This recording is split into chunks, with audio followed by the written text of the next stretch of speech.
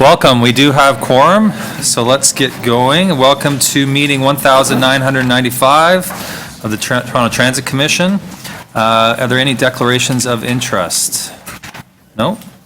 Can I have Commissioner Campbell move the minutes of the previous meeting? Thank you. I know you were. Yeah, it's going to be, I don't want to give it away, but all in favor? Cake. Just before February 25th, it is the 50th anniversary of the official opening of the original Bloor-Danforth subway that went from Kiel to Woodbine. And it was actually on this very day, in February 25th, 1966, that the official opening was held. Revenue service for the public began the next day on February 26th. It cut travel time in half, cutting across the city. Streetcar capacity at the time was 9,000 passengers per hour, compared to about 25,000 passengers per hour carried by the subway. And during busy times, trains followed each other only 2.25 minutes apart. Dare to dream. The original line stretched 12.9 kilometers from Keele Street in the west to Woodbine in the east, and it consisted of 20 stations. Of course, there was a formal ribbon cutting, as is wont to do with new transit investments at the Yonge Station. That included Prime Minister Lester Pearson, Ontario Premier John Robarts, Toronto Mayor Philip Givens, who I think we just named a park after, TTC Chair Ralph Day, and TTC General Manager Operations John Inglis. And it was estimated that 500,000 people rode the line that day, that first day. Subway system ridership increased to 117 million in 1966, compared to 79 million in 65, so unbelievable jump. And total TTC ridership in 66 was 307 million customers. So the construction, of course, was monumental, one of the biggest. Come on. That's because it wasn't in Scarborough. Well, I was going to say Ann Warden Station in the east, with less debate even. So that was me editorializing. And then on November 21st, 1980, the TTC officially opened extensions to Kipling and Kennedy. And so you can see everyone's wearing our Line 2 buttons, and you've seen the scrolling images of the feat and magnitude of the work that was done. And I think the next good news story will be when we start to renew and revitalize Line 2 and get new signals, tracks, cars on that, and hopefully the near future. So just want to make that kind of special note and of that important anniversary for the system.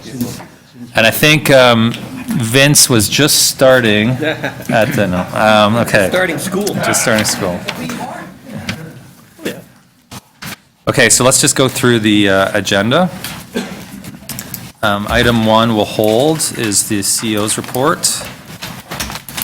2 and 3 are presentations.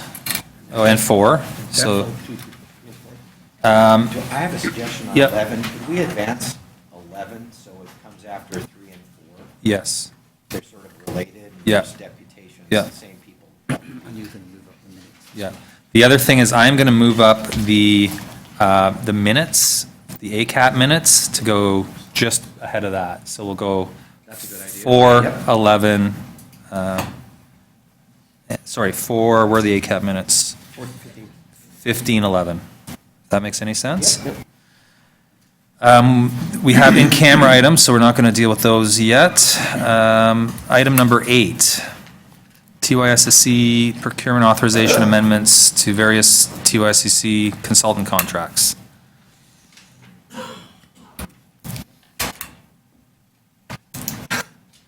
Okay, I'm going to move. I'll move the recommendations. All in favor? Carries. 9, there's a deputation. 10, procurement authorization, supply of rail track switch parts. Moved by Commissioner Byers. All in favor? That carries. So 11, we're going to bump up. 12, TTC bicycle initiatives, which was deferred from our December meeting. Oh, there are going to be some motions. Okay. So we'll just hold that in Heisey's name. 13, do we have DEPS on 13?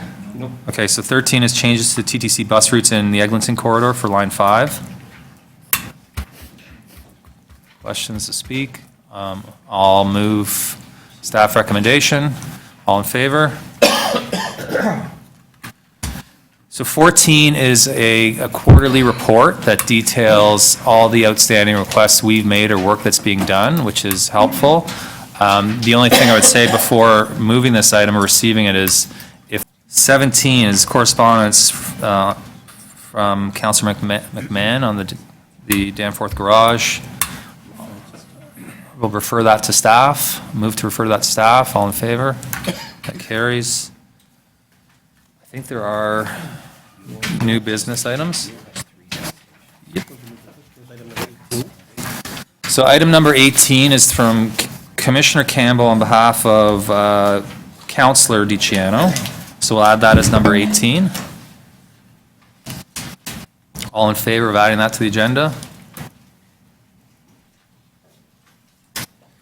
Okay. And then we also have,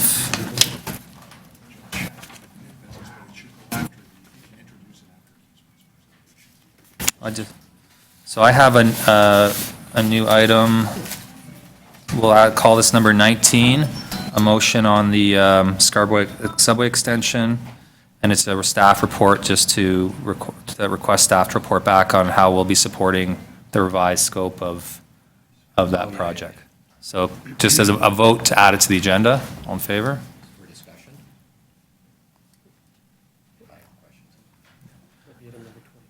And item number 20. So that becomes item number 20. Oh, that's 20.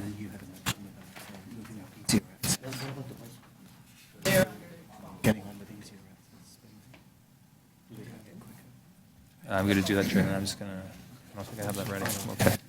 And then I also had a motion, I don't know if it's printed, just to add a commissioner to the HR. Sure.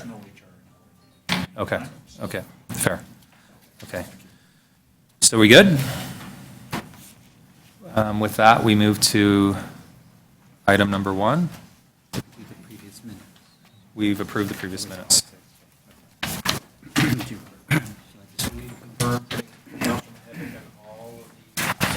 Yeah, he's going to take all that work.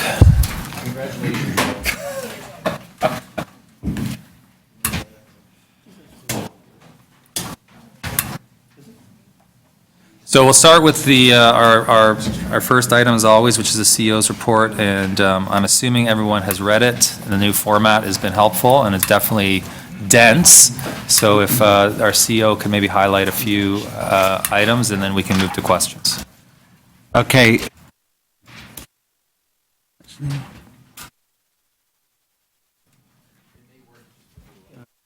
Hello? Okay, that's better. Okay, good morning, everyone.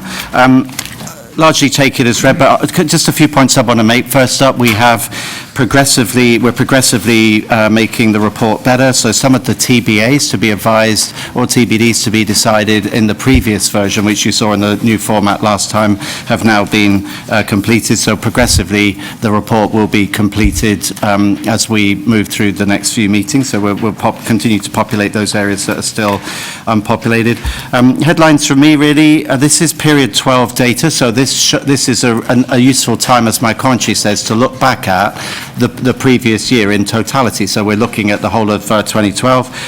So I don't want to steal Arthur's thunder, because Arthur and Victoria are going to do a presentation about CSS. The only thing I would say is note, please, the rise in CSS, customer satisfaction, of 5% year on year. And that is substantially significant, and that is the result of years of hard work by my team. It's not related to one particular initiative. It takes time to change customers' perceptions, so I'll say no more on that, but you'll have a detailed presentation on that. Other things I'd cite, just from the scorecard, very positive improvements on surface. I mean, obviously we want to keep that momentum going. We want to see that upward trajectory, but I think that the work that Rick and his team are doing on getting the operational basics right around right time starts, around bunching of vehicles, cutting short turns, is really beginning to have positive benefits. So have a look at the stats for the surface transit. Ditto subways. Subways generally upward, both in terms of punctuality, but also in terms of driving down not only incidents, but also the duration of those incidents. So we look at the two things. How many incidents are there? What's the average delay? Because obviously you want fewer incidents of shorter duration. Ridership is something that we're still taking a look at. It's too early really to comment on, but we're doing some analysis on the emerging or the early figures for this year.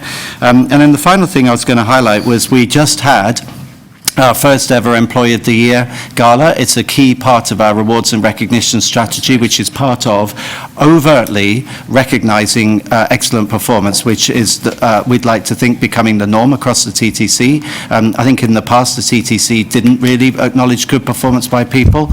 So we've got a pyramid structure now this year, or we set it up last year, which acknowledges good performance, excellent performance in 5 categories: innovation, teamwork, customer service, leadership, and safety. Every quarter, there are quarterly winners, and in the pyramid, they go forward to ultimately choosing an Employee of the Year. We had 3, and they were Line 2, funnily enough, Line 2 subway operators, John Bethune, Patrick McLaughlin, and Neil Priest. It was a fabulous evening, and I'm really proud of those 3 members of staff, and certainly the evening went down well. The finalists who were nominated felt that it was a great evening and that they felt valued by the company, and that's consistent with our new philosophy. So those would be my comments, Chair. Great, we've got some questions. Vice Chair Heisey to start. So I wanted to ask Andy, or whoever you think is appropriate to answer the question. I'm told that we're going to have about 30 weekend line closures in the next year. Is that right? Which is a lot. It's not a huge amount over and above the previous year, but we do have around that number in order that we can continue our work on ATC, automatic train control, in order that we can continue our relentless focus on state of good repair. So Brad and I have just made and explained a video on our YouTube channel to explain what it is, and the gist of it is we're saying to people, we know it's frustrating, but it will be worth the wait as we take the work, do the work that should have been done years ago, so we're biting the bullet. Okay, so the question that I was leading to was that in terms of weekend closures of subway lines, they're in the last one I recall, and they can be inconvenient. I've experienced it like everybody else. There was a tougher control on parking, which was the first time I'd ever seen it done. There was actually parking closed off on Bloor Street, as I remember it, and it made a big difference, I thought. So I was interested in finding out, beyond my anecdotal experience, whether we as an organization believe that on the parking did have a big impact, what it was, and are we going to do it again to help people move faster on the TTC during line closures? So those are the 3 questions, and I think they're of importance to the public. They are indeed, and I will ask Rick Leary, my Chief Service Officer, to answer those questions. Hello. Through you, Mr. Chair.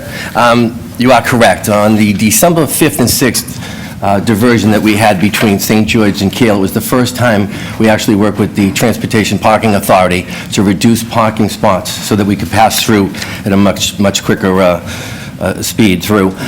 So it was very successful. We reached out to the councilors, we reached out to the BIAs prior to doing this. We got their concurrence after it was the 3rd time we had this diversion, and they all supported it. The benefits were significant, between a 5 and 20% reduction in travel time. So in a 30-minute travel time, it was reduced by just under 7 minutes. So we saw some significant improvements there. The interesting part that came out of it is the removal of 56 parking locations at 7 machines equated to a $1,400 plus loss in revenue for the weekend.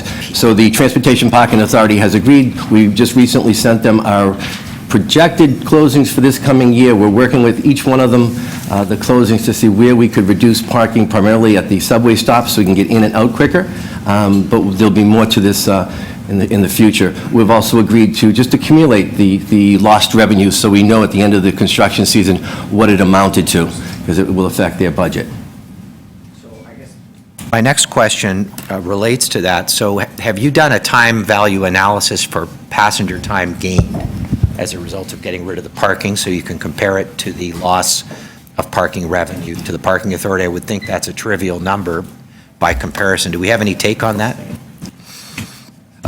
So we just started. We're working with service planning to do more of just that, so we can determine what the impacts are based on ridership and travel times.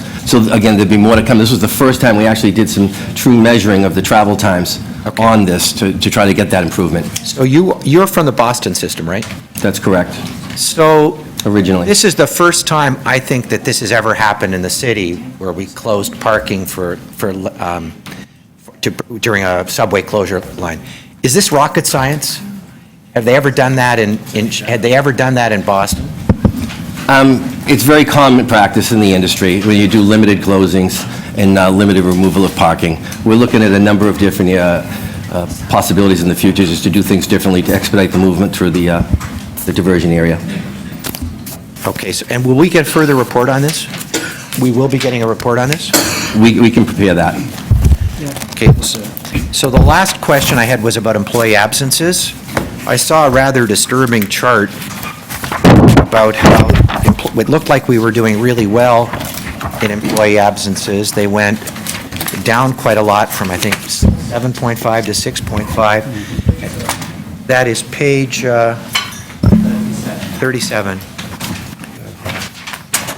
So I guess the obvious question, is there a seasonality component to employee absence? Because it looks like there is from that chart. Do we have any theories of what would happen and why? So I'll kick off with that. Yes, there is a seasonality component to that. If you have a look, the line for 2015, which is the blue, mirrors pretty closely the line for 2014, which is the red. And actually, we have been doing better than 2014 on the whole because we have applied enormous focus to this. But you do tend to get a spike, and it's not unique to here. It happens in other systems I've worked on, certainly, around sort of the winter months with flu and whatever. But rest assured, our focus on this continues relentlessly. Thanks. Commissioner Byers? Just a couple of questions. First of all, I really appreciate the comprehensiveness of this report. A lot of information there, and I guess that's related to that, a couple of my questions too. So your subway performance metrics, which are kind of on pages 25 and 26, there's an enormous number of operating statistics you can track and do track. What if you step back and look at how you rate whether the subway system is working each line? Is it the three we're looking at, the delays, the cumulative delays, the trains per hour and peak, or how do you kind of, you step back and overall look at the system? What key things you're looking at? So there's headline measures that we present to you and to the public via this report, but there's a whole raft of other measures that we look at behind the scenes. So in no particular order, you look at headway, so the gap between trains. You look at trains per hour, because that's a proxy or a check really on capacity. So are you achieving your trains per hour capacity? In other words, maximizing the capability of the signaling system. You look at the underlying performance of the various components, so train mean distance between failure, signals, performance, track performance. We look at delay incidents, we look at delay minutes, we look at things like crew changeover times, we look at terminal departure times. If you go to Mike Palmer's office at Hillcrest, there's a board with probably, I don't know if Mike's here, 40 subsets of KPIs. There are input KPIs and outputs, and you need to make sure, with relentless focus on detail, that you iron out or identify what are the root causes of delay. So then the other thing that we also do is every delay that happens, we assign a root cause for that, and remedial action is then identified against it. So, for example, you would look at what are the, say if you have problems with block joints or with train stops or with other signal components, we will break that down into granular detail so that you can then have an action plan against each of those, be that replacement or better maintenance or moving to a new technology like ATC. Thank you. I think it's consistent as well with our customer satisfaction survey, which seems to rank wait times as at the top of the list. So all the metrics that you're tracking are around that, which absolutely, which is why I made the point earlier about CSS, and a 5-point increase year on year doesn't just happen because you've made an announcement or because you've added some more buses. It has to be relentless attention to detail, and it's beginning to bear fruit. If you have a look at those, at the short turns, at the underlying punctuality on surface, but particularly you look at those charts on 25, where again, blue is 2015, red is 2014, we are now seeing consistently less incidents, and those incidents that occur are of shorter duration. It's not perfect, we've got more to do, but it is definitely working. And similarly, just quickly on surface in 33 and 34, you show show on-time performance, in other words, the percentage of on-time departures. Is that the key metric you're driving towards, or is it, I know it's very complicated and depends on surface traffic anyway, but both of those, well, buses are much higher at kind of 62, 63, streetcars just under 40, but increasing. Is that the key metric you're driving to relentlessly drive that higher? Well, Rick may wish to comment, I mean, and I'd invite him to, but to me, if you don't measure on-time departures, particularly from termini, you are planning to fail, right? Because if you're not, if it doesn't matter what time a vehicle leaves the terminus and they all leave in a cluster, then you're even at the start of the route, you're already in trouble. So you've got to get your on-time performance right, ex terminals and turnaround points. So Rick, would you like to add to that?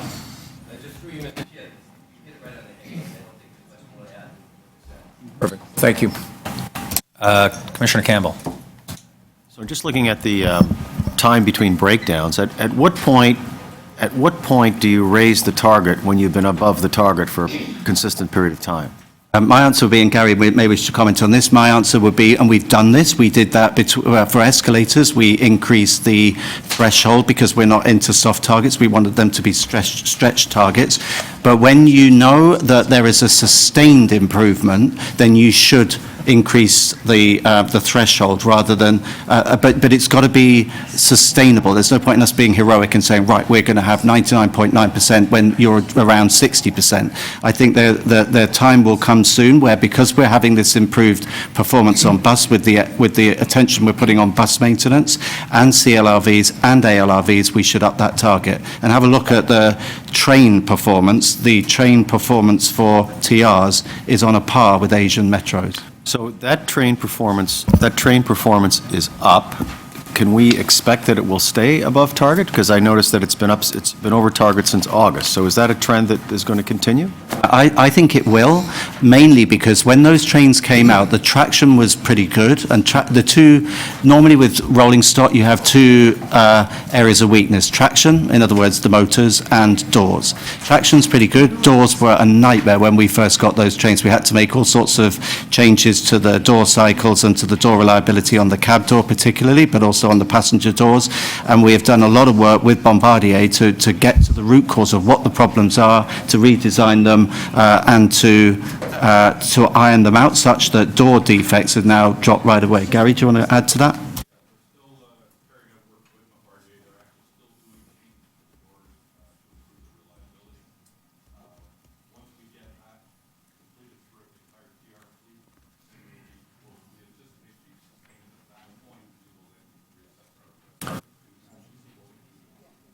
So the failures that occur among the various, I'll just wait till Andy's. The failures that occur on buses as opposed to subways, do they usually occur? They usually occur during sort of, retail, passenger, usage. Is that right? It's a mix. I mean, some occur, in the unit is defective in the garage and can't be put out, but a lot happen on the road, and that has obviously a very detrimental impact on customers. So that's why we're so focused on bus maintenance to drive up reliability on the road, because at a stroke, if you get your existing fleet more reliable, it's as though you've bought a bunch more buses because they're not on the road anyway if they're defective. So we've moved up through 6,000 mean kilometres between failures, which was half what the best in class is. We've touched 9, so we're at an average of around 8,000. Is that a function of the new buses? Pardon? Is that partly a function of new buses? New buses help, but also more time for our mechanics, who are really very experienced and skilled at what they do, more time to attend to buses to catch up with what was becoming a real backlog of maintenance. So we took 7 buses per division off the road, which, I wouldn't do lightly because there's a customer impact, in order to catch up on a chronic, over years, backlog of maintenance. Thank you. Any other questions? Commissioner Mahevik?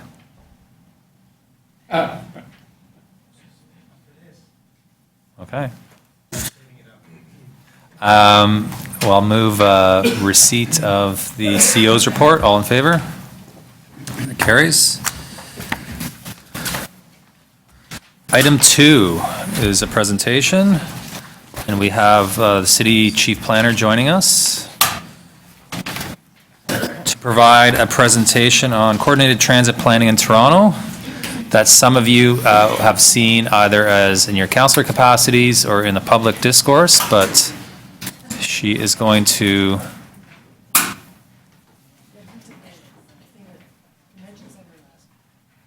Oh, did you go?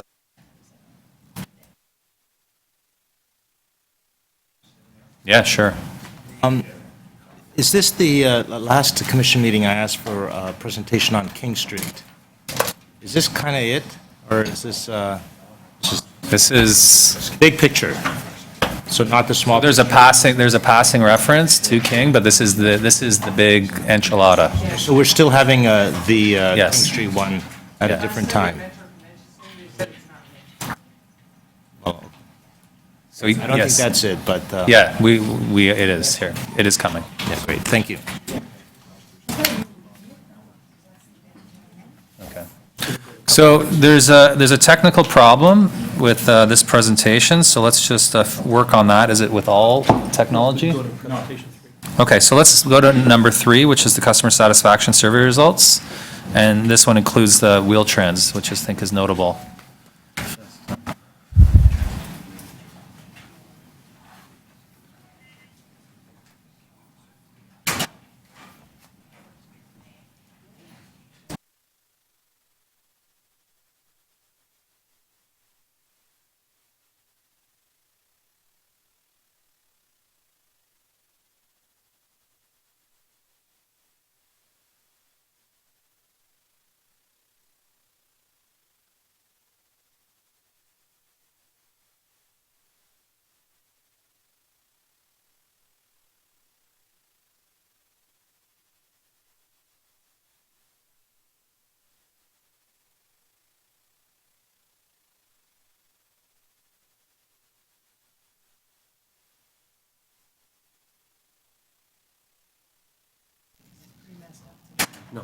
We're good. We do everything with wires here. We're wired.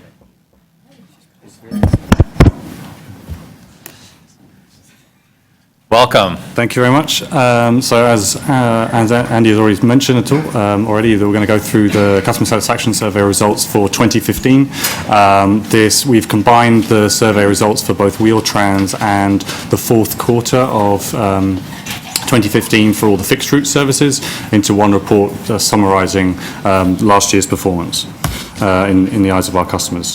So just going through the top line results, Andy has already mentioned, there were, the year on year is what I'd like to focus on because it's, we are in a very long game in terms of the changes that we make and the impact that has on customers. It takes time for that impact to be felt. So there was a significant decline in the last quarter. However, looking at that year on year performance, you can see that trend is up and it's a significant increase compared to 2014. And that is a major achievement to get that noticeable impact for customers to notice that change in performance and change in experience that we've managed to deliver during 2015. And that's something that we're expecting to build on with all the work that we're doing on reliability and the consistency of our service. And that is what we are striving to push up ever further. One thing that I would say about that decline, there are a couple of things that I think is worth bearing in mind. So in Q4, seasonality plays effect. It drops in Q4 most years. And also in Q3, we put on a significant amount of extra service for the Pan Am Games. Not just in terms of the service and the vehicles and that we put out there, but the number of people, number of staff that we had out on the system to provide that face-to-face customer service. And we, in Q4, we pulled all of that back. And so it's unsurprising that customers noticed that difference. The good thing is that the additional service, we're putting on additional service thanks to the investments that continue to be made by the city. And in terms of that face-to-face customer service, especially out on stations, we have put in place an ambassador program to continue that trend. And we're also, with the advent of Presto, the role of the collector will change, and we expect that will move out from behind that glass into the station environment to provide provide that face-to-face customer service that we were able to provide during the Pan Am Games. So the things that we thought would improve that customer experience did during the Pan Am Games, and we are now taking the learnings from that and moving that into business as usual. As you can see from here, as we also mentioned, the key drivers of customer satisfaction are wait time, trip duration, and crowding. And as you can see, as perceptions of those change, that is what really drives our overall customer satisfaction score. And it's obviously our frequent riders that experience that most keenly, and it's the changes in their perceptions that are the ones that affect that overall score. And those are the ones that reliability and consistency of their service. As we drive that up, those are the people whose perceptions that we will change and continue to improve. In terms of value for money, that has remained pretty consistent and consistently high. There was a little bit of variation last year, but overall that has remained steady. And then in terms of pride in the TTC, that has again, we saw a fall last year, but then, or the end of last year, and that has, we've brought that back up to, again, to that kind of steady state around 70-71%. So again, pride in the TTC is pretty consistent despite the increase in satisfaction. And some of the work we've done means it shows that pride and satisfaction don't always correlate. It takes time for pride to catch up with customer perceptions of satisfaction. So on to Wheel-Trans. Wheel-Trans, this is our second full year of measuring customer satisfaction. You can see that perceptions remain very high. So on the right, the two bars on the right, you can see 2014, 2015, almost identical.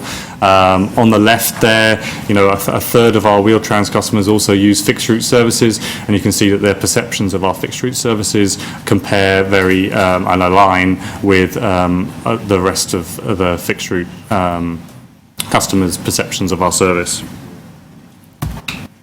In terms of pride in TTC, again, very high, and again, not much change at all year on year, which is fantastic to see.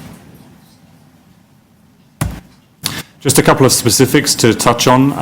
So we made some specific changes at the end of 2014 and in 2015 about the way that customers are able to book online.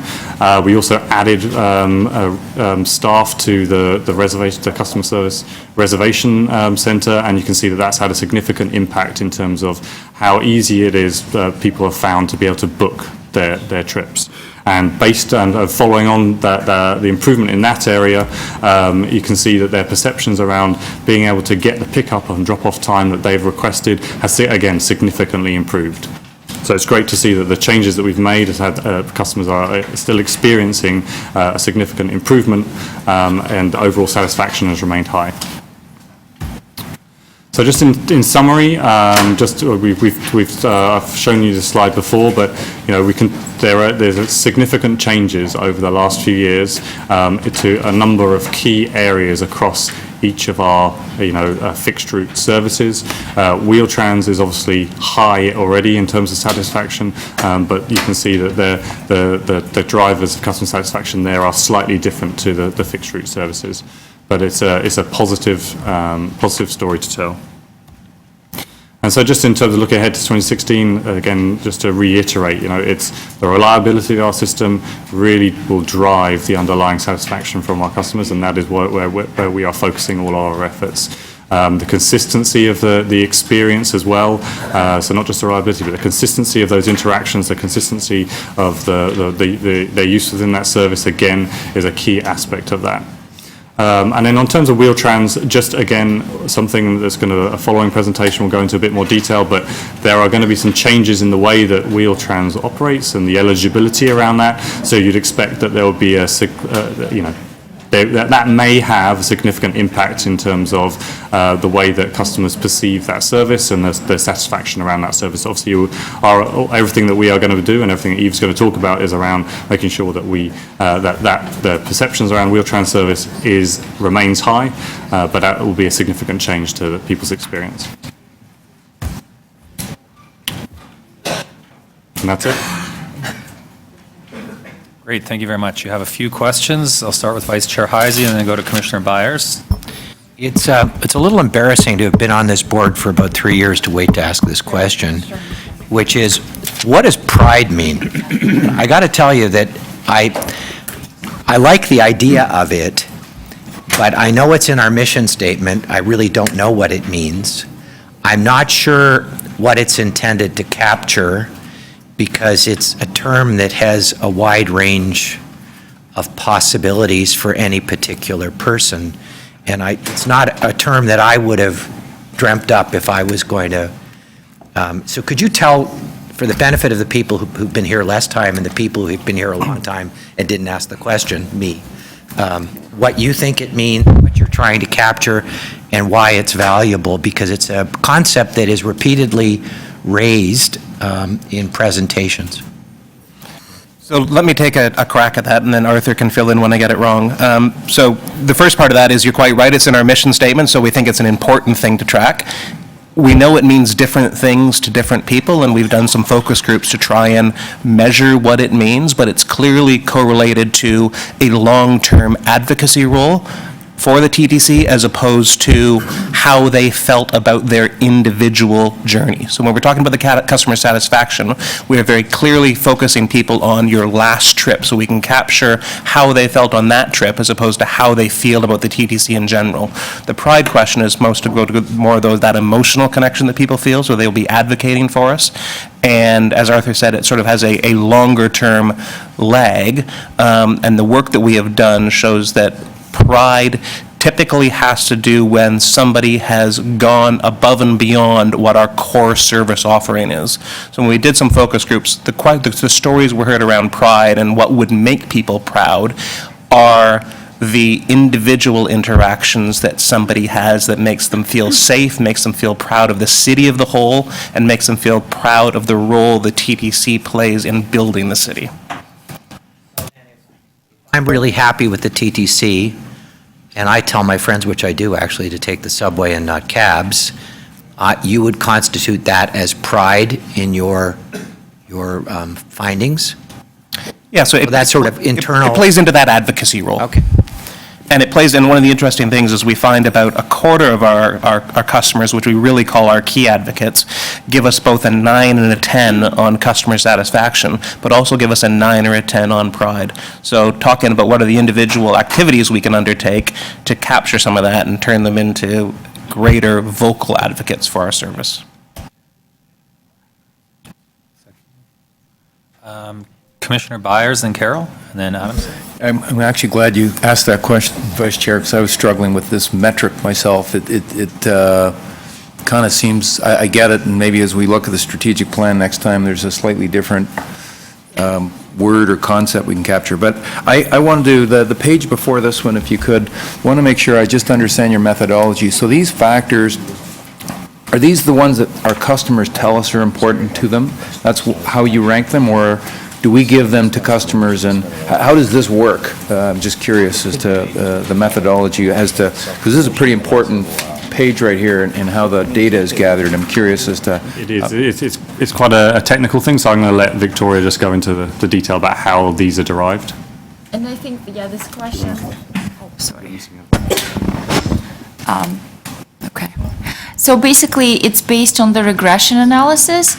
I think this question was addressed to me once before, and I tried to explain, so there are two ways to identify the importance. You can ask the customers for stated importance and then rank them, or you can do a more sophisticated statistical analysis to derive importance, and that's usually more accurate, and that's what we're doing to identify those key drivers. So basically, it's based on correlation. The strongest correlation coefficients are on the top, at the top, so those are the most important key drivers. What is it useful to kind of, because I look at the list and I see trip duration, wait time, subway, critically important, trip smoothness, is that like right next to it, or is there a gap? You see, No, there's a way to present this so that the really core stuff is somewhat ranking, anyway, I see these are ranked, but whether there's an ability to have some data to kind of say, look, we're really focusing on those 2 or 3 factors, and smoothness, what are you going to do about trip smoothness? I don't know.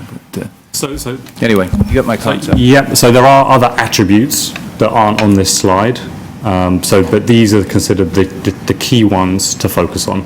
So there are other attributes which we also look to improve as well. But in terms of those ones which have the biggest impact, those are the ones.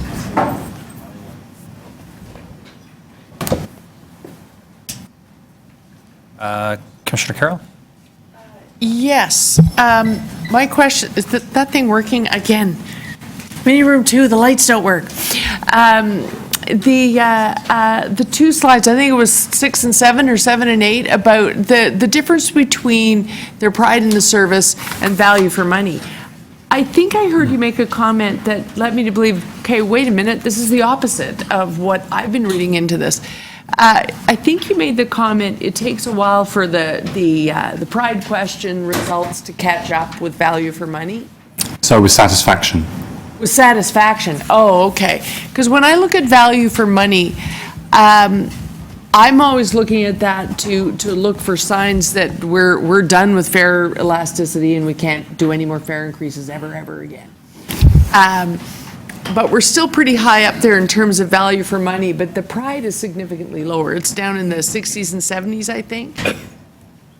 So do you take the combination of those two to look at, right now I'm getting value for money, so, I don't care if there was a couple of stops and it was rough or whatever, because I feel like I'm paying the right fare for where I'm getting with this service. But if we get to the point where we really can't do any more fare increases, those two start to, the gap between the two closes real quick, doesn't it? I'm not proud of the service and I'm mad at how much I'm paying for it. There probably is some sort of link there, but I think the how much you pay for service and your value for money is around the experience. But you've seen value for money is remained pretty steady despite fare increases, despite improvements in the service, and so it's that obviously takes a lot more to either better or decrease that than the overall quality or satisfaction with the service. Pride, as we said, there is a link to satisfaction. We've done some further focus groups, as Chris mentioned, around understanding exactly what drives pride versus what drives satisfaction. And so there's going to be some more, there's more work that we can do on that front once we finish our analysis of that information. Right. But if there was a sudden change between those three, then really overall system satisfaction, pride, and value for money, then you start to have an equation of how much further we can go on a per trip basis. What I'm getting at is it's dangerous to send us to things. I went to the thing at Convention Center last night and talked about the fare integration work that's being done by Metrolinx. And so in terms of what sort of fare increase we can arrive at and absorb in all the various municipalities, our analysis here will help them to understand what room there is left in the system for the riders to accept as a fare. Yeah, I think This will be usable data in the broader discussion, is what I'm getting. I think it'll be useful. I think that the thing to keep in mind is value for money isn't about price always. Value for money is about the service you receive for your price. So what is? It isn't about price until they're mad at the price because they don't feel like they're getting value for money, and then it's Right. exactly. So you can pay a high price for a product and still feel like you're getting value for money, or you can pay a low price for a product and not feel like you're getting value for money. And that's what the value for money question is around, is how do people feel in relation to the price they're paying for the value they're getting for the service? Right. Those three things, the reason, as Arth said, there are dozens of metrics that we track in here. We kind of show the top ones. These three, Right. pride, customer satisfaction, and value for money, are the three that we pay most attention to. So then I get to really where I'm going with this. You show us the system-wide result for value for money. Does it change according to mode? Not radically so? No. Okay, thank you. Commissioner Adamson, then Commissioner Mihevik. So my question is around the ease of booking Wheel-Trans trips. And so you've got very easy, somewhat difficult. To me, it's somewhat easy is difficult, right? It's either easy or it's not. So, and there's more of that than others. Can you just comment on what somewhat easy means? And the reason I'm asking is, I assume we're going to be hearing about the new application, the new system for Wheel-Trans, and is this going to be factored into it? So somewhat is a kind of you have to provide some sort of scale for people to choose from, and you can pick different words, and somewhat easy is one of the ways of doing it. It just means that it's not very easy, but the fact that a lot of people have picked very easy versus somewhat easy means that they see it as being as good as they want it to be. But when I read this, and maybe I'm reading it incorrectly, I see that more people find it somewhat easy or difficult than very easy. Am I reading that with the exception of online? So I don't have the figures in terms of the actual numbers of people that fit into each of those percentages, but it doesn't necessarily for example, the black line there, I'm not sure a huge number of people use that method for booking. I get the figures, yeah. The scalability is not clear. Yeah. Okay, so okay. That's why the percentage is not. Just to add to that, I think one of the reasons for asking this question is to measure the differences between very easy and somewhat easy between the different ways of doing that, whether it's automated touch, whether it's online, and also to make sure that when we are contemplating changes, that we can improve both of these numbers. That's kind of the point of these, make sure that we don't go the other way.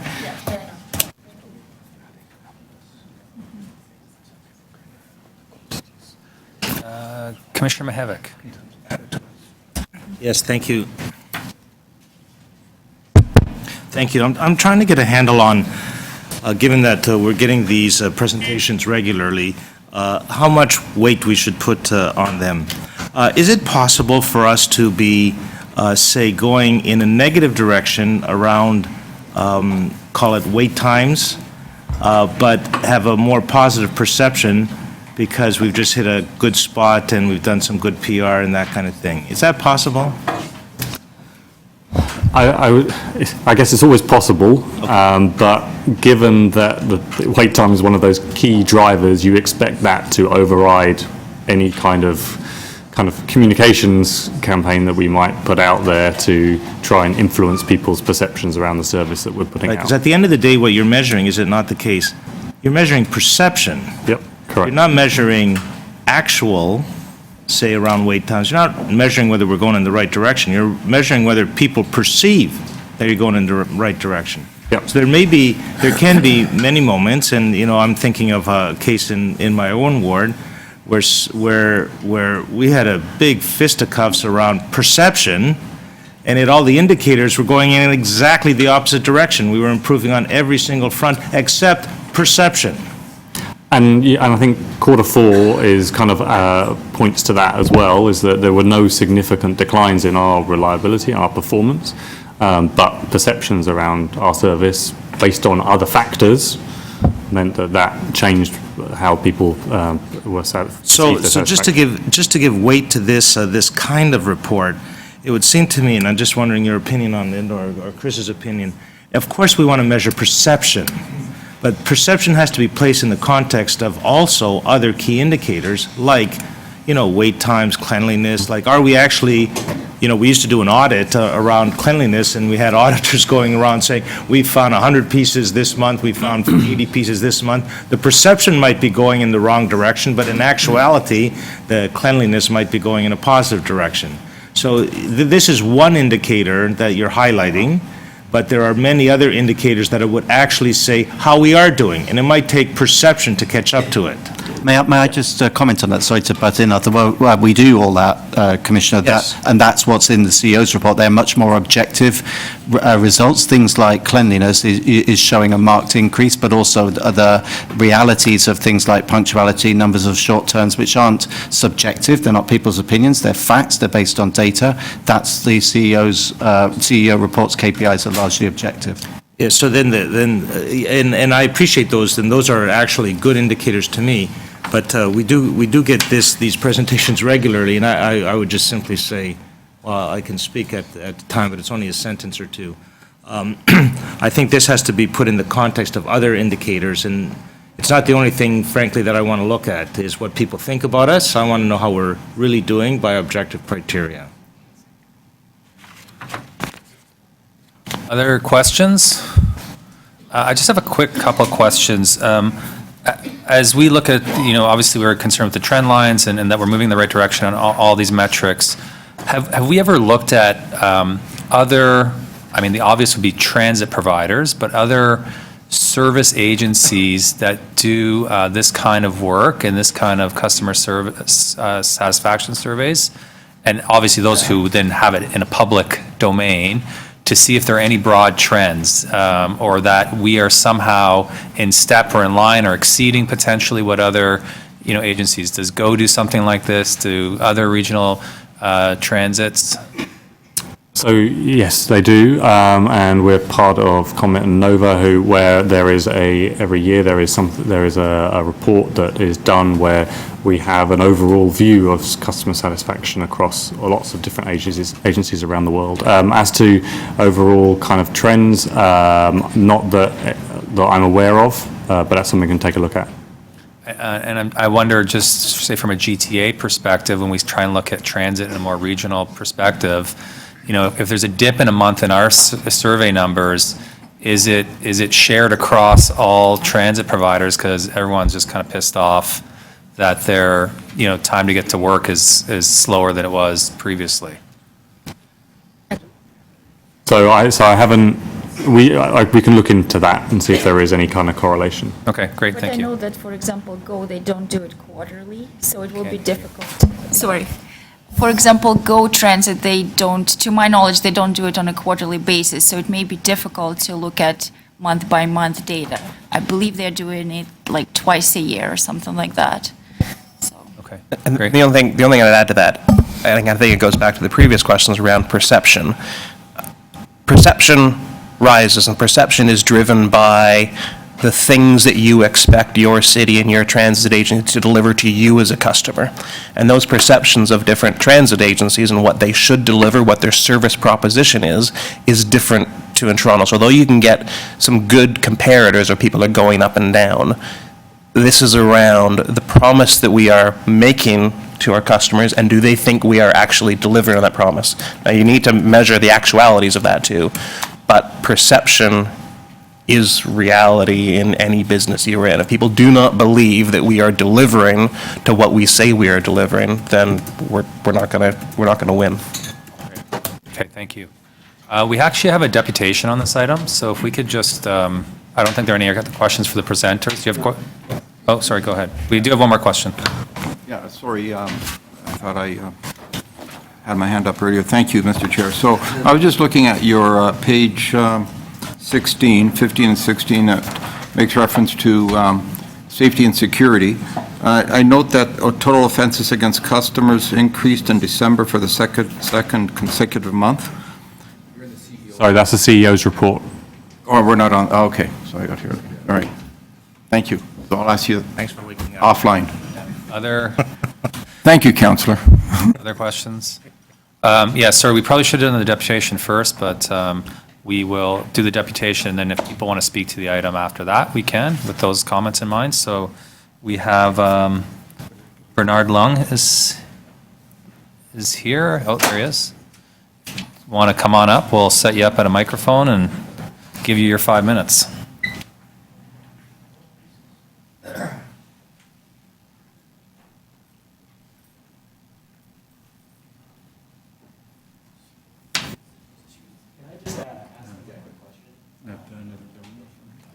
Before, we kind of, okay.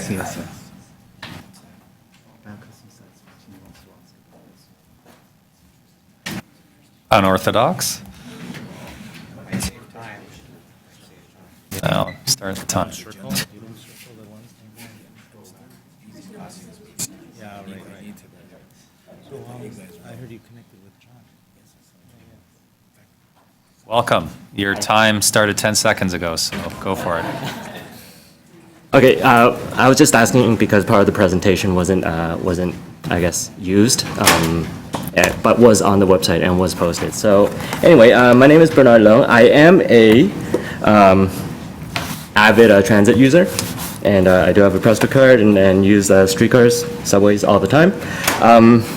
And what I want to focus on today is leveraging the existing resources to boost operator helpfulness, because you saw in the presentation, operator helpfulness is in the top 5 of every single mode of transportation. And I think it's something that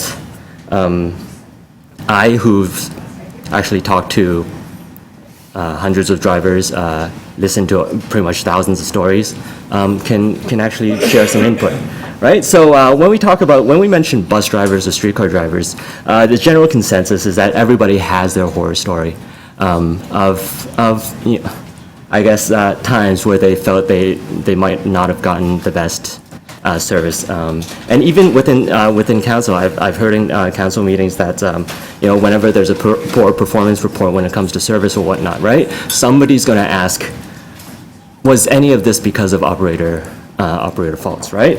And if we could just kind of, I guess, hold the judgment for these operators for now. And I'm just going to go with scenario number 1.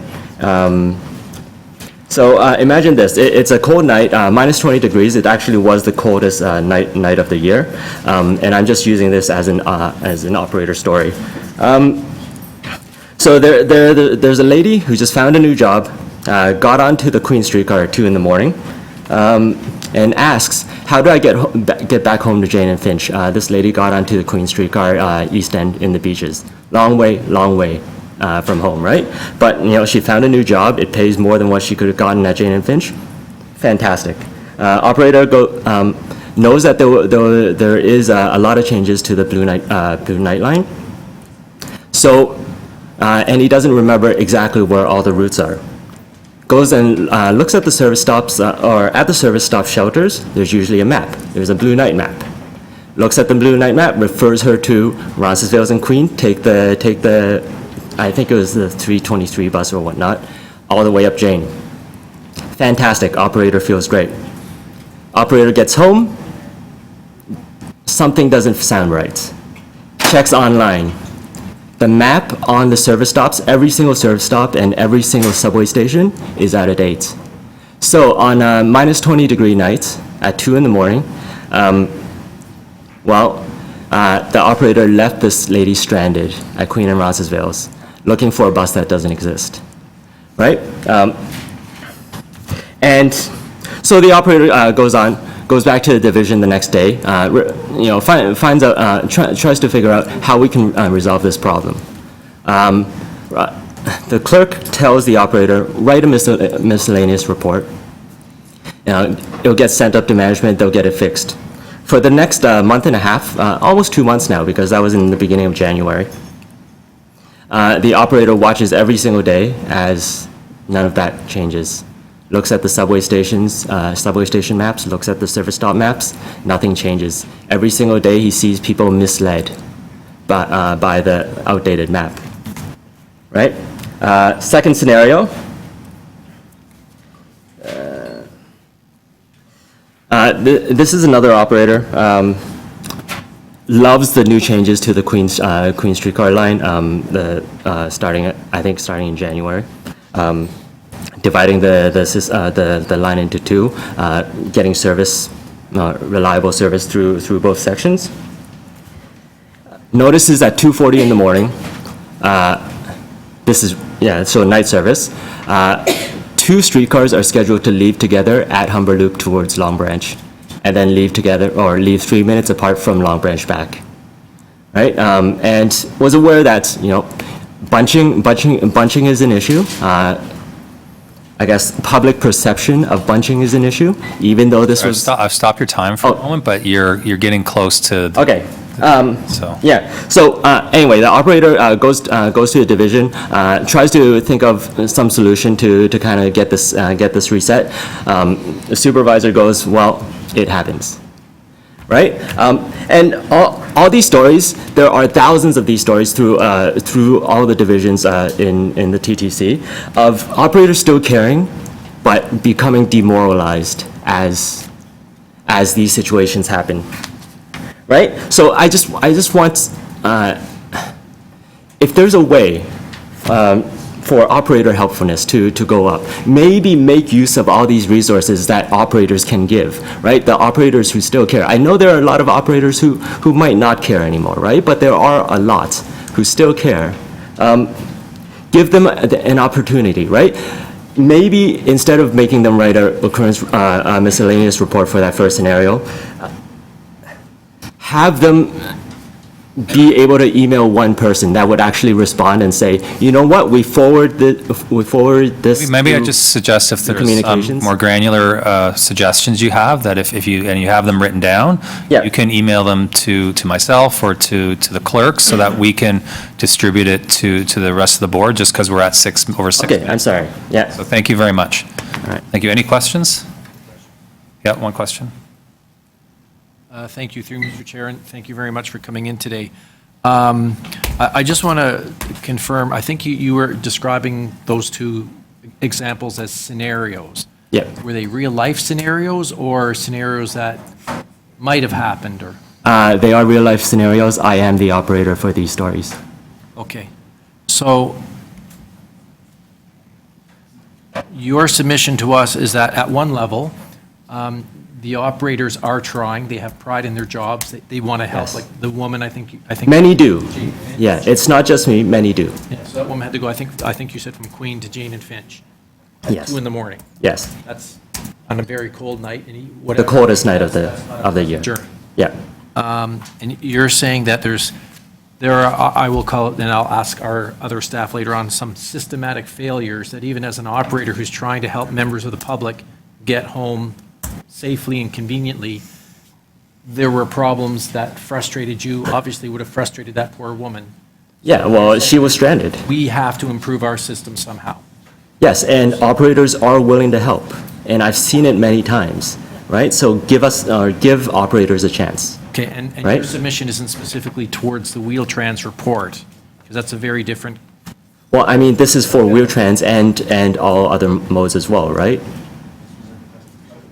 Okay. Customer satisfaction, yes. Okay, great. Okay, thank you, Mr. Chair. Thank you very much for coming. Any other questions? Great, thank you.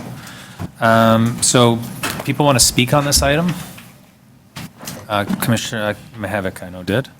Yes, sorry, I'll be very brief. Question of staff? Sure, okay. Thank you, Mr. Chair. I'm just wondering if the appropriate staff person could sort of respond to that, those scenarios that were given to us, and I hope that they'll be forwarded to us for more analysis. But obviously, we have a deputant saying we are trying to help people, and oops, nothing happened. Do we have one email, or is it the incident report? How can we solve that so that scenario doesn't happen again? Okay, so I'll take that. There's no one email, because I think to have one email, you'd have to have probably an army of people answering questions. What I want to do is lower accountability down to the local level, which is one of the reasons why we've changed the station management model, because I expect local managers to fix local issues locally. Right, so I actually want local managers to be listening to, interacting with, and spending time with their staff, so that things like this just get answered by talking to each other, not necessarily having to write an email. But I'll give you a hypothetical situation. Supposing a member of staff emailed the CEO to say, for example, they have problems with dirty washrooms on a station. Wouldn't it be great if the CEO responded to that? Well, I just did, because a member of staff just emailed me about that. So I don't think it's as black as it's painted. One of the reasons why sometimes operators on vehicles don't know what's going on is because we have an archaic text-based system that we need to replace with vision, but we'll come on to that in a later debate. Yes, while I appreciate that you want some healthy interaction between managers and operators, by the same token, saying we want them talking to each other, that's kind of counter to the 311 concept, which is I'm opening a ticket, there's a paper on this thing, and the paper's not going to close and die until this is dealt with. Don't you want to create that documentation of the input we're getting from the operator so that there's a document that's living until there's a resolution?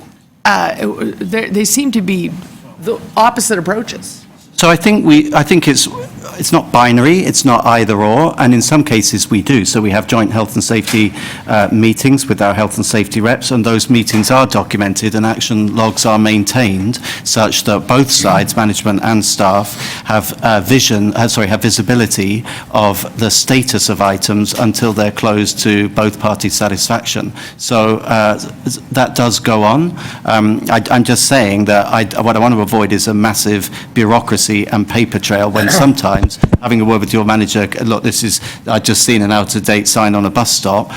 Do you really need to have a memo for that, or can't we just fix it, is my point. And just as this discussion goes on, I'm mindful that the item in front of us is customer satisfaction survey results. So if there's another kind of more granular conversation we want to have, we should at another time. Commissioner Mihevc wanted to speak on the Yes, survey thank you. results. Thank you. I just want to make the following point. I think doing customer surveys are a very important part of our business. However, I would want to add that they need to be put in the context of actual objective criteria as well. So, for example, if you do a customer service and you find that the big issues are cleanliness, say timeliness, crowdedness, on the system, then I would expect the report to say, okay, these are the metrics then around these 3 items here. So customer service measures perception. It doesn't necessarily measure reality. And I think it is helpful when you get that as a key indicator of what people are thinking that then translates into the areas where we need to do better in. And sometimes we are doing better in them, and sometimes we're not doing better in them. But a wholesome report, it seems to me, measures perception, and then it measures reality, and that forms the basis then of the adjustments that you need to make in the TTC system. That's the only point I would make.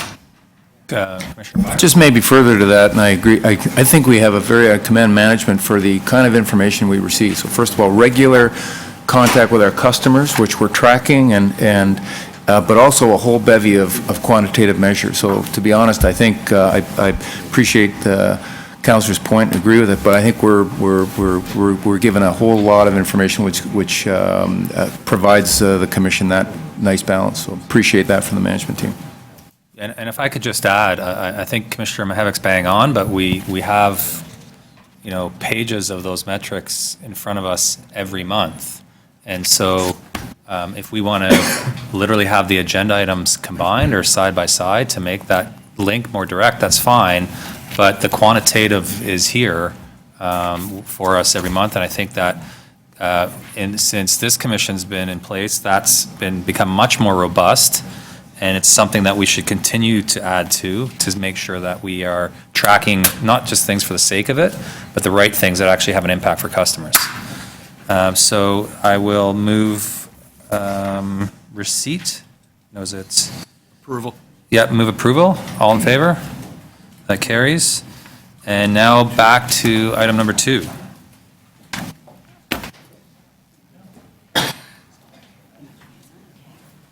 Thank you very much. Sorry for the delay. Thank you to the chair and commissioners. I'm thrilled to be here today, and I have a tremendous amount of information to present to you, and I'm going to try to do this in about 20 minutes. But do not fear, this material is in fact on our website. There is a huge amount of information here, and I will go through it relatively quickly. One of the things I wanted to begin with, actually, I guess I need to switch the screen to do this. I'll come back and do this at the end, but I actually have a graphic. James, do you mind just handing that out in the report? That outlines or clarifies, if you will, the city's role versus the TTC role with respect to transit planning. We brought this graphic at the outset of our presentation that was before you back in April, but we thought it might be useful as a refresher because things are happening so quickly to understand how the roles have been divvied up, just to add some clarity. It's also important for you to know that right now we're in the midst of a plethora of community consultation meetings on coordinated transit planning in Toronto. There are 5 meetings this month. There are 2 more meetings in March. One of the reasons why this is taking place is because in March, we are reporting out, the report is called Developing Toronto's Transit Network Plan, and the material that you've seen released in the public domain has been released for consultation purposes in advance of that March report. We will subsequently be coming back with a June report where we will be making specific recommendations and looking for some council decisions. One of the reasons that we're in this situation right now where there's a huge amount of information before you is because unlike in the past where we've typically advanced one project at a time, we are seeking to take a network-based approach. This comes out of our feeling congested framework. But what it means is you end up in this situation where it's a bit like a snowball, that every time you add another project, if you report out on all of those projects at the same time, you basically keep adding on more and more information and your PowerPoint decks get bigger and bigger. So what I'm going to talk to you about today in the context of this presentation is Smart Track, Go RER, Scarborough and the optimized plan for Scarborough, the relief line, and also waterfront transit. Now, I should note, I believe Commissioner Mihevc asked a question about King Street.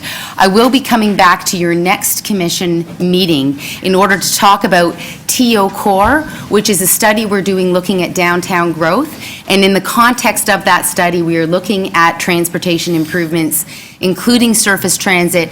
And at that meeting, I will be talking about the work that we're looking at doing to improve the surface transit in the context of the downtown core, working jointly and collaboratively, of course, with the TTC and Andy's team. So that will be at your next commission meeting that you'll get that material. So in terms of, if you just look on this first slide here, in terms of what you see in terms of the coordinated approach, there are, of course, a series of projects that are in the design construction phase. So we show that in our network maps. Then there's rapid transit joint planning underway between the City of Toronto and Metrolinx, and that relates to Go RER and Smart Track. And then there's a series of projects that come through our feeling congested evaluative framework. Just to twig your memory, in the last term of council, we did a broad consultation process to create a framework for evaluating transportation priorities. That was sort of branded Feeling Congested. The name stuck, so we've kept using it. But as a result of that work, the Scarborough subway work has been advanced, as has the relief line, as has waterfront transit. And I'll talk about each one of those. Now, you see here our rapid transit network today. This is not our transit system, of course, because a significant amount of rides happen on the bus network, which you do not see here, as well as the streetcars. We only show the streetcars that are in their own right-of-way in this map. But this is our rapid transit network today. This is what's being built within the next 6 years. So you see here, of course, the subway extension, Crosstown LRT, the Finch LRT, and we've also flagged in here the King Transit Priority Corridor, which is one of the components that I'll be talking to you about in the next commission meeting. Now, if we look at what we're working on today, so this is really putting on a map everything that we're working on, and we were asked to do this by your chair, as well as by the Chair of Planning and Growth Management, as well as by the city manager, to take all these pieces we're working on and put them all on one map for clarity. So that's what we've done here. So everything that you see here has been before council in one way or another. What we've done over the course of the past couple of months is we've just put it all together on a map to paint the portrait of what it is that we're working on. So what you see here, of course, the blue line is Smart Track. Then you see the relief line work. I'll be speaking to these today, of course. The green component is the Scarborough subway. Then you see Crosstown East and Crosstown West running through the middle of the diagram.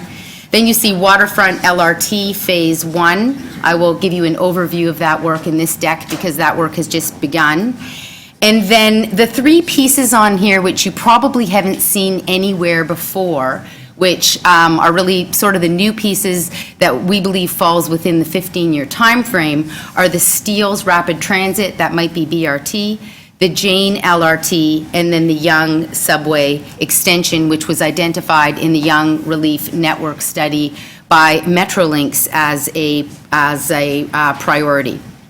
So what we've done here is we've put all of this work that's underway in a variety of different areas, we plotted it all on one map in order to bring all of this together. And this slide is just simply building up from the previous slide. We're showing the network today with all of those projects that we're currently working on. So I know this was a bit shocking when it came out in the media, but in part it was really about taking all of the various pieces and bringing them together in one visual to make this understandable for the residents in the City of Toronto, because there's so much material that we're advancing at this point in time.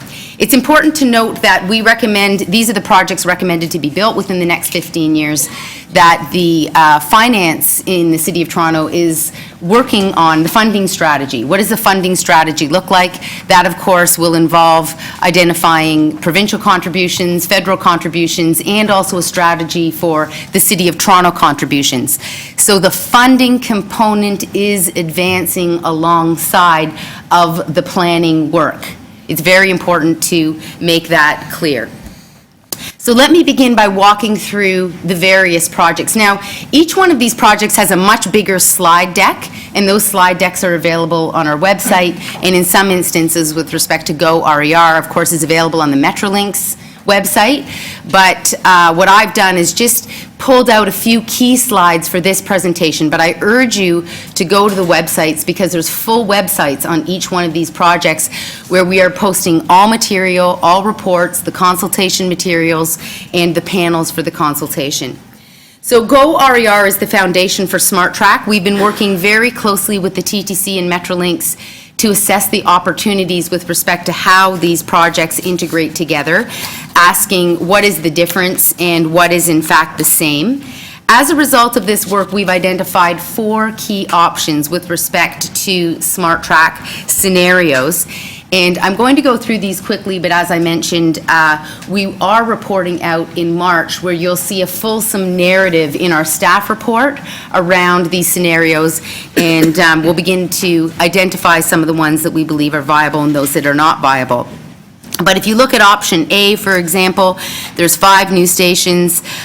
This, in fact, doesn't capture the opportunity in Scarborough with respect to the adding of stations to enhance the connectivity to the bus network. That's option A.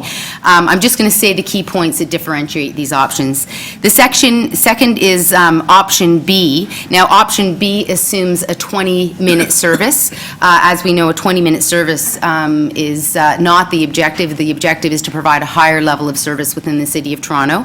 I should also point out with each of these 4 options I'm going to walk through that all of them assume an LRT in the western portion of SmartTrack. I'll talk about that in a moment. But all of them also assume an integrated TTC fare as a critical part of the SmartTrack concept. So now you see on the screen option C and option D. Option C has 7 to 8 new stations. Option D, in fact, has 4 to 5 new stations. That's really one of the critical parts of differentiating the service. These are the 2 that we see as most closely aligned with the service objectives and the planning objectives that have been identified for SmartTrack. Now, we have looked very specifically at the SmartTrack Western Corridor feasibility, and this was work that was undertaken by a consultant, and we considered what the options were with respect to connecting Mount Dennis Station and the Mississauga Airport Corporate Centre. And when this recommendation for this study was brought before City Council, we were directed by City Council to use the existing environmental assessment LRT as the base case that we compared the heavy rail options to. So we've done that. So you'll see that in this analysis. A few of the key highlights here. Heavy rail would need to be grade separated from other traffic and pedestrians, either tunneled or elevated. Right off the bat, that increases the costs exponentially because just so much additional land is required. It means land takings, expropriations would need to take place. So there would, in fact, be significant community impacts, including disruptions to Eglinton Flats and Black Creek, as well as impacts to municipal roads and bridges. The new infrastructure tracks would need to be along Eglinton and the Kitchener GO corridor. Now, you see we have a little chart there on costs. We did, in fact, do costing as part of this work and identified that the heavy rail, simply because of the expropriation costs and the tunneling, is in fact a significantly higher infrastructure cost project than the LRT. At the same time, because the LRT allows for more local access and more stations, the LRT in fact has a much more significant ridership. So the ridership numbers are higher and the costs are significantly lower. So on an affordability basis, the Western Corridor as heavy rail is something that is not going to be advised. And you'll see that recommendation coming forward in the context of the March report. We are, in fact, recommending that the Crosstown LRT along Eglinton to Mississauga Airport Corporate Centre be pursued in further detail. And we are working in collaboration with Metrolinx to look at how that might be optimized. Now, that will need to be put back into our feeling congested assessment to identify how it bumps up in terms of the priority projects. But it's important to note that the heavy rail is off the table for that corridor. That's the big message. The LRT is advised, and now in collaboration with Metrolinx, that LRT due diligence work is being undertaken. The TTC and City Planning are also involved in that work.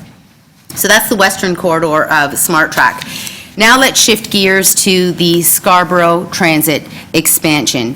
It's important to note that there is a detailed report, and I had James hand this out to you, a 34-page planning rationale report that was submitted to Executive Committee on January 28th to introduce this concept such that we could move forward, get a reaction and a response from Executive Committee, see whether there was an interest in having us do further due diligence and work, and see if there was an interest in us beginning to take this idea out to public consultations.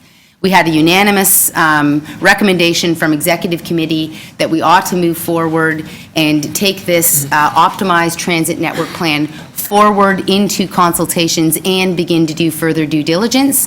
We're in the process of doing that right now. In those consultations that have been taking place this month, we have included the consultations around the Scarborough Transit expansion. So the planning rationale for that recommendation is contained in that report, which you should have in front of you right now. So a couple of key highlights here. In October 2013, City Council confirmed support for the extension of the Bloor-Danforth subway. Since then, City Planning and the TTC have been conducting a detailed assessment, the objective being preferred alignment. In the interim, as often happens in the real world, some changes came forward, contextual changes. When the subway was approved by City Council, Go RER was not yet the key priority of the province, so that was new. Then we, of course, have a new mayor who introduced Smart Track as his key priority, so that was new. And we also heard from the province a pause on the Shepherd East LRT. This, in fact, indicated to City Planning as we were going through our due diligence process that we, in fact, needed to pause on the alignment assessment, pull the lens out wider, and ask a critical question. What does excellent transit planning look like in Scarborough? So we pulled the lens out, we did a deep dive with respect to understanding built form constraints, existing operations, existing movement patterns, and we identified two key transit priorities. All of that planning, thinking, and logic and rationale is in that 34-page report that you have in front of you right now. Two key transit priorities were identified. The importance of regional connectivity for Scarborough, recognizing that the Scarborough Town Centre is a regional centre, and also the second key priority is local access. And I'm just going to talk about both of these for a moment. There's over 20 years of planning policy that recognizes the Scarborough Centre as a hub, as an area that will attract growth, that will become a vibrant, mixed-use heart in Scarborough. We know that's not what it is today. We know that's what it needs to be in the future. Transit is one of the critical elements. Higher order transit, it is one of the critical elements to deliver on that objective. Currently, we have a series of other regional centers that are all connected using higher order transit into the larger city network. In Etobicoke is the one area where we're doing a tremendous amount of planning work. We're redesigning the road network in order to create a new center on the subway line, precisely because we recognize the importance of higher order transit. Now, the other piece is local access. And in our analysis, we discovered some very important data. 48% of transit destinations where the transit trip begins in Scarborough, in fact, ends in Scarborough. People in Scarborough on transit are moving within Scarborough. They're relatively short trips. We also know that of all trips in Scarborough, only 6% of those trips are currently going into the downtown. This reinforces the importance of having that excellent regional transit connection because it's a long drive in a car. Currently, however, we also see that 16% of Scarborough trips are on transit. This is very low. It's not surprising. In part, it has to do with the desperate need to improve transit connectivity in Scarborough. Just to give you an example, at Yonge and Eglinton, the modal split is 50-50, not surprising. In the downtown, we see 33% of the trips happen on transit. The number's a little lower than at Yonge and Eglinton because we have a higher number of people who are biking and walking in the downtown core. So the objective is to provide better transit and better connectivity both regionally and within Scarborough. So this is the optimized transit expansion, the optimized network that we brought forward to Executive Committee. We introduced to Executive Committee for further consideration. And there's a few key components to it. The first is that it includes 22 kilometers of LRT, terminating at the University of Toronto Scarborough campus. This LRT, unlike previous plans, would be an extension of the crosstown, which is currently under construction. It also critically includes smart track stations between Finch and the Kennedy Hub to connect into the existing bus network. Right now, there's very high bus ridership along Finch, for example, on Shepherd, Ellesmere, and Lawrence. The objective is to provide an opportunity for residents to get on Smart Track, to go north or to go south, to have that rapid transit connection right into the downtown, while also making and recognizing building out the regional center as the critical destination for the rapid transit. And just to give you an example, in this new plan, you'll see this in Table 1 of the report that you have in front of you. The old plan, approximately 13,943 people lived within 500 meters of a transit station. In the new plan, 63,961 people live within 500 meters of a transit station. So this plan, we believe from a city planning perspective, has a very strong planning rationale. Now, the alignment for the subway needs to be confirmed. McCowan Road is emerging as a preferred alignment based on the previously proposed concept. It's very likely that it will continue to be the preferred concept. I should mention here that there was a proposal called, what's it called? Smart Spur. There's a proposal called Smart Spur that has been identified. There were deputants at City Council, at Executive Committee talking about Smart Spur. We are reporting out in the context of our March report with our response to Smart Spur. And there are some serious concerns with respect to being able to provide a higher level of service, which is the objective, than the service level that is provided today on the RT. For the LRT, there's a 2009 environmental assessment. Sorry, I said 22 kilometers. I stand corrected. It's actually 12 kilometers with 19 stations. We are looking at how this might be optimized moving forward. And this is work that, pending a decision from City Council, that this is in the broader interest of the city, we would, just like on the Crosstown West component, be working on an optimization of this plan. So 2 more to go. I'll try and make it very quick. One is the relief line, and the last is waterfront transit. With respect to the relief line, this is work that has been underway for several years, beginning with the downtown network study that was undertaken by the TTC. That work was used as a basis for initiating a transit assessment project, creating a terms of reference that were approved by City Council in the last term of council. In February 2015, we posted the various corridor alignments that you see on the screen here. We took them out to public consultation.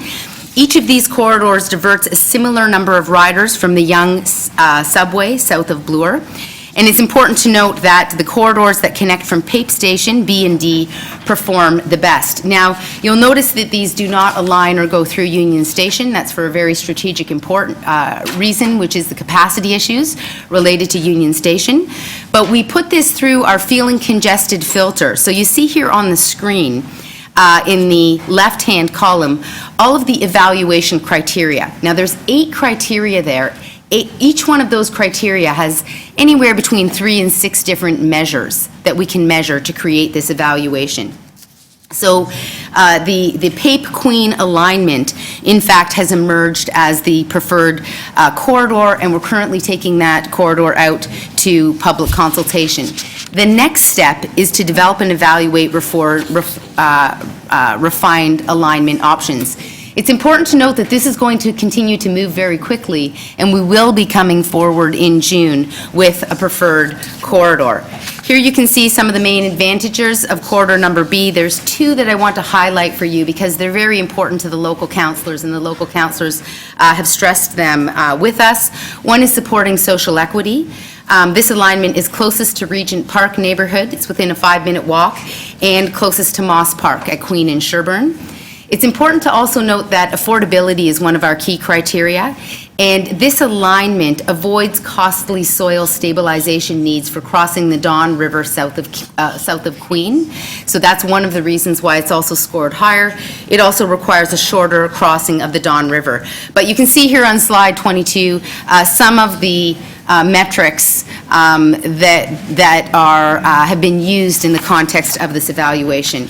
I'll now very quickly just walk through the waterfront transit reset. In November 2015, City Council directed staff to work with the TTC and Waterfront Toronto to review waterfront transit options and to report back early in 2016. There's a variety of reasons for this reset. One of them is the need for a comprehensive transit network approach along the waterfront.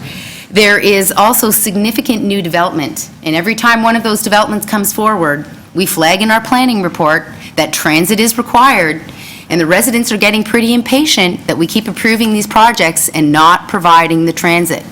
And we hear this at all of our community meetings, so we have really an obligation to follow through on providing the infrastructure that has promised to accompany these developments, which are, quite frankly, now built. We also, in the context of the Gardiner Expressway environmental assessment, we heard repeatedly the need for waterfront transit. This was repeatedly raised again and again, including by your chair, that the waterfront transit can no longer be delayed.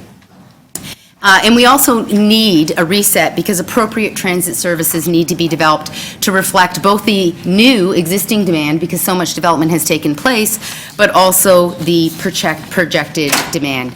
So this is just being initiated. Unlike the relief line, which has been underway for quite a few years, this is just being initiated, this work, but it's building on a series of projects that have started and stopped along the waterfront, and this is about linking them all together in a comprehensive way. It's also important to know that in the city planning feeling congested official plan review analysis, that the Waterfront East and the Waterfront West light rail transit projects both emerged, as well as the relief line, as one of the top 5 performing but unfunded transit projects. One of the other reasons why this reset is so critical, because we now need to coordinate with some of the other factors that we've brought to the table, including Smart Track, including RER, and including the relief line studies. And all of these projects, they are in close proximity, but they are all identified as needed and as valued. So last slide, I'm just going to reiterate a few of the key project milestones. We are undertaking consultation right now on all of this work.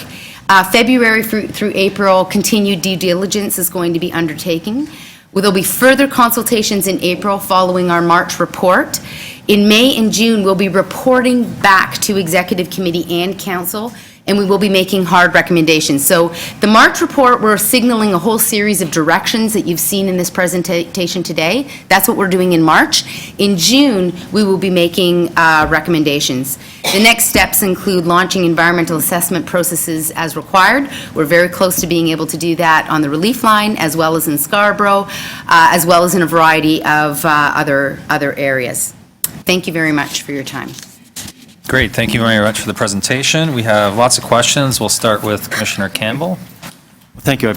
Jennifer, thank you for the presentation. I have 4 questions, so please keep your answers brief.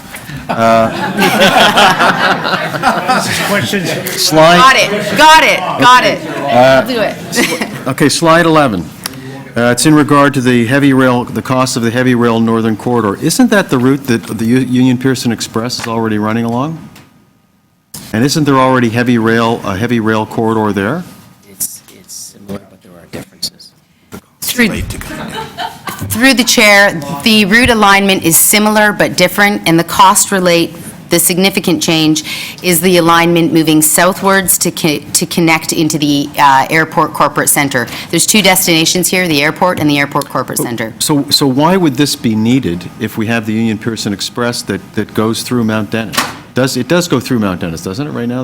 That's correct. Right. I think it's an important question. In keeping with you wanting me to be brief, I will just say that there's an important evaluation that needs to take place now that the Union Pearson Express is taking steps towards being reconceived as a more local service and a service that is potentially integrated with the local transit network. Okay, so sticking with slide 11, the airport corporate center.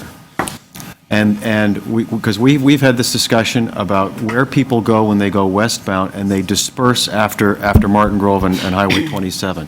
Why would anybody travel westbound along Eglinton LRT? And what is exactly the Mississauga Corporate Center? Through the chair, one of the challenges that needs to be resolved in the context of the further work being taken under place is that the airport corporate center, while it's been identified as a destination, it's actually a vast area with a tremendous amount of different destinations, and it has a significant last mile problem that makes it very difficult to access as transit. Right. So there is a dispersion that takes place. Got it, okay. And then slide 16, which shows the new configuration of the Bloor-Danforth extension, as I'll call it. Why would we not connect the Scarborough Center with the Ellesmere Smart Track station, as opposed to tunneling that long, prospective tunnel between Kennedy and Scarborough Town Center? Has that been looked at, and could you not do an above-ground subway between Ellesmere and Kennedy that would connect to the TTC? Through the chair, this is in fact something that has been looked at in considerable detail. The short answer is that you simply cannot accommodate RER, Smart Track, and a subway in that alignment. So could you do an RER or GO from Scarborough Town Center to connect to Ellesmere? Through the chair, that is the spur idea, and the challenge with the spur is that it provides a lower level of service than the current service that's provided through the RT, where there's an existing and established ridership, and our objective is to increase the level of service to the Scarborough Town Centre. We're doing great for time, by the way. And on slide 20, in regard to the downtown relief line, the relief line, that's what I said, didn't I? The relief line. Sorry. Wouldn't it be wiser for council to, and this is perhaps a political question, but shouldn't we have a better understanding of the potential relief that Smart Track will provide before we add a TTC extension? Through the chair, I'm glad you asked that question because it allows me to point out that last week we released ridership analysis numbers that look at Smart Track and the relief line, and very clearly those numbers demonstrate that both of these infrastructure investments are needed. That material is all on the website. There is a comprehensive report by Eric Miller, who's been undertaking the ridership numbers, and it includes a covering memo from me pulling out some of the highlights. So then even if we do the GO RER Smart Track route, this will still be necessary to provide relief to the Danforth portion of the subway line? Absolutely, and that's for two reasons. One is that we're significantly behind, so we're catching up in terms of the infrastructure we're building, but we also have significant growth that is forthcoming that we need to be planning for. So when you take those two things, the fact that we're behind and there's more growth coming, there's a lot of infrastructure that we need to build within the next 15 years if we're going to keep the city moving. Okay, thank you. You have 25 seconds. Do you want to? No? Okay. Vice Chair Heisey has questions. So first of all, I wanted to thank you. I'd like to contrast this report to the report this board got on the Scarborough subway extension a year and a half ago after City Council made its decision. That's the good part of this questioning period. The rest, I'm very focused on responsibility and decisions that have been made, and I don't care where council lands, I just want to know where it is. So we got this form this morning, expertise. Does this represent council's position? Has council passed a resolution saying this? Because I don't know. Through the chair, that is, those are roles that are negotiated, and they are reflected in the way the budget is allocated. Those roles were determined through a process that involved Andy Byford and Joe Panichetti, and myself and John Livy. And it was one of the things that became clear, quite frankly, in the context of the Scarborough situation, was that there wasn't a clarity of roles, and the roles need to be clarified and better aligned with the expertise that exists. Okay, so I want to push you a little bit. Has City Council approved this split? Is there a resolution that says this? Because that's how council makes decisions. So I get that this might be the city bureaucracy's perspective of how we should divide things up. But I guess the first question is, I might ask staff, has staff reviewed this split out of responsibility, and do they agree with it? Do they have an opinion? Sorry, are commissioners okay if questions go to presenters and TTC staff? I don't know what else to do. Yeah, then go for it. Jennifer is correct in saying that the former city manager, Joe Panichetti, and I discussed clarification of roles and responsibilities. It was meant to culminate in a memorandum of understanding, which to this day has not been signed. My view was that where the TTC previously had effectively the total say on transit planning, I listened to the city. I felt the city had a point in that you can't just design transit in isolation. You've got to be mindful of the official plan. You've got to be mindful of other inputs such as population growth, such as employment growth. There's all sorts of different inputs into effective transit planning. So it seemed to me it should be more of a partnership. What it shouldn't do is go from one end of the spectrum to the other. In other words, where previously probably the TTC was all dominant, it should not veer to the other end of the spectrum and be the city all dominant, and we just get to operate a system. I don't think that would be acceptable either. And this city manager and I are actively discussing exactly that. Okay, next. Have you seen this document before today? Not in this format, no, I haven't. Okay. The next question I had was the report, which I thought was a good one, this report, Coordinated Transit Planning. It shows the TTC emblem on the report, and it mentions the Toronto Transit Commission on the front. Correct. So does this represent the work of the TTC as well? Correct. So let me add some clarity to that. Okay. All of the work that's been undertaken in this report has involved TTC staff, every step along the way. The one area where TTC staff were less involved was in the creation of the optimized transit network scenario. Once that network had been drafted, once we drafted that concept, then we brought TTC in to start with some of the questions that you see in the role here around infrastructure design, engineering, and costing. But all of this work, in all of our transit meetings, I meet with TTC staff multiple times a week. Okay. So the next area of questioning is this proposed model, let's call it, of TTC role versus city role. Let's call it that for now. If you were to apply this model to Metrolinx, would you divide up, I guess you would divide planning and hive out operations? That would be an equivalent kind of approach? Through the chair, absolutely not. In fact, we have an entire 20-slide PowerPoint deck, which Andy has seen many times, on this topic, which in fact shows how the roles overlay. And there's a series of slides where we show how there's moments in a project where you're beginning to transition between various roles, where you need, for example, engineering and costing considerations. The relief line's a perfect example. We're still leading this phase of the work, but TTC staff have provided us with a tremendous amount of expertise around the implications for building out along the various corridors. I'm not talking about the relationship of Metrolinx to TTC or Metrolinx to the city. I'm talking about Metrolinx as an organization. Right. Currently, Metrolinx today does regional transit planning and regional transit operations.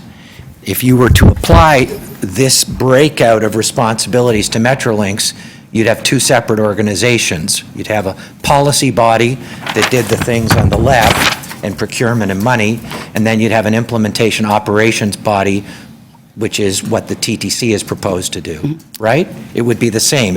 I'm not suggesting anybody's saying that should be done, but Well, I can carry the clarify how- logic of it. Yeah. To carry the logic of it, one of the problems is we don't have a regional government to equate to the city role, which you're part of. So it's a bit of a speech, but it's also meant, am I analyzing it correctly? I'm not entirely sure, but I can tell you, because I work very, very closely with Metrolinx as well. There is a operational component to Metrolinx, and then there's a planning component to Metrolinx. So there's a chief planning operator, or a chief planner at Metrolinx as well. And again, there's an overlay between those roles. So there's planning that happens at Metrolinx as well as operations. Commissioner Carroll. Well, this works out well, because that was going to be my question all along. We're looking at this for the first time, the idea of the division of roles, but it doesn't preclude interplay between the various agencies. So I'm wondering, for instance, if you could take the presentation today and the redrawing of a map, how much consultation and conversation would have gone on? Because sometimes you've got journey times and pretty precise time limits. So what sort of interplay was there between city planning and TTC to make sure that those times are rational? I think you would be quite thrilled, quite frankly, if you heard how closely we work together. Our teams are very integrated. The data that we use from the TTC. The TTC is present in all of our meetings, including all of our community consultations, and we've had TTC staff at all of our community consultations on the relief line going back a year and a half now. We're fully integrated, so this feels like a bit of a red herring to me, because it's actually a model that's working very well. I think the part that hasn't been delivered very well is probably the interaction between the planning work and this commission. And the fact that I'm here today and have been here 3 times in the past 6 months is part of us trying, and we'll be here next month, is us parting to fix that. We're trying to fix that part. Right. So for instance, last night at the convention center, some of the questions, as you can imagine always happens, were things about, why didn't you go over this ravine, and why didn't you do Shepherd West and such? There was an engineer from the TTC there who answered all the things where there was consideration but technical challenge.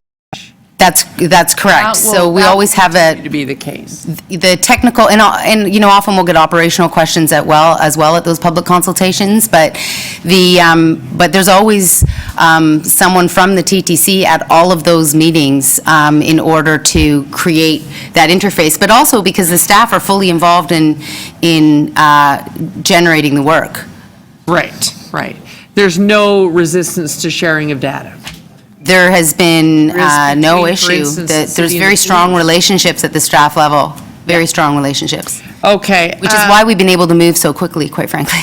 And my question on the presentation, technically, the only question I have, and you really zipped through it, was barely touched on in the presentation last night, but mostly because of the lateness of the hour, was around in the relief line study area. Someone asked the question about you're going to have to upzone, are you not? Because in giving the presentation, a lot of people were focused on, gee, there is lots of density. Once you get that relief line down there and you're deciding between Queen and King, there's all that density. But if you're going to have a relief line that starts at Pape Station, there's going to have to be some significant upzoning throughout the East End, is there not? If you're going to run the line from Danforth down, that's pretty much single-family dwellings till you get down to Queen Street. So there's a bit of a myth in this city around kind of the relationship between ridership and density and the lines. The relief line, I'm not sure, the upzoning is something that we do in areas where it's a place that we can accommodate density that results in good city building. We don't upzone just because there's a subway corridor, although we tend to accommodate everywhere in the city as much density as we can without compromising livability or shadowing parks or shadowing homes. And we don't upzone primarily to get ridership either. That it wouldn't be a rationale that we would use. What's important about the relief line in the data that we released last week is that we actually see the day it opens, there's a significant ridership. Daily ridership there now. is significant. It's there right now. So I'm not sure if the comment was we need to upzone to get ridership because there's some low-density areas along the corridor. The goal is to create a connected corridor. So for example, the Smart Track stations in Scarborough are largely supported, not by the density around the station, but by the bus network. Right. The bus network feeds into those stations. So do you need to significantly intensify around those stations to drive ridership? Well, if you can, meaning we don't want to redevelop people's homes, and if you can, then that's a good thing to do. But is that the reason to drive the ridership? No, that wouldn't be the planning rationale we would argue for. Right. Okay, thank you. Commissioner Crisanti. Thank you, Mr. Chair. The western spur, or the western alignment, so page 8 makes reference to the alignment to be determined for Mount Dennis to the Kitchener. Can you tell me where we're at with that? So the alignment to be determined, where are we precisely in terms of that alignment?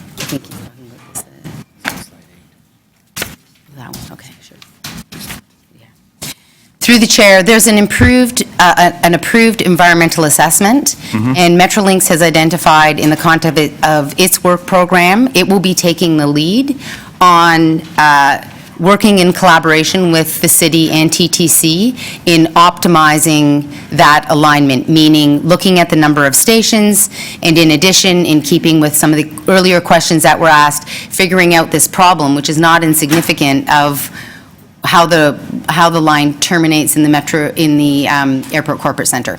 So there will be an alignment and with 2 stops. I see, 3 stops north of Mount Dennis. Can you identify what those stops are? Through the chair, to be clear, that is not an alignment that we are recommending advance. So there's no heavy rail component as part of Smart Track that we are recommending advance. What you see on the slide here is what was studied, but what is in fact being recommended is the LRT along Eglinton in some kind of optimized scenario yet to be determined. So the heavy rail is off the plan. No, the heavy rail is, so you're not recommending any other additional alignment otherwise, any surface LRT or anything on that route? Not north of Mount Dennis, but along Eglinton Avenue, the LRT is what is recommended. Okay, and why is that? 2 key reasons. One is the ridership.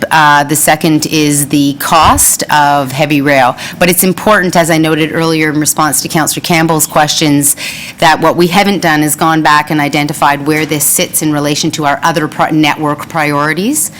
It's like we don't know, for example, if it becomes one of the top 10 priorities. So the North Etobicoke will not get any rapid transit connection? It's important to note that there still will be RER connections along that corridor, and there are changes afoot with respect to Union Pearson Express. All right. So your page 11, when you have your costs identified on heavy rail, the costs seem to range considerably from 2.7 to 4.8 on the northern corridor, and then the Edmonton corridor, even a wider span of 3.7 to 7.7. So that suggests to me that it can be done for the possibility that it can be built for the lower end of 3.7 or the 2.7. Why such a large spread? So part of it has to do with the number of stations, the amount of tunneling. There's different ways to approach the project. You can expropriate more homes and have less tunneling. Those are really important, critical decisions. So that's why you end up with a range. It depends on what scenario is embraced. Okay, thank you. Thank you. We have questions from Commissioner Mihevc. Thank you. Thank you very much, and thank you for the good work that you've done to date. Just a few kind of questions. Page 6, and maybe this is apropos to Councillor Chrysantes or Commissioner Chrysantes. It would seem to me that it would be wise to consider and to study in a more in-depth manner the connection between Humber College on the new Finch LRT line and connecting that to the airport, where I know the airport, the GTAA are considering a multimodal transit hub. Shouldn't that be in here? Through the chair, it is on our map beyond 15 years, but it is not within the 15-year timeframe. So it is absolutely one of the projects. Part of what we actually have a total of 25 priority projects. We're only showing you on this map 10. So there's 15 other projects that you're not even seeing here. In part, that's I would call that the 50-year plan, because it involves a whole series of next wave of infrastructure projects. And how those projects are prioritized will be contingent on getting all of these projects built. You can imagine, once the relief line's built, if we build the relief line west and the relief line north extension, you're going to see completely different movement patterns in the city. Right. We can then go back to our ridership model, and it'll bump around the other priorities. So just on that, on the relief line then, and I think, I'm not sure if you know that, I'm perhaps the doubting Thomas on that particular project, and it really is because it's going to require a shipload of money to build. Pardon me? A shipload. A lot of money. And so as this makes its way to council and frankly to other funding bodies, will the following be taken into consideration? I think you answered the question on the RER. The other thing is TTC has a big plan around ATC, automatic train control, and we might at some point even look at platform edge doors, which increases efficiency on the Bloor line and on the Yonge line. And we may consider a surface right-of-way from something like Broadview Station that goes down across to King, down south to King or Queen, across, and then back up to hit Dundas West. Mm-hmm. That would have the kind of carrying capacity that would maybe bump it. At some point, we're going to need it. So here's my thesis, and I'm hoping you can react to it. My thesis would be, we got to do it at some point, but it might not be our generation's project. It might be the next generation's project to consider that, given the cost and given the kinds of transit initiatives that a $3, $4, $5, $6, $7 billion project is going to take out of the system for one relief line when, and this is my last point, when really what we have on Yonge and Bloor in the subway, we have a 4-hour-a-day problem. 2 hours peak in the morning, 2-hour peak in the afternoon, times 5, so 20-hour peak problem. So this is the essence of my doubt, and I'm hoping you can kind of clarify some pieces of that. Sure. Thank you for the question. It's an important one. In some instances, ridership analysis or forecasts are very important in helping us understand how a system is going to operate and function. Automatic train control is a critical part of this equation, because what we see in a 5-year time horizon is we actually see the Yonge line dips back down below capacity, but only for several years. With SmartTrack, it only goes down for several years. So we see we begin to see how the patterns emerge. Part of the narrative here, and I think it's a real risk to us as a city, is that we think we only need to do a little bit. We're 30 years behind, where we didn't do a whole lot. So not only do we have to do what we should have done for the past 30 years, we also now have to be planning for the next 30. So it seems like a lot, but in our analysis, I urge you to read the report that is online, the ridership numbers analysis, because you get a very good portrait of how the ridership changes when Smart Track is implemented, and how it dips down, how it changes when automatic train control comes online, and then how when we get to that 15-year time horizon, we're again over capacity on the Yonge line. Now, that's in a medium growth scenario, but the reality is for the past 10 years, we've been in a high growth scenario in this city. I've just painted a portrait in the medium growth scenario. So there's no reason to believe we wouldn't have a high growth scenario, which would in fact means we would need the relief line earlier than 15 years from now. These are some of the challenges in forecasting. The other important piece here is that this is about building infrastructure where we already have the existing ridership and population. It's very different from building infrastructure to drive a city building objective, such as what we're doing in the Scarborough Town Centre. We actually want to try and attract more growth to the Scarborough Town Centre and turn it into an urban hub. It's a very different planning rationale than the relief line rationale. So I would maintain that the ridership forecasts reinforce the importance of this infrastructure. To be continued. Yes, and automatic train control is very important to know, is a really, it's assumed as a baseline condition in our analysis, and it, of course, has a significant impact on capacity. Commissioner DeBaremaker. Great, thank you, Mr. Chair. Through you. Could you tell me, just again, in rough ballpark figures, what percentage of condo growth is happening in, say, the downtown core compared to Scarborough, just in percentages? What percentage of new growth is happening in Scarborough versus the downtown core? Sure. I can do it on a citywide scale. The downtown is growing 4 times faster than the rest of the city. In fact, if you took the rest of the city out of the equation, the entire city would be in a decline, and that's the 17 square kilometers. So the city is 613 square kilometers, 613. The 17 square kilometers of the downtown is growing 4 times faster. So it's accommodating the vast majority of the growth in the city. And when you say the rest of the city is in decline, what do you mean? Well, if you pulled the downtown out, you would actually see that there would be a decline. There would be declining population growth and declining job growth. So we have 2 objectives here. Enhancing, and that growth we see in the downtown is an outcome of 40 years of planning policy. We wanted to do that, but now we want to do that in our centers as well. We want to try and better spread the growth out across the entire city and create a hub in places like Scarborough, North York, and Etobicoke. Would it be fair, again, in rough figures, that perhaps the percentage of condo growth in downtown Toronto core might be about 75% of the whole city? I should know these numbers. I've got these numbers, but I don't know them off the top of my head. Would you say that the percentage of condo growth across the city representing from the Scarborough City Centre might be about less than 1%? Again, I don't know the numbers, but it is very low.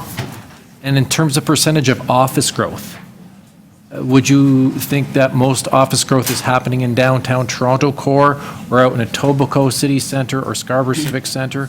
Where is the office growth happening across the city right now? Almost all of the office growth is happening in the downtown core, to the detriment of some of those other centers that have been unable to meet their office growth targets.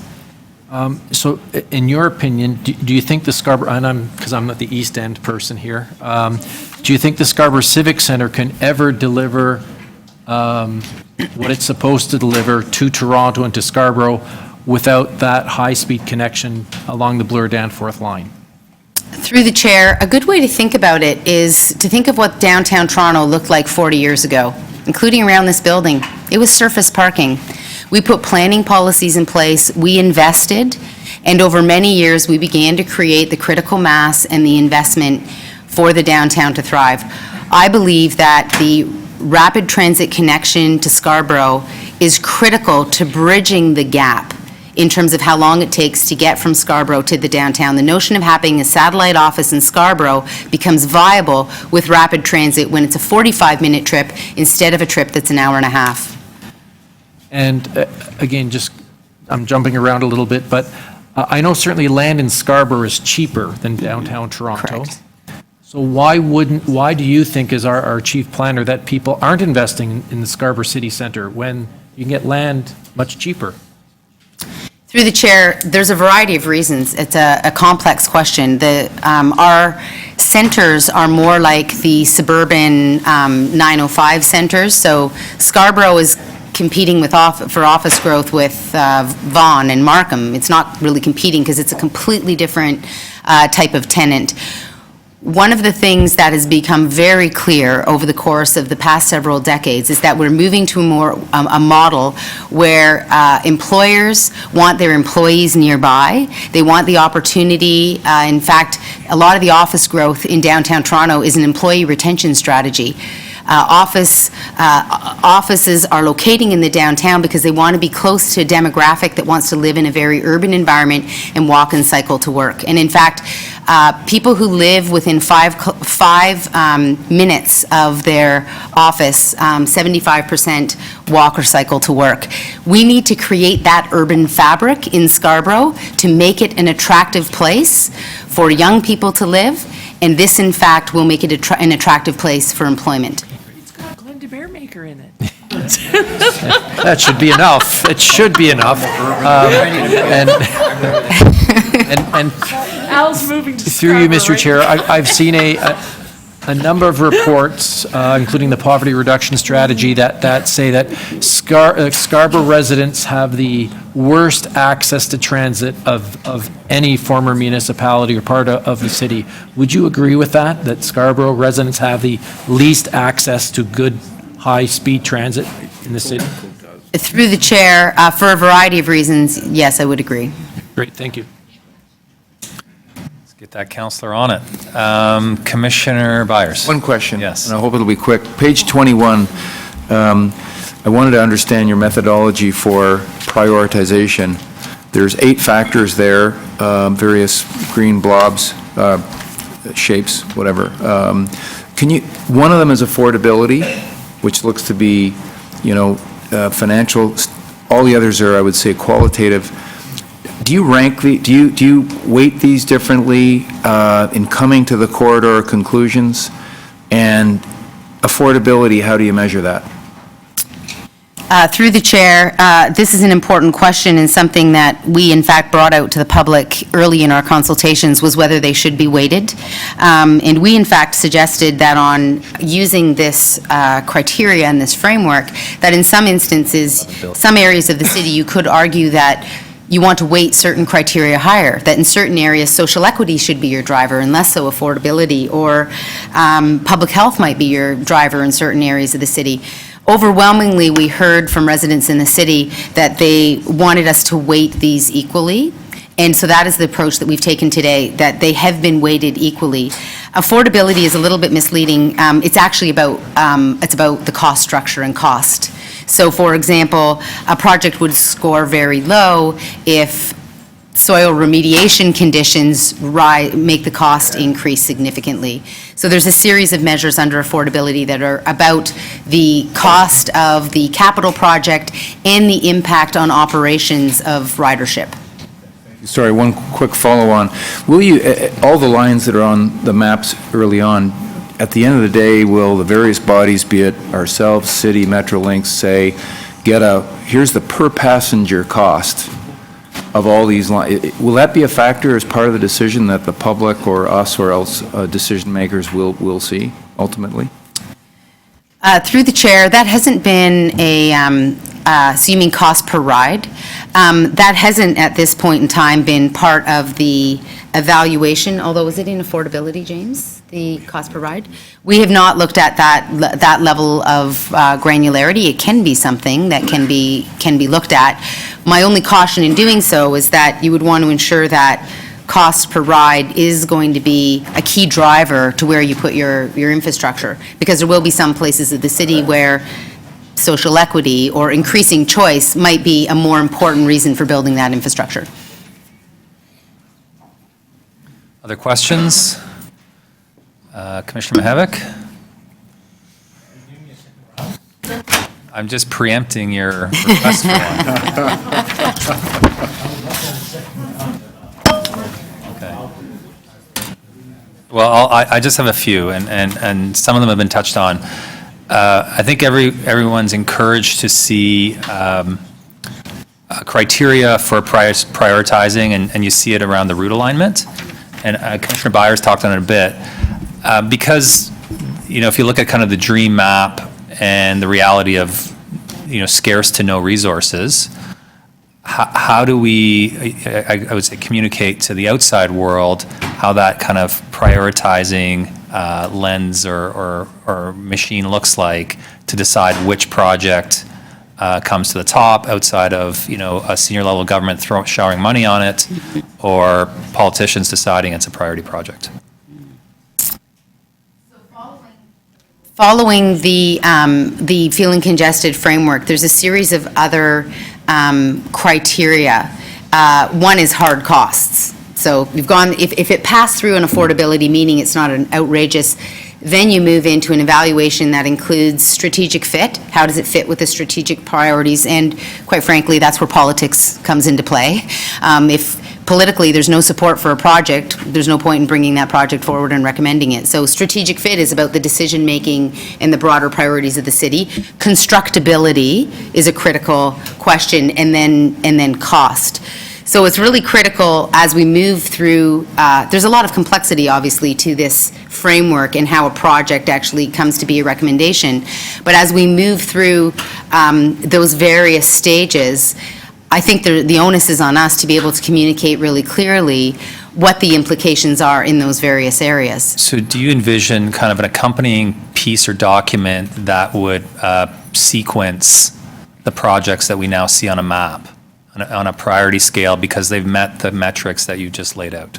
Yes, absolutely. And it's important to note that because of what is an extremely uncertain funding environment, meaning that projects get funded in different ways at different times, that has a significant impact on what projects advance when. So our objective is to ensure that the priority projects that the city needs, that we're doing the due diligence in advancing those projects so that when the funding piece is resolved, that project can advance. It's not being held back by the planning work. And we know our federal government has made it clear they want to spend money on shovel-ready projects. I think there's a big risk to us that we, in the absence of funding, stop planning. We need to be getting the planning work done so that we can advance the projects that we know are priorities, and we have a very robust analysis and due diligence process to argue this is why that's where that money should go. So we're ready for that. And as you look at kind of the criteria, and constructability being a really important one and cost being the other, are there some where, on paper and theory look fantastic, but we would get to a point where constructability, just the engineering of it, or even just the cost, are just too prohibitive that one, at the very least, kind of falls down the list, or maybe in some cases we say it's not a viable option? Absolutely. Ideally, in the environmental assessment work or the pre-environmental assessment work, not unlike with the relief line, we do the due diligence that is required to identify those types of constraints in advance, so that by the time we're bringing forward a preferred alignment and we're going into the environmental assessment stage, we have clarity about whether this is something that is constructible. And in the context of the relief line, it's a really good example. The soil remediation issues around the Don and crossing the Don and how you cross the Don, Those are very important alignment issues and corridor issues that we've wanted to look at now, because we don't want to lead people on a wild goose chase, do a tremendous amount of due diligence, and then 3 years from now say, this isn't constructible, sorry, we should have thought of that earlier. So we're trying to embed that work in the environmental assessment project. It's one of the reasons why the TTC expertise in construction and engineering is overlapped right now with our planning work, because we've needed that expertise to inform some of those criteria around the broader planning framework. Yeah, and I mean, to that point, I would imagine like a relief line as an example, with if things went perfectly through an alignment and construction, you're looking at a $10 or $11 billion project. I would think at a baseline, you know, at what point, if certain engineering or property acquisition or soil remediation or crossing rivers, you know, forces us to kind of either make a hard decision or a deferral kind of decision. So, from a city planning perspective, I actually got asked this question a couple weeks ago by Steve Paikin. He said, you know, well, planners don't worry about cost.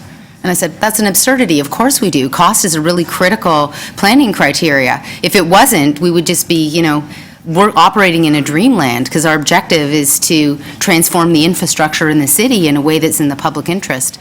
So cost is considered in that planning analysis stage as being a critical input, and it's why it's one of the 8 criteria.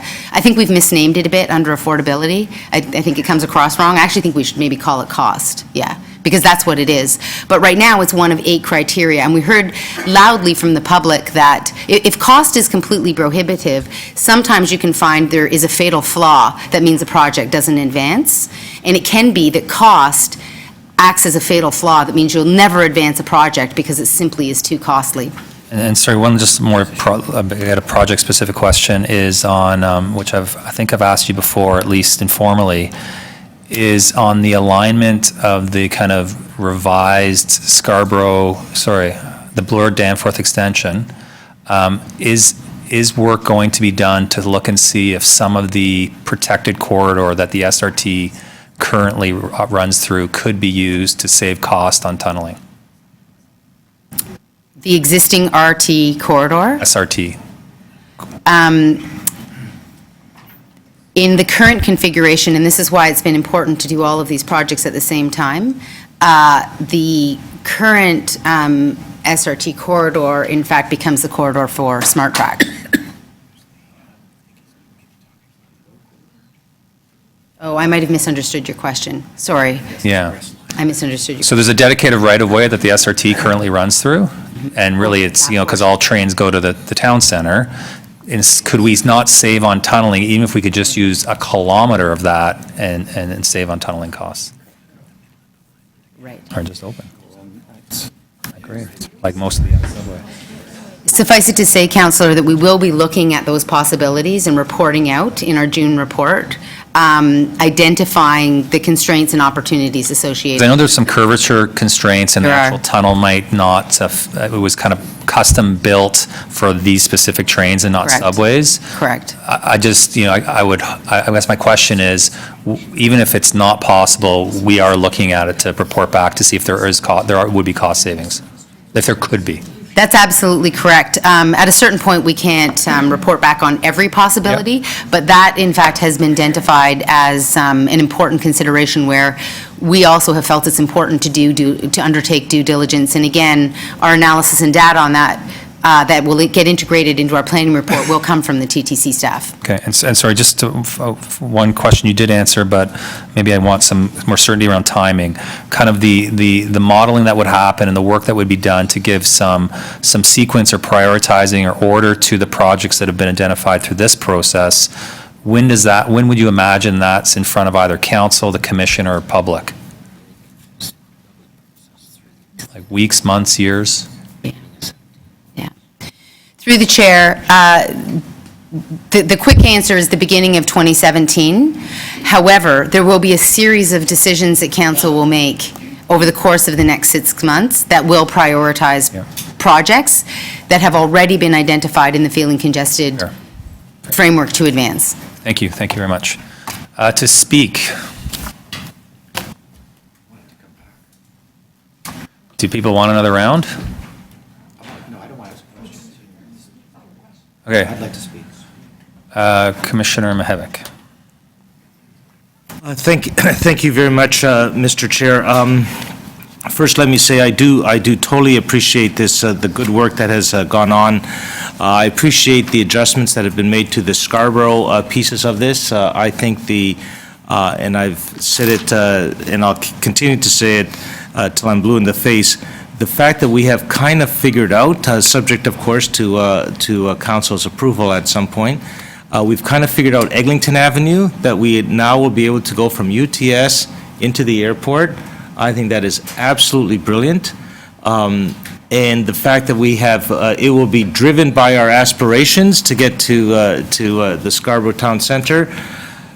You know what? I kind of get that, and it's gonna be okay. You know, I can kind of live with that. I think that's brilliant. My hope is that, and it's too bad that we can't move motions now. I'm wondering, Mr. Chair, whether we should be opining on this as council, and I don't know whether we should take it next week, next month, and say well, I'm seeing you nodding your head. Maybe, I certainly have a motion around the Eglinton Crosstown that I wanted to move. It could go as new business, or it could go next month. It doesn't really matter to me. So we're always in an awkward position where the chief planner is here because I ask her to come here. There's no reporting structure that has her come with any of these matters. And I know that's a tension and a stress for everyone who sits at this table when that conversation helps elsewhere. So because of that, and her being here upon my request, it's an information item. So I think it's very much of our role to opine on these things, but it would have to be at a subsequent meeting based on a motion crafted by any one of us. Right now, crafted a motion? I think probably better to be at the following meeting. Okay, so you'll just take that under advisement and make sure that it's on the agenda? Yeah, well, I'd like just draft something for me and we'll add it to the agenda. So, well, okay, then I'll move that this be bounced to the next meeting of the TTC for TTC to provide its input into the process. Okay, let's just do it that way. And then I'll hold all the other motions to that end. Okay, Great. But just to speak a little bit more to this, I know there's a lot of work to be done. I also totally support the waterfront work. I think waterfront, you just have to drive along the Gardner or bike along Queens Quay, and you see this place is taking off, and we really haven't figured out the Queens Quay part. The trouble that I have with the relief line is not that we don't need better service on that corridor, absolutely. But it's just, the cost is just so big that when you do it the other way and say, okay, if I had $1 billion or if I had $10 billion and you wanted to provide better public transit and mobility to the residents of Toronto, that buys a hell of a lot of buses, $10 billion. It buys a lot of light rail. It buys a lot of all kinds of things that you can do with it. And so you might be solving a problem that is quantified more or less, but using that kind of money, you could solve a lot of other problems around the whole city. So that's the one project that I think that I'm still a bit of a doubting Thomas on the actual value for money of that, given the kinds of value for money things that we can get investing elsewhere. What I see happening next month as well, Mr. Chair, and I'll conclude on this, is that we have to put this together with, frankly, our initiatives as TTC, so that when money starts to flow from the province and the federal government, that ATC is in that. That buses, buying buses, there's a bus report coming down the road, and how we improve our bus network also has to be in this configuration as well. So I would suspect that if we talk about it next week, there's big planning concerns, there's TTC concerns. That would be a good time for us to kind of put our oar in the water on those issues. Thank you. Great, thank you. Vice Chair Heisey? So I just wanted to speak to Councillor Mihevik's comments, because having sat on this board for 3 years, we are not a council committee. And I would ask our council colleagues to consider whether we could have the debates about the issues here first before you have them at City Council. Because that's not what happened in the last term of City Council. Now, if that's what happens, that tells me something about our role. If it doesn't happen, it tells me we're an independent commission. There are 4 of us on the board who are not members of council, And I think we were appointed to give some input into these kinds of issues before city council makes those decisions. So I'll leave it to my council colleagues, our council colleagues, to in their discretion as to what they're going to do. But I think you're going to at least tell me what our role is by what happens or doesn't happen at city council in the next month. I would also say that it's very unclear to me that we have clear direction on what our roles and responsibilities are. We as a board have not opined on that to city council. I don't know what they should be. I think we should. I don't think it should happen as a side wind. And I believe that our board should also have an opinion, or not, at least have a discussion to say what we think about the work that was presented today, so we can tell city council, after we've consulted with our staff, what our views are on it. So that's just if we want to have a commission that's running the transit system and we're independent, that's what I would have thought we would do. That's it. Thank you. Others to speak? Commissioner Carroll. Yes, I worry about the governance piece as well. I asked the question that I asked about, I'm not moving any motion. It's kind of awkward. I think we really need to think about that, and I applaud the strategy of moving this report to next month so we can think about, okay, because I said before the presentation even started, having heard it last night, this presentation kind of raises more questions than it answers when you put your commissioner hat on. And I think we do have to turn our mind to governance. I applaud the change that we have this more overarching umbrella approach to the planning, because we're really building a city along with the transit system in doing this. And our role is going to change. And I think rather than argue about this, I think we have to look at the governance and look at what would our role be. I don't know if that's me pinging or you. If that map existed, it might be more of an overseer of operations. We might be more of the nuts and bolts, just keep the thing running. But that in and of itself is a huge challenge that none of us have turned our mind to. I was just looking up MTA in New York City, because they have a big boy transit system, takes over 2 million actually documented open ticket 311 calls on complaints and service improvements every year. We're not taking that volume right now because we're not a big boy system yet, but we would be quite a significant government organization, just this commission, if all we did was deal with that. So we have a big governance question to answer for ourselves if we are changing this, but I think we maybe want to provide our guidance, not just our opinion, but our guidance on whether or not this is the perfect division of roles and responsibilities, and if so, what does that mean? If not, what's our best advice? And so I think we want to think about motions in that regard. But very soon after, then I think we have a different kind of retreat. We love to go on retreats and argue about the lines and the funding and intergovernmental affairs, but I think we really have to start as early as possible to look at, soon will be a larger system with lines that run through the middle of ours that are run by Metrolinx or whomever they contract, which is a huge change. And we really need to have to start to form what is this commission's position on the best governance model. So I think maybe we need motions in both things, those motions that are questions about the future plan and the future map, but also the future of what is the role of this organization. Because I agree with Commissioner Heisey, I don't want to be paper tiger, but I want to clearly define how I can best help this system. Commissioner Campbell. Well, Sorry, Commissioner DeMaremaker, then Commissioner Campbell. he'll probably have comment after I've had comment anyhow, so. Well, it's clear that an awful lot of work has gone into this planning, and it's very much appreciated, certainly by me and I think others on the commission and on council. I'm a little bit skeptical in regard to Scarborough. I'm a little bit skeptical about the need to dig the tunnel to the Scarborough Town Center and I'm wondering if the politics is driving favorable analysis. So when that comes to council, I have to inform myself better. I have to read the information about the ridership that's going to justify this long tunnel. There's no question, I think, that the Eglinton East LRT is required. There's strong cases that are made for the downtown relief line, although the cost is a problem. The waterfront is quite clearly a problem. I certainly know it from the West End, that the waterfront transit needs to be improved. The Scarborough piece, to me, is a little bit bothersome.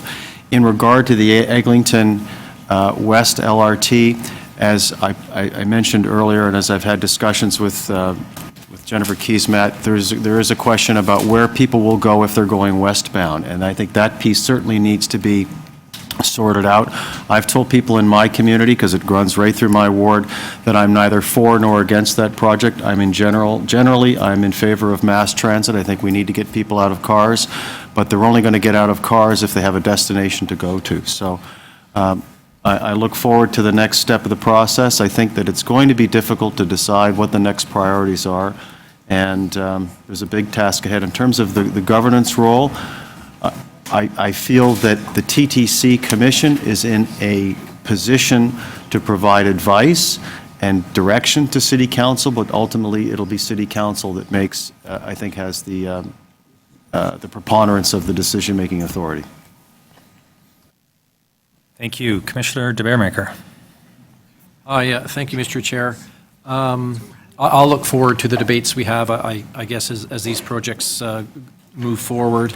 But certainly, just over a year ago even, call it a year and a half ago, I certainly felt as somebody who had advocated for the Scarborough subway, helped with the help of colleagues get it approved by our City Council, helped get it funded by City Council, and helped get it paid for, our portion, by City Council as well. We had 9 out of 10 Scarborough councillors on board for that subway alignment. We had 5 out of 5 provincial MPPs supporting it. We had 5 out of 5 federal MPPs supporting it. 19 out of 20 elected officials in Scarborough all supported that alignment. So yes, I think there was a political imperative. I don't think that was causing people to give you false numbers, but I think there's a political reality in all the planning that we're doing, is that, as our chief planner today acknowledged, Scarborough has the worst transit of any part of the city. And people feel that bitterness and that resentment and that hostility to the rest of the city. And that is not healthy. I like my neighbors in the West End. I like my neighbors in downtown and in North York. And it bothers me greatly that a lot of my residents walk around and mumble and curse under their breath that we're second-class citizens in the great city of Toronto. You can feel it and taste it, and I invite any of you who question that just to take a subway ride or SRT ride out to the Scarborough Town Centre shopping mall and just ask people randomly. Pick whoever you want. Ask them what they feel about the rest of the city. The lack of transit, a lack of equal opportunity for Scarborough is dividing this city. I hope the coordinated transit plan that we have today with all of its transit plans will unite not just Scarborough, but all of the city, where we get all more or less equal access to a transit system that has been denied to Scarborough since the Bloor line was first completed, and we're all wearing our buttons today. When it was first completed, it didn't even come to Scarborough. Today, 60 years later, it just pokes across the border to Scarborough. So I think that the game changer in all of this has been Mayor Tory's Smart Track system. When we had 19 out of 20 Scarborough politicians supporting a 3-stop, and actually most of us supported a 4-stop subway, which I was pretty certain was going to happen, that was before Smart Track came along. Smart Track suddenly said, you know what? We can give you different stations, not quite on your subway alignment, but different subway stations / GO stations that will actually get Scarborough residents downtown faster. And if that's what you want to do in rush hour, is to get downtown in the fastest way possible, maybe there's a better plan than just the subway by itself. So I congratulate our staff to take all of this sausage or various ingredients and making a nice veggie sausage in the end to say, you know what, this is a compromise that says Scarborough has to be connected the same way as the downtown Etobicoke that is going to emerge at 6 Points on a subway line. Just like the Shepherd and Young City Hall has already emerged on a subway line, and just as the downtown core has emerged on a subway a long, long, long time ago. I think when we get all corners of our city, all corners of our city centers connected in a similar manner, where we can have growth out in Scarborough, because it is cheaper to build out in Scarborough than it is in downtown. And yes, we compete against our 905 neighbors, and I look forward to the opening of the subway at the Scarborough Civic Center, because all of a sudden, some of the 905 belt municipalities don't look quite as attractive in as Scarborough or as downtown. And of course, downtown is the gigantic, successful elephant in the room. I know that companies are moving out of the 905 belt back into downtown Toronto because of the labor pool. We've lost over 100,000 jobs over the last decade or so as jobs migrated out of this city because of the tax rate and other factors. Now they're migrating back in. It's incredible for me to see that happening, and I just want to make sure that Scarborough gets its fair share. And I think this compromise option, or this hybrid option, I think will actually work. I think it'll carry the day, and I'm very comfortable with staff looking at all the other options that people think who've never hardly been out to Scarborough and don't really know it, and maybe they'll look at it on a Google map and say, well, I was sitting in my armchair one night and I created my own Scarborough transit plan, as many of us have. In the end, they don't work, because we've already looked at them. And the spur idea and putting all your transit on top of each other, stacked 3 high under 1 quarter in Scarborough, won't work in the end. So, Mr. Chair, I look forward that we will be commenting on this, but I think as a council, we have to make up for the 30 years of subway construction and LRT construction and busway construction that hasn't happened. Says the member who has a subway in her ward. You want a minute extension? Anyone else to speak? Okay, I've got to follow the veggie sausage. First off, I'd just like to thank the veggie sausage comment.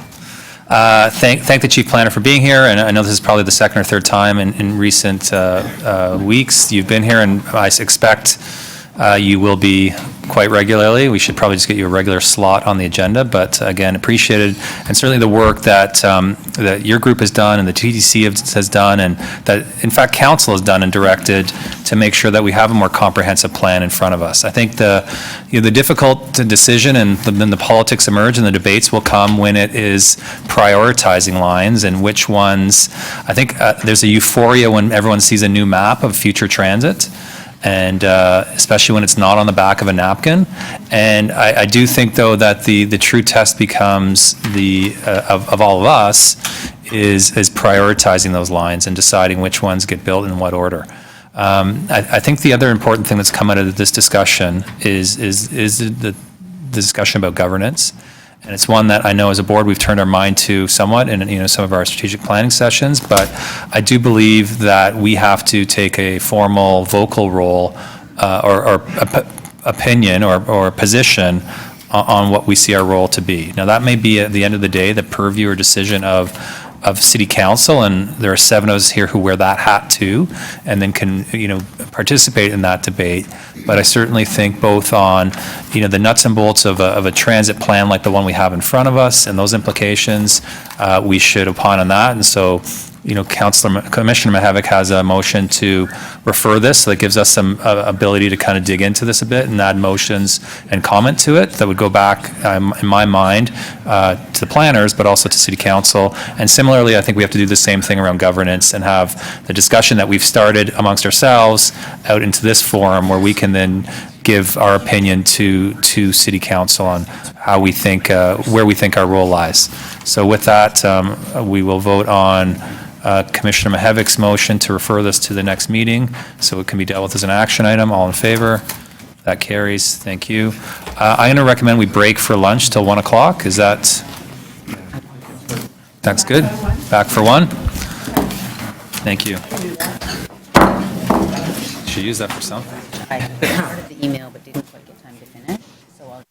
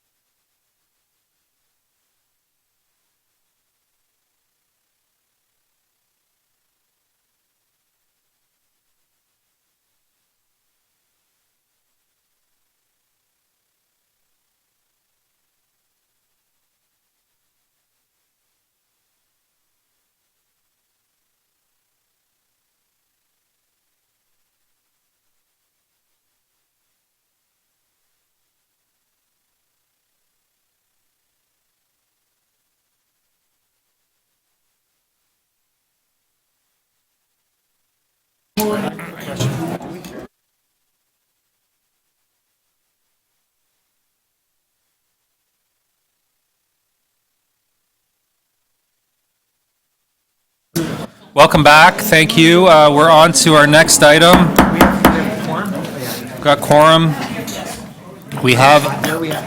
We're on the Wheel-Trans, future Wheel-Trans presentation. We have a deputant. Alan Yule is here to join us, and I think he's ready to go. So welcome, and I will start your clock. Go ahead. Well, by 2025, our entire system will be AODA compliant. Even with a fully accessible fleet and subway network, there will still be a need for Wheel-Trans. Wheel-Trans is the only one currently not meeting its target of our surface routes. Historically, it's not met that target. We measure driver punctuality. I want you to understand what that means.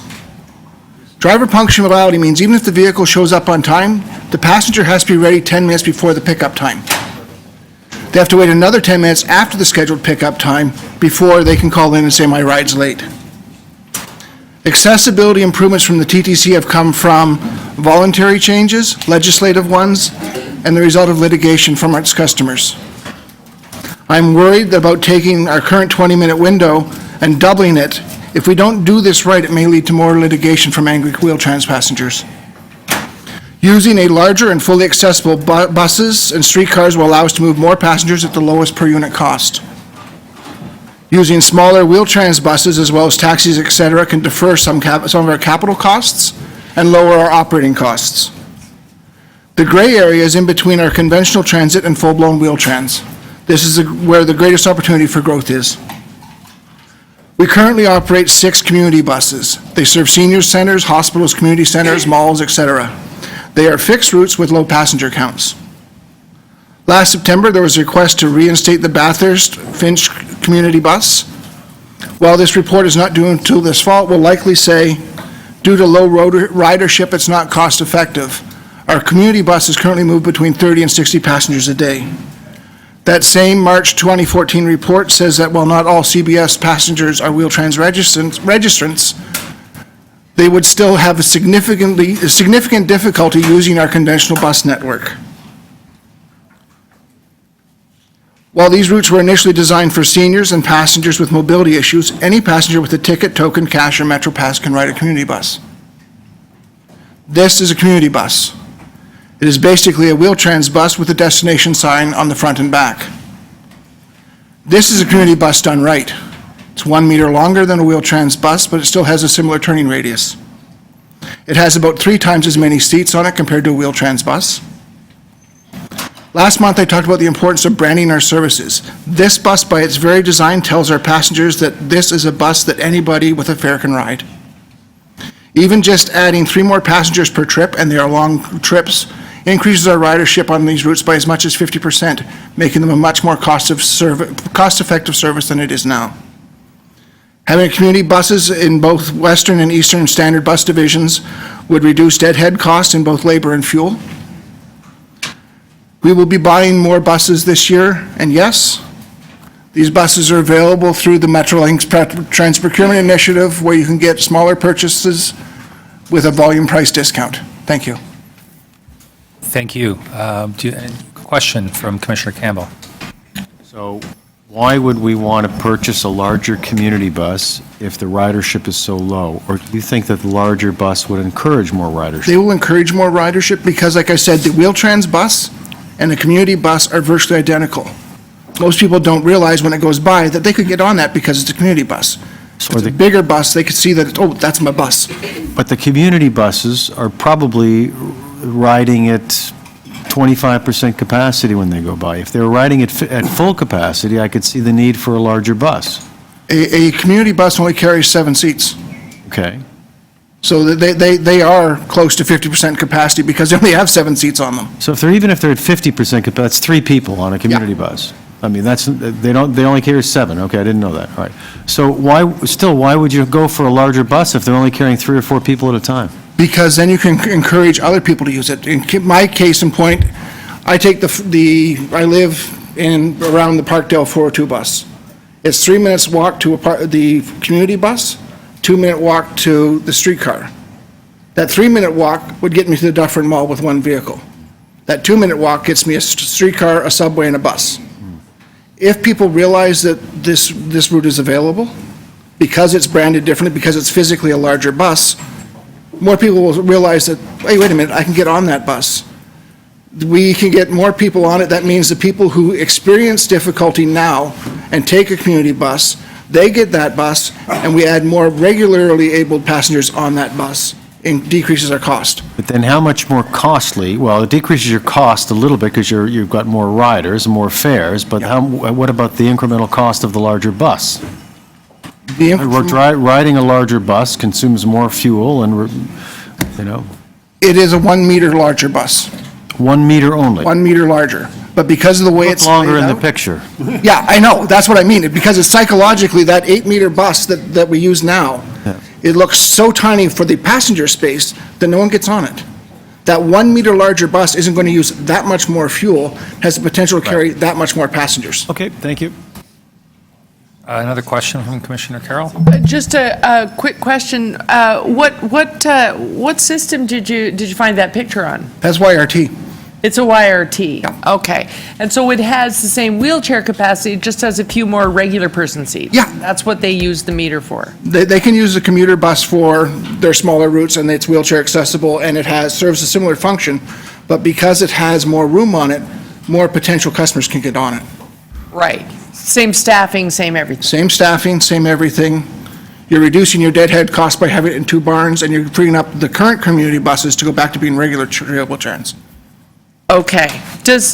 Well, I'm going to look this up on the internet, but just offhand quickly, do you know if YRT is using those buses because, in fact, they don't have the wheel-trans They have both. capability that we have? They have every vehicle we have. Okay, good to know. Okay, thank you. Those are my questions. Great. I'll ask some staff questions. Thank you. I think that's it. Thank you very much. We do have a staff presentation for this item. Now, I think every board member has received a briefing or has read the presentation, and so I think staff should be available for some questions, and I'll just leave it, kind of ask for direction from the board as to whether we want the presentation again or not, or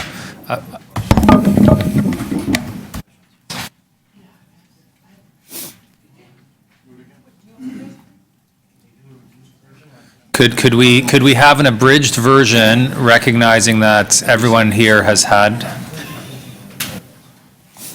Just by way of introduction, everyone, this is Eve Wiggins, who's the head of Wheel-Trans. And Eve is one of the quite extensive now new managers that we've brought into the company. Eve used to work for the Greater Toronto Airports Authority, where she had specific focus on airport planning and management, so a 20-year career in the aviation industry. And this is a deliberate strategy on our part to bring in fresh blood with fresh thinking, to combine with quality people who've been at the TTC a long time. So I think Eve's a good example of the new approach and the new ideas that emanate from that. Over to you.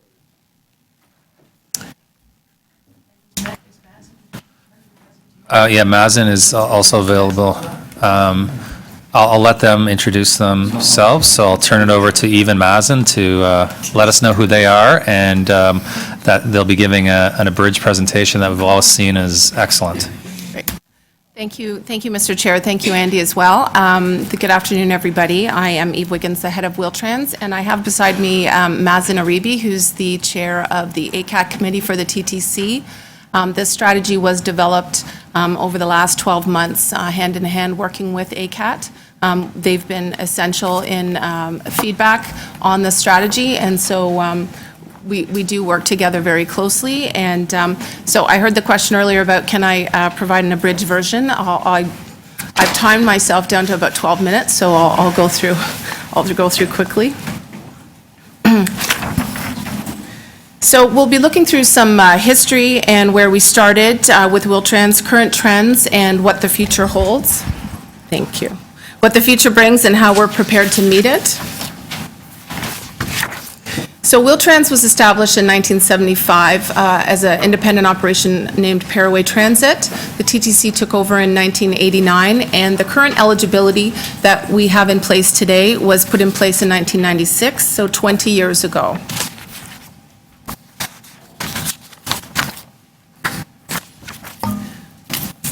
Our customers today consist of over 45,000 active Wheel-Trans customers. 76% of them are over the age of 65. We receive approximately 1,000 applications a month and sign on 800 to 900 new customers every month.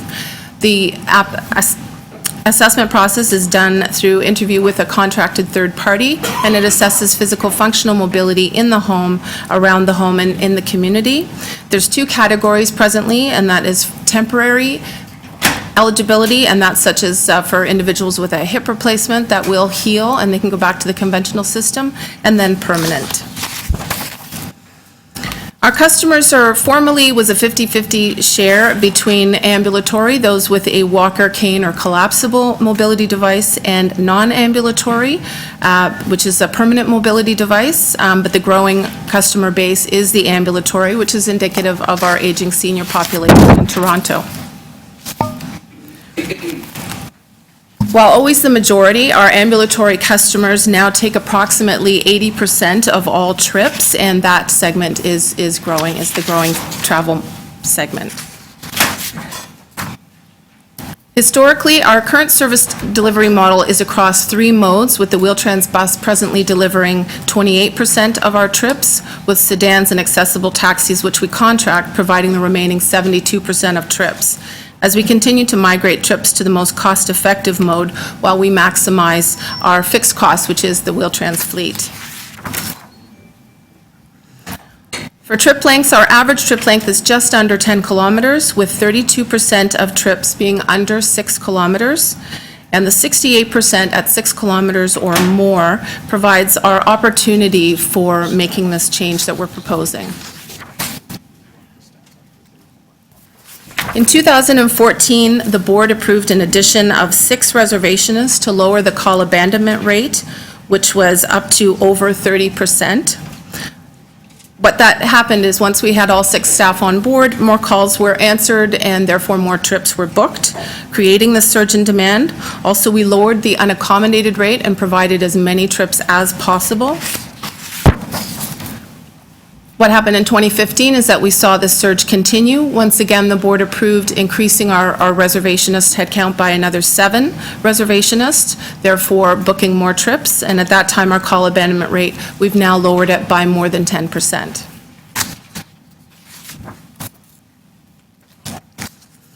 To meet increasing demand while balancing and controlling our costs, we focused on reducing overtime of our headcount and reducing overtime spending. In 2015, there was a 40% reduction in overtime spending over 2014. And just to show the corresponding absence rates, that when overtime goes down, the absence rate also goes down. This is to show that we are managing differently, meeting with the union regularly, and engaging all employees in delivering the service to the customer. So over the next 3 years, we're anticipating significant change. The biggest one being the AODA, with the deadline fast approaching. In alignment with our GTHA partners, we will change our eligibility and begin assessing for all types of disabilities that present barriers to taking conventional transit. This includes adding on top of mobility, we'll be able to assess for cognitive impairments, sensory impairments, and life-sustaining treatments such as chemotherapy and dialysis. The AODA also requires that we introduce a third category of eligibility, that being called conditional eligibility, which means that sometimes there are some conditions present where an individual cannot take conventional and must take Wheel-Trans, and other times when those conditions aren't present, they can take the conventional system. Lastly, today you typically have to book 24 hours in advance to ensure yourself a trip, and we don't tell you in some cases until 9 p.m. the night before whether you have a trip. What we would like to do within the spirit of the AODA is provide the same-day service to the extent that it's available as much as possible. So our near-term forecast, based on industry examples, indicates significant growth is right around the corner and is expected anywhere from 15 to 25%. For this year, we forecast that we're at 12% increase in growth, and we're right now tracking year-to-date at 14%, more than last year. Last year's budget subsidy was $109 million. This cost This operating cost budget now for this year is $124 million, with the corresponding subsidy being $117 million. And as I mentioned, that was at a 12% growth, and we're already year-to-date at 14% growth over 2015. Long-term forecasts indicate significant growth until 2020 or 2021, where we know the majority of boomers will reach the age of 65, which is, again, 76% of our customer base. Our upper limit forecast then is set at 11% growth annually after that, and our low growth is at 6%. We're doing the high and low forecast because we know also that the boomers are the healthiest and wealthiest generation of their time. So the 10-year plan is that with all the investment that the TTC has made in accessibility, now is the right time to change the paratransit service model to meet the future needs of our customers. Utilizing all TTC modes, we propose that TTC adopt a family of services approach, which uses all specialized transit buses, community buses, subways, streetcars, and the regular conventional bus, which are all fully accessible. In 2012, the City of Toronto's Auditor General also provided us with recommendations requiring new ways to operate the program, developing a comprehensive plan for integrating Wheel-Trans customers into the accessible conventional system, as well providing customer service training to all TTC staff. We have a lot of work to do to properly engage the frontline TTC workforce. So if my little animation works, in the future, if a customer wants to go to Fairview Mall and they live somewhere along Eglinton West, being that point A, Fairview Mall being the star, or point B, traditionally the customer's original route would be that the Wheel-Trans bus would pick them up and drive them across in traffic all the way to Fairview Mall, tying up that bus for the full period of time, and then putting that bus in a different area of the city. The future is that the Wheel-Trans bus would pick up the customer at home, drive them to Eglinton, an accessible station. The bus would leave to do other trips in the area, and the customer themselves could then make their own way, connecting at Shepherd Yonge, and then across the Shepherd line to Don Mills, and then that being an accessible station and the Fairview Mall is connected to it, the customer could make their own way. Should they need to go beyond that, again, using the first mile, last mile approach, a Wheel-Trans bus in that area could pick them up and take them to their final destination. So working with our GTHA partners, Durham, Peel, and York Region, to create consistent eligibility across the region, we propose we migrate over a 10-year timeframe at the TTC. Once we change eligibility this year, we then would look to start a pilot of family of services in a controlled, carefully managed way. In 2017, we'd be looking to procure new reservations booking scheduling software, as well replace our aging fleet with a new type of vehicle. In 2020, we propose migrating more once the new streetcar fleet has been fully deployed, and in 2025, the stations will also be fully accessible, which is when we propose our 50% of our traffic. The critical steps of this, though, are extensive community and customer outreach, as well internal TTC staff training. The benefits to this approach is a fully accessible TTC, improved customer service, and sustainable, efficient, cost-effective transit services. This provides our customers with spontaneity of travel, freedom of travel and movement, dignity and equality for all TTC customers. So by 2025, our goal is, remembering that 68% travel more than 6 kilometers right now with Wheel-Trans, is that 50% would be on family of services in 10 years' time, and reducing our average trip length from just under 10 kilometers to just under the 6 kilometers. The budget for this, order of magnitude cost is what we have right now, is that we propose a capital investment of approximately $30 million. We're just building the business case for this now, but that would include new software for scheduling reservations and booking, including apps and the latest technology, physical improvements to assets such as mobility transfer hubs, providing clean, dry, well-lit, and safe facilities for customers to wait for the conventional or the Wheel-Trans bus, development of a company-wide training program, comprehensive community engagement, a transition team to develop and deliver on this strategy, and changes to the eligibility assessment, including a travel training program for any customers that we would be moving over to the conventional system. We then propose this would avoid capital costs in the region of by buying new, smaller, more economical fleet to replace the aging Friendly fleet, and avoid the need to expand the Wheel-Trans garage to accommodate a duplication of the fleet or procurement of additional buses. Additionally, we foresee cost avoidance on operational costs in the region of conservatively $300 million over the 10 years. And that's from transferring trips to the most cost-effective mode, as well operational efficiencies through better scheduling of our service. We propose we'll come back to the board. The next step will be the new proposed eligibility, again in alignment with our GTHA partners.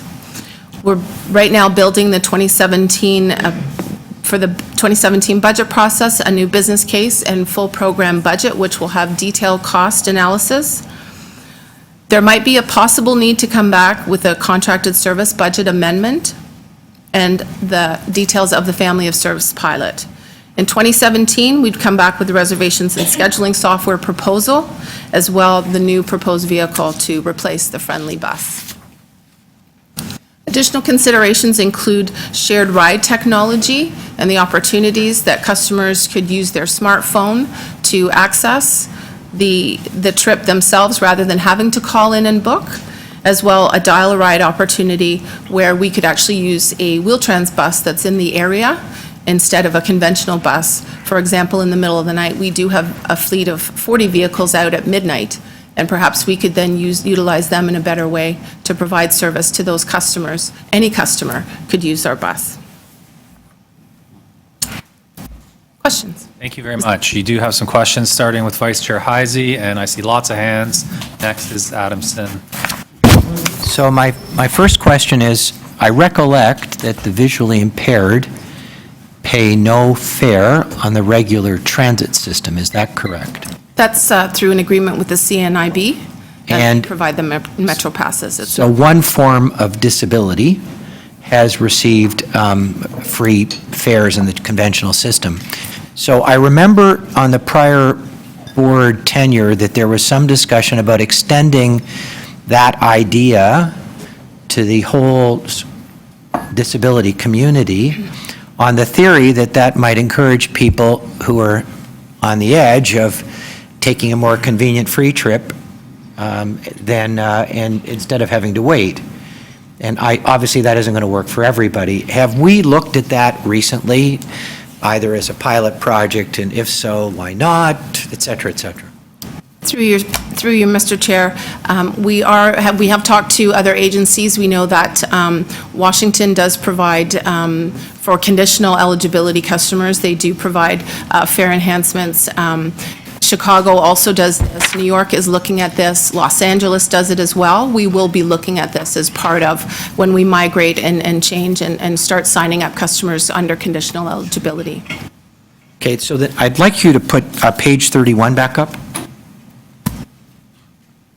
Yes, sir. So I must confess, this was a shocker for me when you came to my office and showed this to me. So my question to you is, and I did raise it with you in the private meeting, is what happens if we could advance accessibility in the subway system by 2 or 3 years and roll this program out earlier? I presume the savings would be greater. Have you had a chance to think about that or look at that? So I'll turn to my colleague Susan to answer that. We would have to look at the impacts to our customers in the stations, because obviously the construction activity is disruptive, but moreover, the land acquisition and the engineering at this point is very complex. We did do the easier locations first, and what we have remaining is quite difficult. And to be straightforward on it, Warden and Islington stations do not have solutions yet, and that's going to involve some third-party development as well to make that happen. So we can look at that to develop what could be advanced, but there are a lot of technical challenges and property challenges ahead. Okay, so I've drafted a motion, or a motion's been drafted for me on this topic, just so the members can see it before.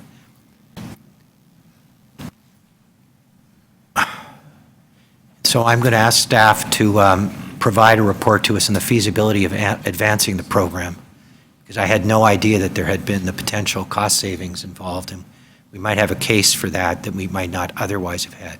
Okay, so we still That's have lots of questions. So we'll get back to that one. Commissioner Adamson?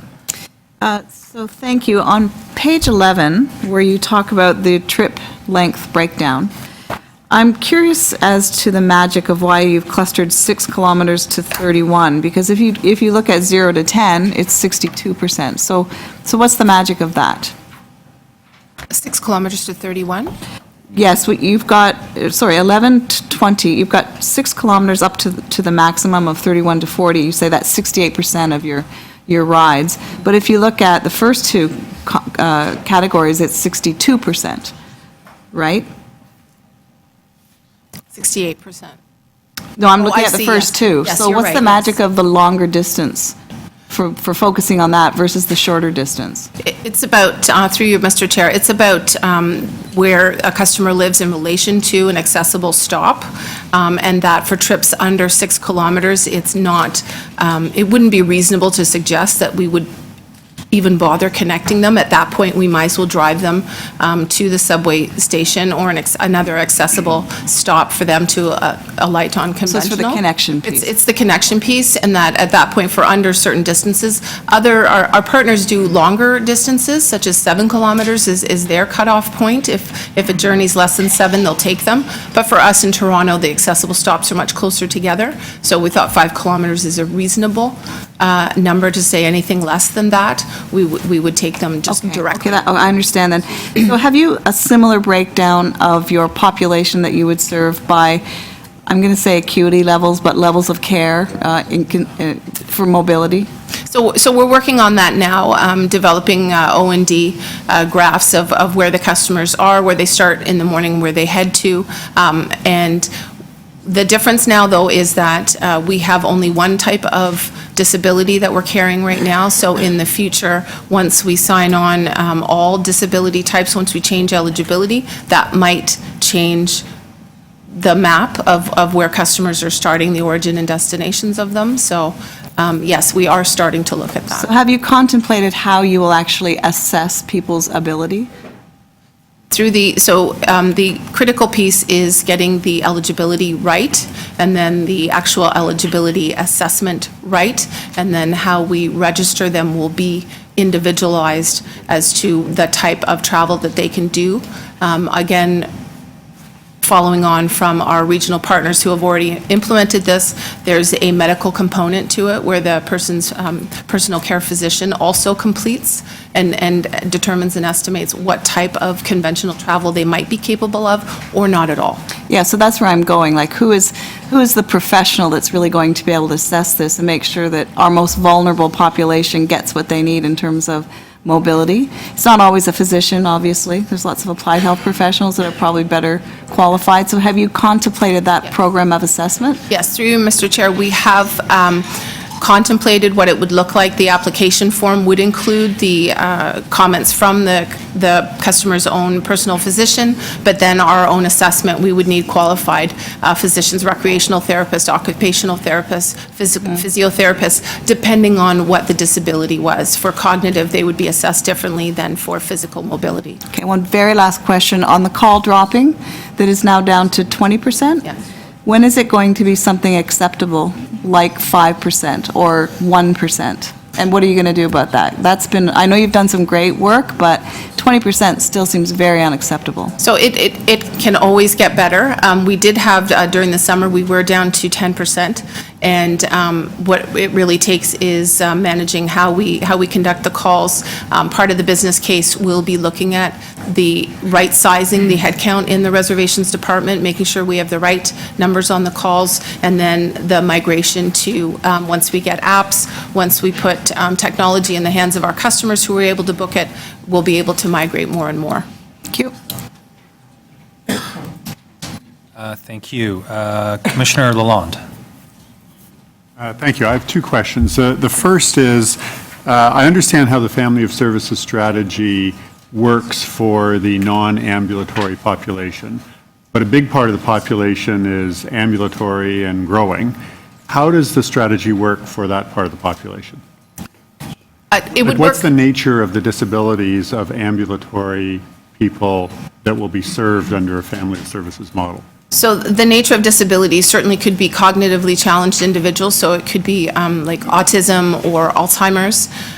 What that would mean is most likely a travel training program that would need to be developed. So a condition could be certain customer has been trained to be able to connect or to be able to travel through one particular station. So all trips would be routed through one particular station. If that combination can't be included, then we would just take them directly. And that strategy could be advanced anytime, because you're not dependent on refitting stations to be accessible from the point of view of mobility devices. That's right, although what we would be dependent on is the ability to book the intermodal trips, and that's what we need the new software for, is that we'd like to, we could book them now one way, or we could pick them up at home and take them to the accessible station. It would be more challenging to pick them up at the other end, to do the last mile potentially. So that would be the only challenge, is that we don't just want to send them off into the wild blue yonder. We'd like to have a better way to control the trip prior to just letting people go. Okay, and the second question I had is, and I should know this, but I don't, how do you decide which mode a passenger goes in, like bus, AT, or sedan? So again, it's through you, Mr. Chair. Again, it's down to all of the conditions that might be present through the application. That's why the assessment process and actually the registration process is so critical, that we enter and hold the customer's information in there accurately. It could be, if an impairment could be some type of mental illness or cognitive to do with claustrophobia. So assessing for, could they even go down into a tunnel, down into the subway?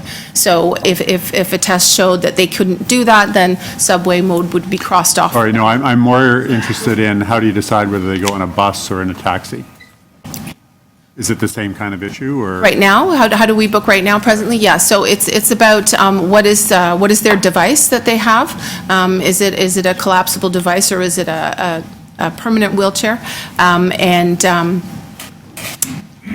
Then it's a matter of availability of vehicles. So there would be some customers that could only go on a bus. They wouldn't be able to go on a. That's right. So there's some customers with oversized mobility devices that could never take conventional transit, and that Wheel-Trans would always be available for them. Right. Yeah, but you're missing my point. I'm not looking at between conventional transit and Wheel-Trans. I'm looking at Wheel-Trans bus versus Wheel-Trans taxi.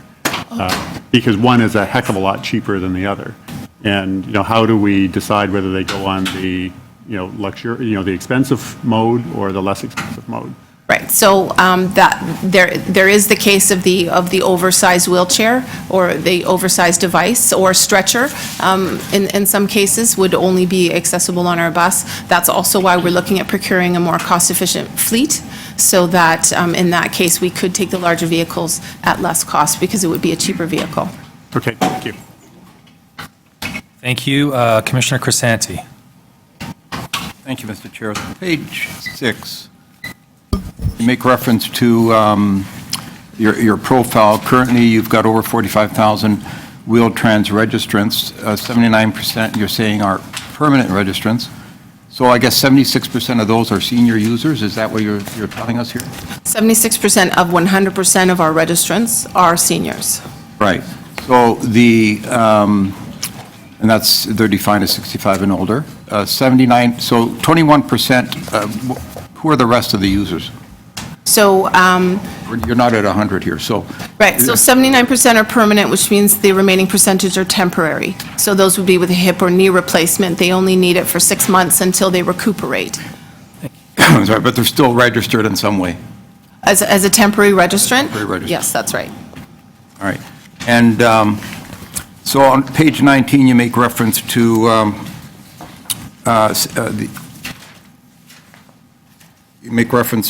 providing same-day service to the extent that it's available. So currently, it's 100% next-day service, or any same-day service available today? There's minimal, there's a small percentage of same-day available. It's all about the cancellations that we might get in a given day, although a cancellation would be from a specific point A to a specific B. If we could fill that gap, absolutely we would. The goal is to run as many full vehicles as possible. But what needs to happen in order to accomplish a same-day service vision? So creating the capacity and creating the opportunity for shorter trips. So if someone's going from home a short distance to a subway station, it would be easier to accommodate than a longer trip, such as across the city, 30 kilometers, for example, tying up a bus for that full time. Is part of the problem currently maybe the aging fleet and the type of vehicles that you have? I'm not sure I understand your... In terms of providing same-day service, could it be the type of vehicle, it just isn't there yet to provide that, or the number of vehicles aren't there? No, I wouldn't say it's the type of number of vehicles that at a certain point it becomes that it's harder to multi-group journeys, as every specific journey is different. So to try to have a 30-kilometer journey and then add trips, that person on the 30-kilometer journey can't be on the bus for 2 hours, for example. We have a time limit that they're on. If we added trips in between, that could potentially leave them on the bus longer than they should be. Okay. You also contract out. You're not currently, correct? That's right, 72%. How much? Over 70% of our services provided by contract. 70? Yes. Okay. And on, you have your page 19, or page 32, you're saying new vehicle to replace the friendly bus in 2017. Well, first of all, I would hope all our buses are friendly. What's a friendly bus? So the photos that were there, I'm not sure that I have a photo here, but in the last presentation. So it's the big Wheel-Trans bus that we know. They're actually called a friendly bus. They are friendly too. All our vehicles are friendly. You're right. They're all great. Yeah, but it's called a friendly bus. So there was a budget that was determined to actually replace like for like. Those buses are approximately between $300,000 and $400,000 per bus. The proposal is to procure a bus that's around $100,000, give or take, with what additions and changes we would make to it. So the procurement of a smaller, more economical bus that we wouldn't need to keep as long with a 6-year life rather than a 10-year or 12-year life would save our costs. Is that bus you're referring to shown in the picture on page 32, that smaller one? Yes, it's a generic version of options that are available. And so roughly the cost of this is about $100,000 versus how much currently is? $300,000 to $400,000. $300,000 to $400,000. Wow. Yeah, no, I certainly agree. We've got to move away from these large buses. I mean, do you have a stat on how many times these current buses that we're using are actually full to capacity? So that's a good question. Our passengers per hour is about 2.4. During the middle of the day, we do have more people on the bus. 60% of our trips happen between 8 a.m. and 4 p.m. But then our statistics, if we average it over the 24-hour period, we, again, have 40 vehicles out at night, so that might be one person going to dialysis, for example. So we might only have one, and that changes our stats. But we're at 2.4 passengers per hour. So then I gather in your comments, you would agree that if we had the less expensive buses, we could put more of them out there and move people around, I guess, more conveniently by doing that and more efficiently, I guess, because of the cost. So it would certainly, our costs would be lower using the more economical vehicle. We could save on fuel costs, which is a big one. Certainly that was part of our cost savings this past year, was the reduction in fuel prices. But it's also about that these buses become more flexible and we're able to use them in tighter, smaller spaces, doing the shorter trips. It's not economical to run the large fleet when we start to drop our trips down to under 5 kilometers on average. And what type of buses have you been looking at to replace these large monster buses? So we've looked at the ProMaster, we've looked at Sprinter, we've looked at MV1. So we've trialed a number of buses. ACATS has helped us with doing that. And of all of those... Okay, you're well over. Do you want to ask what last question here? Last question. Of all those buses that you're looking at, what is the least expensive to go with? Do you know that? I don't have that cost, I'm sorry. Okay. Thank you. Thank you. Commissioner Carroll. Yes, coming from the Disabilities Committee, I'm interested in the recommendations. It's talking about going forward. We've got to do a big consultation around this. So I'm wondering if it's going to go both directions. You can go to ACAT, you can go to the Accessibility and Inclusiveness Committee in the city, and there you're getting lots of representatives of the various users, but will there also be a broader public consultation? Okay, so it'll be very fulsome then. Then the other thing is, I'm wondering if you want to comment on Mr. Yule's presentation before yours, because the community bus instance that he talks about where it could pull up to a co-op and half the people who live in the co-op have no idea they're allowed on that bus. Is his solution something worth adding to the things you're going to examine?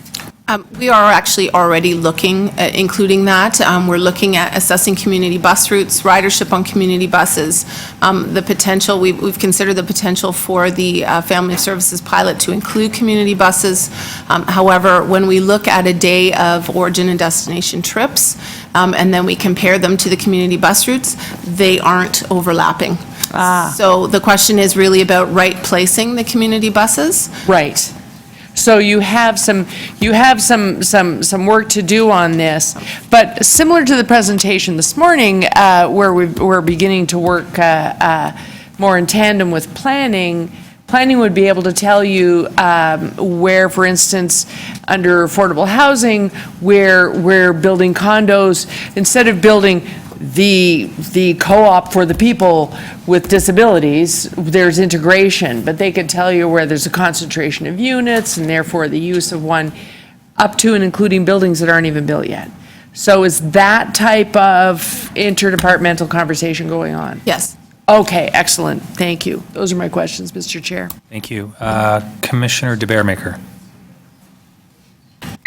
Thank you, through you, Mr. Chair. Could you remind me what the cost per ride is roughly between our friendly bus and the accessible vans and the sedans, just roughly? So roughly, a trip on the TTC provided friendly bus is approximately $50 per trip, and the accessible sedans, accessible taxis and sedans is $20 to $25 per trip, so roughly half. Okay, and you mentioned one of your last slides talk about shared ride technology. Isn't that called Uber? It's called, here's a name. Yeah, but it's an app. It's an app. Pardon? It's an app. Bridge is another provider of this service. Okay. It's not non-qualified or non-licensed drivers or vehicles.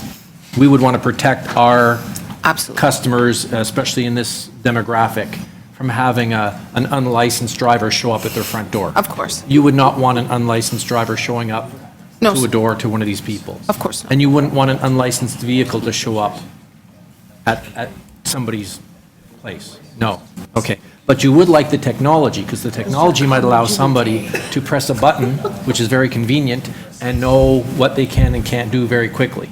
The technology would allow them, if they felt like going somewhere, they could see if there was a vehicle passing by the area, or even indeed coming to their complex, that they could hop on it. And that means a lot of freedom to a lot of people. That's right. Because right now, if I want to visit my friend Joe's house, I have to decide a day in advance I want to visit him. That's right. And make arrangements. That's right. Whereas if I find out he's having a party and he didn't invite me, That's right. in the future, I might be able to pop over there, That's right. That's the goal.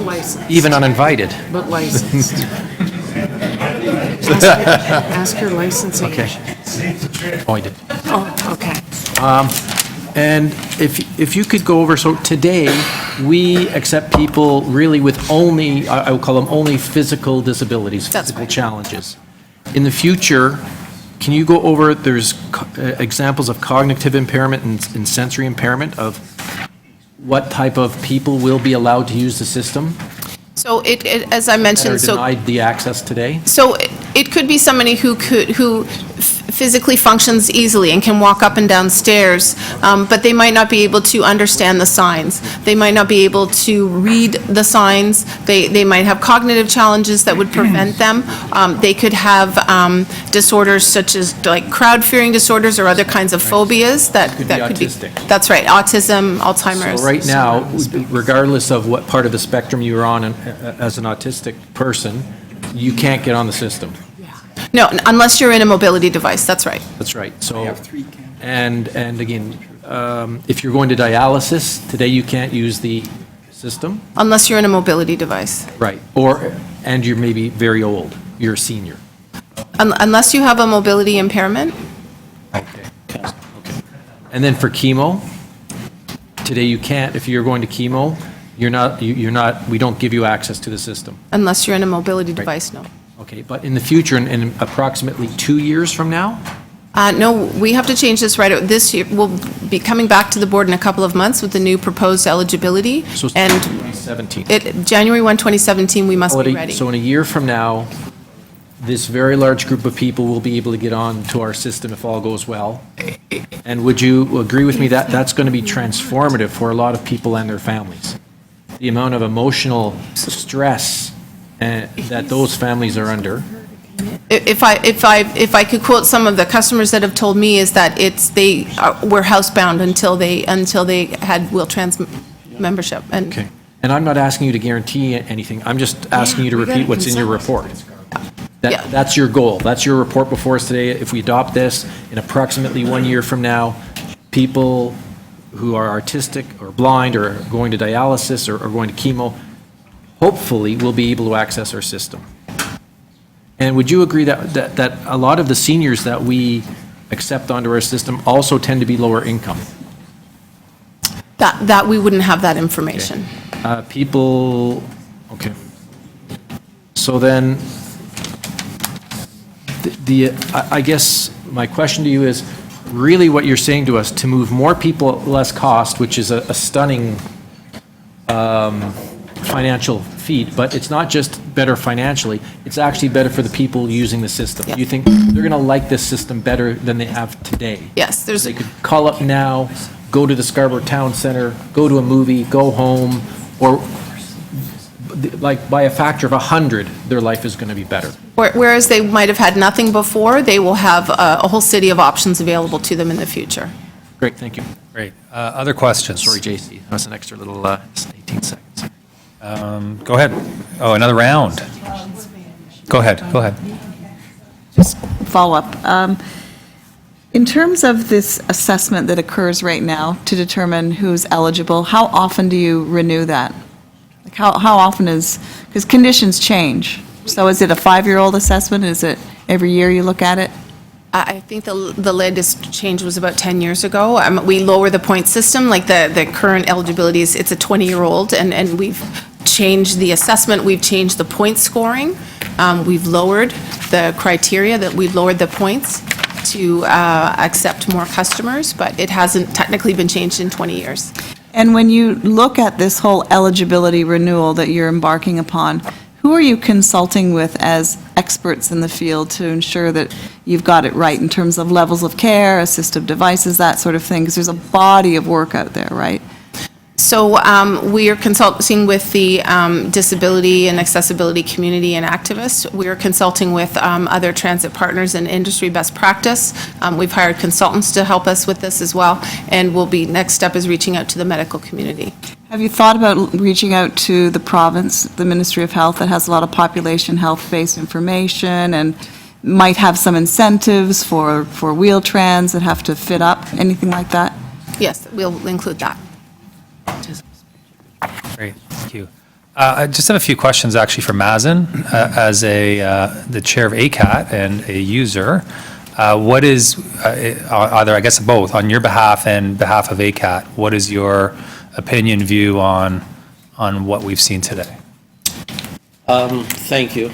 Well, ACAT really agreeing with all the new changes that is coming, because we saw that far before that Wheel-Trans is not a sustainable services, because there are more people coming on, people getting old, and eventually that system cannot handle. So you must have two things. One is run a conventional system parallel to that to assist, to pick up the tab, and also change the eligibility criteria, which is we have to do under the AODA.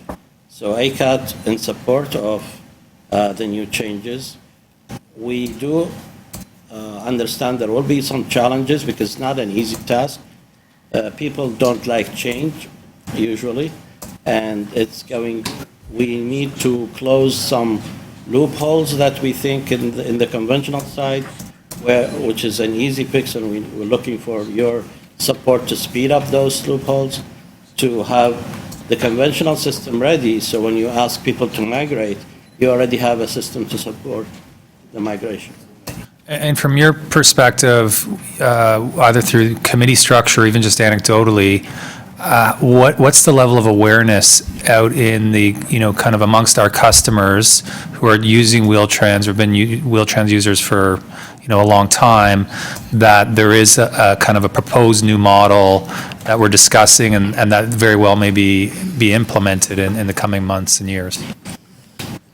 I must admit, there will be some people who have that fear of the change. I witnessed when we changed the eligibility criteria in '96, I believe. A lot of people, panicked. A lot of people are not eligible anymore. So that's possible, will happen. So we need to really break it down in a way that to make it, first, it's necessary, and it's for better. And we can highlight, if you tackle it from one angle, which is, it's an incentive really. Like as a customer who use Wheel-Trans, I can, instead of booking the ride and wait until the bus comes and all that, I can actually hop on the conventional system and use it in no time. If the meeting right now, for example, is finished at 1 o'clock, but I still want to stay, but Wheel-Trans will pick me up, I actually have to leave the meeting, where the liberty and the freedom of the rides when you want it is huge. If people recognize that, then I'm sure you wouldn't have problem. And it's just maybe having the tools available for them, education, maps, apps, all these in place, then the easy transition will be happening. Great, thank you very much. To speak on the matter? Yeah, sure. In regard to, when you look at the changing demographic of the rider, and most of the ridership increase is due to aging ambulatory riders, what is the definition of ambulatory in Wheel-Trans lingo? So right now, the definition is that they are walking, but with a cane or a walker, or perhaps they need a foldable wheelchair. Okay. That's the definition of ambulatory. And so has that always been an acceptable criteria under which Wheel-Trans accepts those riders? That's been the criteria as far as I'm aware. All right. So, and the reason why we take them as riders is because they're unable to use the conventional, or a judgment is made that they're unable to use the conventional TTC. Part of the assessment test includes a step test, which mimics walking up the steps of a bus when we used to have high-floor buses. So it's how well can they walk up and down a set of stairs is one of the tests for them. How long can they stand in one position? They're observed what their gait is like, how they walk. And then questions like, do they get around their home? Do they use their mobility device just to walk from the kitchen to the living room, for example? So it assesses their ability, how well do they move about? Because if someone's unsteady on their feet, it might not be the best to put them in a busy subway station. Okay, thank you. Okay, to speak, Commissioner Carroll? Yes, just briefly, I really appreciated having the advanced presentation of this. I think when we're starting the thinking around something so huge, and before we help out by attending the consultations, that we have a really deep understanding of what we're going to be putting before the community. I asked my questions about consultation because I think we need to see a greater connection and more talk between ACAT and our own accessibility and inclusiveness committee in the city. They overlap because every member ends up being there as a Wheel-Trans user. And so Mazen comes and sits there listening to them struggle with exactly the work that ACAT does month in and month out, and we try to connect them.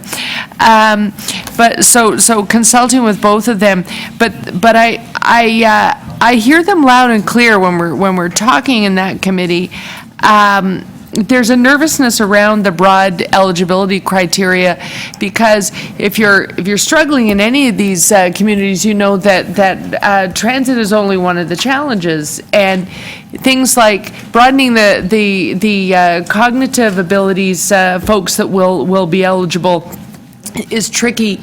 It can take you 3 to 5 years to finish your argument with the federal government over where you stand on the autism spectrum to get a disability tax credit, let alone figuring out which ones we're going to put on Wheel-Trans.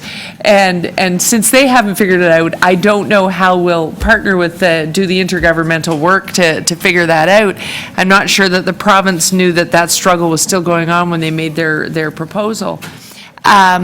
Likewise, I think we'll have to deal with some are nervous when they see anyone receiving medical treatments like chemotherapy and such, and they panic because sadly they're a tremendous number.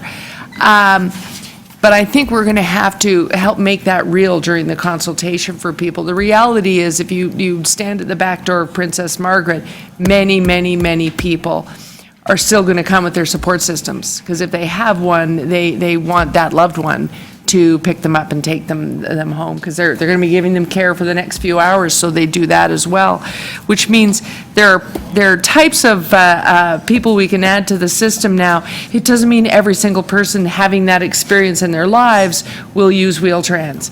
So talking a little bit about where the risk and advantages of use are and what the take-up might be, I think will help people wrap their head around expanding the eligibility. And I think if we can include that in the consultation, we'll be able to have a calm discussion in any of those rooms. Those are my comments, Mr. Chair. Other speakers, other commissioners? Vice Chair Heisey. I'd just like to speak to the motion that I was going to put and explain my thought on it. So one is, the federal government's looking at capital items, I think, that are ready to go, and so if we're more ready to go than less ready to go, it might be a good idea if we could tell them how we could advance our spending on accessibility. The second thing was, if we can't get any money from them, maybe we can make a business case for advancing it, because we're going to save money in the short term that would more than pay for the accessibility advancement. So I think it's an important thing for us to dig down in and get a report back on. That's it. Others?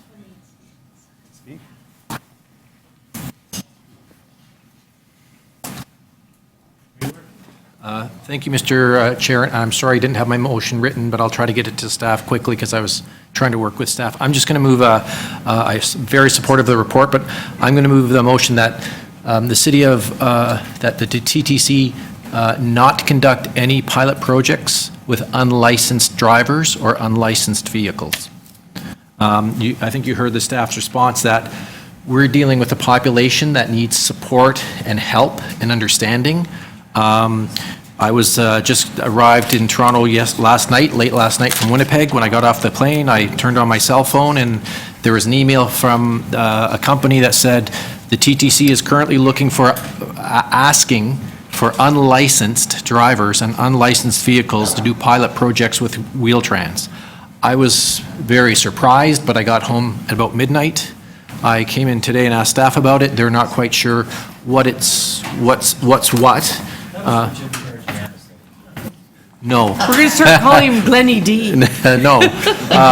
So I just want to make sure that, that I do not think that we should be using unlicensed drivers or unlicensed vehicles to pick up the most vulnerable population we have in the city of Toronto. So putting that one concern aside, I do want to really thank staff for a report that will change the lives for the better of tens of thousands of people. I used to worry a lot about what was going to happen to our Wheel-Trans system, because I felt also that it was unsustainable. And that's with the current system, never mind with this mass migration that's about to come into our system. And I think the mass migration into the system is going to be liberating for many, many people. And from my perspective and my experience on this council, many of the same people who drive our Wheel-Trans, they're not all lower income people, but a lot of them are. Because if you have these challenges in life, if you're sick, if you are either laid off or without a job, or sometimes you may never be able to have a job. Some people have jobs, but the jobs they have, there's systematic problems challenges that they face. That means they will not make as much money as us. So not only will we make the lives for those individuals better, the individuals that we're helping happen to be a group that not only have physical and/or cognitive difficulties, but they have financial difficulties as well. So for our staff, I mean, I was thrilled when I saw this report. My guess is probably your reaction was very similar. For our staff to figure out that it's the first mile and the last mile. We're spending a lot of money on big friendly buses to take people long distances. If we can actually take people on perhaps smaller vehicles, but smaller vehicles, shorter distances, and use the existing infrastructure we have. So that if you're in Scarborough and you're getting the bus, it's only taking you to the Kennedy subway station or somewhere that's accessible. And then you can go up to Don Mills if you want, you can go downtown to St. Clair if you want. You can do the system, and it's actually going to be better for you, because instead of having to wait at the Eaton Center, and if you miscommunicate or misunderstand, or you're just a few minutes late because of the elevator was crowded and you couldn't get up the elevator as quickly as you thought, you'll have a little sticky at the door saying, "Sorry, we missed you." That is a huge inconvenience. I think for the users of the system, for the people who can, they will love it when they can actually move around the system any way they want, and when they finally get to, say, Kennedy subway station, 1 mile from their house, that's maybe the most challenging, there'll be a nice, qualified, licensed driver that picks them up, that respects them and takes care of them and escorts them to that last mile to their home, to the people they love, I think is transformational. So thank you. Thank you. Yep. What is the definition of licensed and unlicensed? If somebody's driving a vehicle, presumably they have a license, but there's a specific license you're referring to? Yes, all the drivers we use today and are licensed drivers. They have to be certified by the City of Toronto. They have to have security checks. Yep, they have to go through training. A livery. And same with the vehicles. So, and just for your information, we have now told all the ambassador drivers, we're telling everybody to migrate over to the TTL. Okay, so, okay. So they all have to have accessible vehicles. So at the same time as we're telling 500 cab drivers, you have to have an accessible vehicle, we're now not going to use you. It's not a wise course of action, in my opinion. Other questions of the mover? Yep. Commissioner Heisey, Vice Chair Heisey. Councilor DeBaremaker, we don't have enough capacity to deliver service to on less than we have this no call where people aren't picked up and they have to call 24 hours ahead of time. If we have, why wouldn't we examine other opportunities to fill service that isn't being met right now? Through you, Mr. Chair, I think we are. Order, that's not clarification of the motion. You said ask a question. Well, I guess the intent of my motion, to clarify my motion doesn't stop us from using more economical ways of helping people, like at $25 a trip versus $50 a trip. What it would say to our staff is, do not use unlicensed drivers. I mean, we've got to act responsibly, and there's no way I would support us sending an unlicensed drivers to anybody's house. This should not be part of our documents at all. Others to speak or to ask a question of this mover? No? Okay, I'll speak. First off, I'd like to thank ACAT, because they do a lot of work on these issues, and of course our staff drives it, but they're there to test things, be a sounding board, participate, give feedback, And they certainly know and are closer to these issues than any of us are at this table. And I think that input is invaluable. And I think we should thank them for that. And one thing is, there's a lot of change coming, and I'm sure, as Mazen pointed out, that some know about it, but some don't. I would really encourage commissioners who have not attended one of the accessibility forums to make their best effort to do so. And I'll tell you there'll be things that we didn't think about in this debate and discussion here today that will come up in those forums.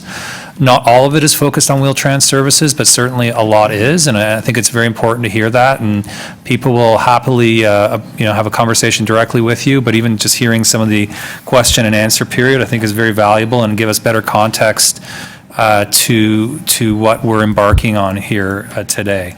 I also think that we should support Vice Chair Heisey's motion.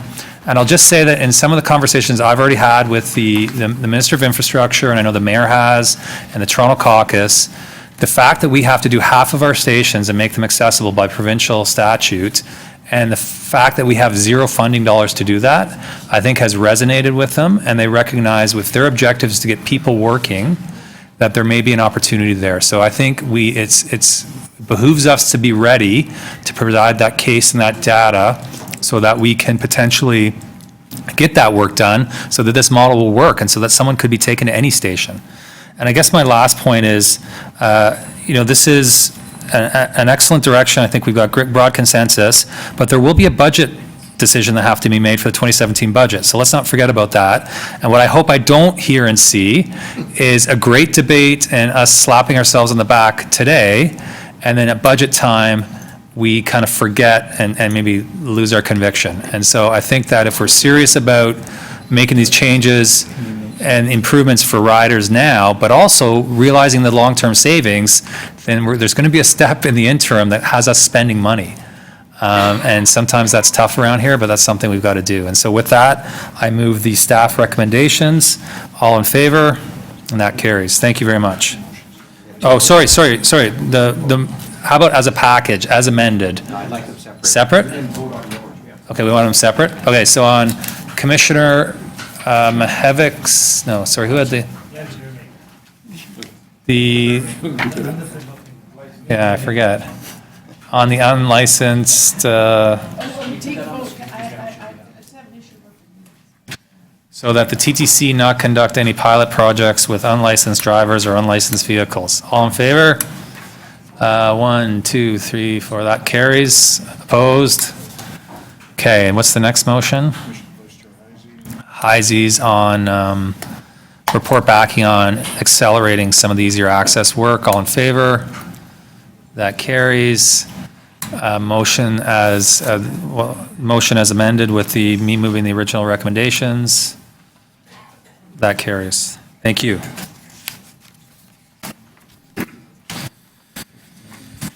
Okay, so what we decided is if, Mr. Chair, just before you go on to the next item, as a point of order, I always start out with the intention of going to an ACAT meeting, but often, if I go into the TTC website, they're listed at the side, but I can't click on it and find out where it is, when it starts, and sometimes the link is live and sometimes it's not. How do I get to the agenda? How do I get the details? Could we be notified as commissioners? I have an idea how to address that. and this is not board business right now, so we can do all that just point of offline. order. Okay, that's great. Yeah. We'll, No. Well, so I know that it's not a point of order, but I was just trying to bring the entire commission meeting to a halt is what I was really trying to do. Because we are given this not so gentle reminder because I know the chair wants us to attend ACAT. So I would be happy to have that resolved offline, but I'm never Needs going to to be get there resolved. because I have a website problem. Yeah, perfect. So with that, we're actually, our next item is the ACAT minutes. And if, before I move those, I could just ask Mazen, if you can just give us a couple highlights of what you last discussed at your meeting before we adopt those minutes.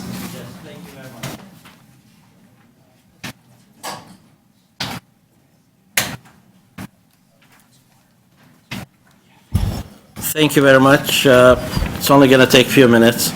The highlights we chose, well, first of all, ACAT would like to thank the TTC board members, Maureen Adamson and Ron Lalonde, for attending the December ACAT meeting, which is great.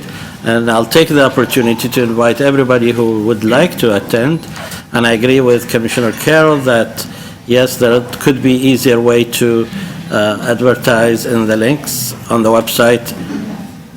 Just to let you know, tomorrow is ACAT meeting anyway. What time, where? 1900 Young, 7th floor, 1 o'clock to 3:30. Perfect, there you go. Thank you. Also, ACAT recently recommended that, this is a little bit important, back to the loopholes that I mentioned earlier. ACAT recently recommended that data for stations currently in the easier access upgrade stream be collected for the review to determine if any corrective measures are necessary before the stations become accessible, and that all easier access station designs take the gap data into account when planning the station upgrade.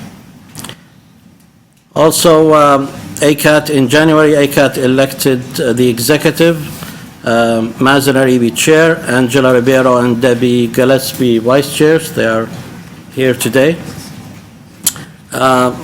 Also, recently, ACAT has members represented on various committees, such as the Disability Access and Inclusion Advisory Committee, the Accessibility Advisory Panel for Transportation Services for the City of Toronto, the Platform Edge Door Advisory Committee. In addition to ACAT members have been represented on the following committees for some time now is TTC Customer Liaison Panel, Metrolinx, Eglinton Crosstown, and the Transit Fare Equity. In conclusion, at ACAT, we believe these appointments to other committees outside of ACAT are due in part to the TTC CEO and the TTC board commitment to accessible transit. And ACAT sincerely like to thank you for that. Thank you. Thank you very much. And with that, I'll move, we approve the ACAT minutes from the December. You can have staff. Oh, okay. All in favor? Thanks. So that now moves us to kind of the third in this grouping of items, and that is the 2016 Accessibility Plan Status Report. Questions of staff?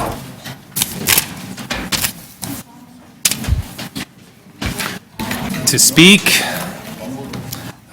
Commissioner Crisanti moves the staff recommendation. All in favor? That carries. Okay. We now move to item number 9, and we have a deputation. This is on the procurement authorization around CAD-EVL.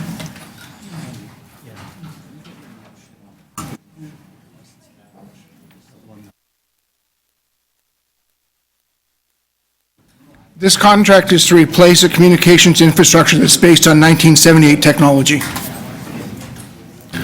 This technology is older than our streetcars, and we're already replacing those. It is basically slightly more advanced than two cans and a very long string. It has been known to track streetcars moving through Humber Bay and not Humber Loop. Even now, it's routinely losing streetcars and showing a 25 to 30-minute gap at Queen and Roncesvalles, even though the next car is less than 10 minutes away. It's a wonder our IT system can keep this system running. In order to have a modern TTC, it is important that our customers can know accurately when their next vehicle is arriving. There's been some concern that the recommended bid may not be the lowest bid at first glance. Last month, the TTC board set aside another $400 million for potential contract disputes over the new subway extension. These were likely the lowest bids. However, changes to the construction project, either by physical necessity or political changes, cost money, and this is where contractors make their margin back. We all know from our own cell phone contracts that the lowest initial cost for your phone is not the cheapest way to have and use your phone over the long term. It may be cheaper, the cheapest upfront now, but not over the long term. The more add-ons you add to the lowest price contract, the higher your total cost becomes. Overall, I like the way we did our RFI, request for information, before we did our RFP. This was done to help get the lowest overall price during the entire contract. Cell phone technology has changed significantly since the 1970s. The RFI process was done to try to build future-proofing into the contract at the lowest possible overall price for the contract term. Thank you. Thank you. Any questions? No. Thanks very much. So we'll move to the actual item. Questions of staff. Commissioner Byers.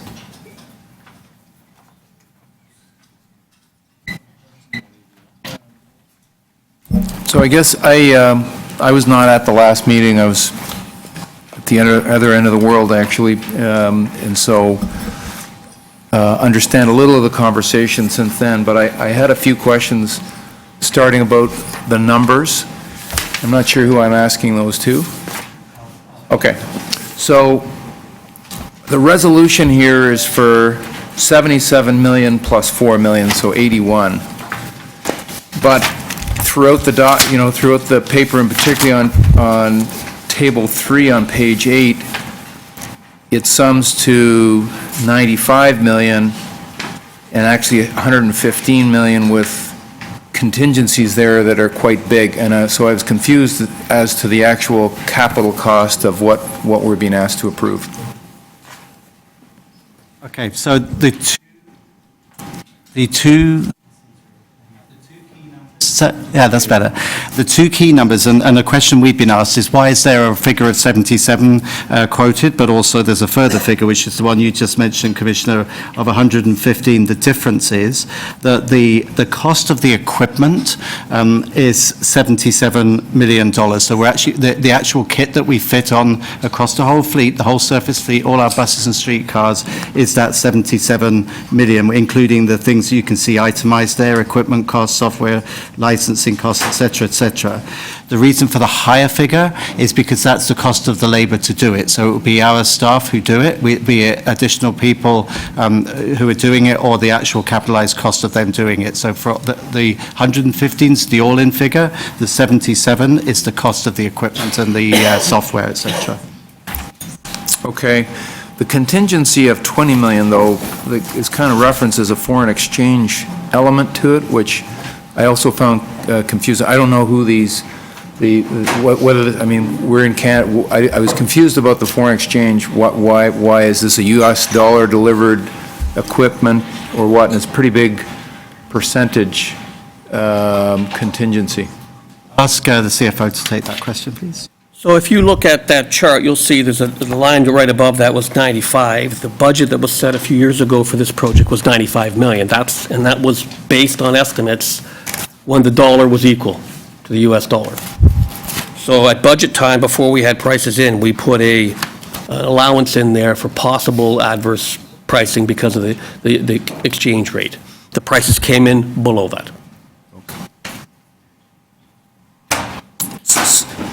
So you're not asking for the approval for that exchange rate? Today we're asking for 77 contract plus 4. Right. That was a budget provision. That's what's on table 3. That's the budget for it, the two separate items. So happily enough, the contract we have right now does not require that continuous I see. Okay. exchange rate. And, yeah, because that doesn't come out clearly in the material. The annual costs, I understand. So we're talking about a 10-year contract here, and curious, I noticed you did use IBI on the way through, and so I'll confess to having zero experience in IT procurement. I understand infrastructure procurement, but not IT. I'm worried that 10 years sounds like a long time in the world of IT. So was that IBI's approach and term here? The annual cost seemed to be about $1.5 million per year. So I'm just curious about that term, whether that's normal in the world of IT acquisition, that kind of thing. That's the advice that we were given by our technical consultants. I mean, it's on a slightly broader point, but still answering your question. We have really bent over backwards to exercise due diligence on this. You'll see not only did we involve IBI as a technical consultant, we also used a specialist legal firm to help us with the procurement, and we involved a fairness monitor. But the 10-year, for the life cycle, the 10-year, the business case that we make is set out so that we can look at what the cost would be on a 10-year contract, but also on the business case of a 20-year program, because that's typically the life cycle of the equipment. That's the basis upon which we've done the calculation, because you'd expect the life cycle to be more than the contract. Okay, and at root of it, again, and I guess lack of experience here, and I don't know whether the TTC has done this kind or scale of IT contract before, or whether this is kind of the biggest. So I'm just looking for, the management team to convey the confidence that, they've got this, we've got the horsepower internally to pull it off. This board has been presented with capital budget changes and whatnot, and so this is the next one, and we just want to get it right. And so at root of it, Andy, that's my fundamental question. So absolutely. So we believe that it has to be a big IT project because you're talking about so many vehicles. I mean, just a bit of information for you. The STM, which is Montreal's transit network, in 2012, they installed this system, CAD-AVL. It's a smaller fleet, but that cost them $90 million, and that was back in 2012. We're buying a proven product, so it's been installed elsewhere, so that was another part of our due diligence. We went to visit foreign metros or other metros to have a look at what their experience has been. We saw that the equipment works. And in terms of the grand scheme of things, another very big, if really in many ways IT project, or it's kind of linked, is our automatic train control project, because obviously you have to have IT to drive a signaling system. That's huge. And one of the lessons we learned from ATC, and you guys agreed to it, and I'm very grateful to you, is initially, if you remember, ATC was set up of 3 contracts, which was crazy. And you listened to our arguments and you simplified it down. So some people have asked us, why are we doing just one package? Because the more interfaces you have, the more complex it is, therefore the more risky it is. So hopefully that gives you some assurance that we've really thought this through. We've gone the extra mile to make sure we've got the professional expert advice on this. We've been out and had a look at it elsewhere. We're convinced this is the right system. It's a proven product. But even though it's a proven product, this contractor has to go through a series of milestones. Until it works, they don't get paid. Other questions? Commissioner Lalonde? Yes. My big issue the last time this came was just wanting us to do the due diligence in quantifying the benefits that we actually thought we were going to get from this program. And I think you've done a good job of doing that in this update. I wanted to just make sure I understood the analysis that you did. And I'm focused on the $173 million of other TTC costs that you will avoid over the next 20 years. And I read through each of those items that added up to the $173 million. And my question is, it's presented in here as cost avoidance under an alternative option, which becomes therefore very unattractive. But when I read through the analysis, it appears to me as if those costs should also be eliminated versus our current operating model as well. So that when we reference taking labor out of the system for various features of this system, that should be labor that we're currently spending money on today. And so I wanted to confirm that we should expect over the next 10 budget cycles that we would actually achieve that $173 million reduction of expenses in those areas that have been enumerated. So we believe that we can do that. I mean, that table on page 6 is listing effectively capability that the current 1970s text-based system just cannot give us. So it can't give us things like efficient management of yards. You have to have people, human beings, handing out slips to basically say to crews where to find your your vehicle, whereas a modern system, that's all automated.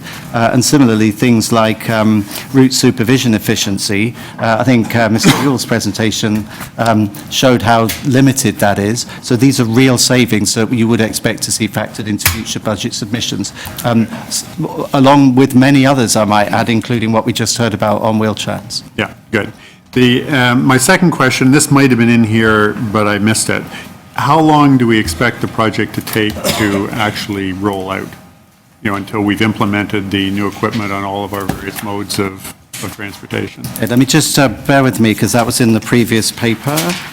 Although we do have our project. I might just ask my IT guys. Oh, here we go. Thank you. If you remember in the last meeting, and Commissioner, you were at it, I think, but just I was here. Refresh your memory, we had a table within the presentation that set out what the various milestones are. Again, the contractor has to go through these gates in order to get paid, so there's safeguards built in there for us. But what that would see is full completion by 2020 at quarter one, and that's driven by the rollout of the low-floor streetcars. So assuming that Bombardier don't slip any further, everything will be done by then. But there are plenty of earlier milestones like a mini fleet deployment so that we can test by quarter three of 2017, rolling out of the remaining vehicles by quarter three 2017, all buses complete by quarter four 2018, and all streetcars, legacy streetcars, complete by quarter four 2018. Now, I've said to my team already, and I'm always pushing the boundary on this kind of thing, a bit like we did with Presto, where it's coming in a year early. I still don't like those timeframes. I'd like to see us squeeze them, but we're not going to squeeze them at the expense of reliability, because you wouldn't thank us if we did. Okay, thank you. Other questions? Commissioner Min Wong? So my first question is, I think I asked this last time, and I was surprised I didn't see it. Is there a list of the prices for all 7 bidders, all the bids? Did I miss that? Commissioner, we'd have to do that in camera, were we to have that discussion. So did they list them, but not the price? Yeah. That would be commercially confidential. Yeah, this wasn't the highest bid, right? It was clearly not the highest. Clearly not the highest bid. No, it was significantly lower than that. Oh, pardon me, it wasn't the lowest bid either. It was not the lowest bid, but remember, you got to meet us. I understand, no, you don't have to inform me, right? Trying to- Not the lowest, On but an RFP the process, I best get that. on combination of lowest and quality and risk and known product. Well, I'd be kind of curious to know what the spread is from the lowest bid to where this bid was. So again, we can do that, but we'd have to do that in camera. Okay, so, and then the second piece that I wanted to know was, is it $4 million here contingency? Is that what it is? Recommendation number 3? You're adding $4 million to cover costs? That's over and above the bid? Is that an add-in afterward, or is it just a $4 million cushion? Authorize an allowance in the upset limit of $4 million to cover costs? It is as stated, I think, would be my answer to that. Well, so maybe so is that an additional $4 million that wasn't part of the original bid? Have they asked for an additional $4 million?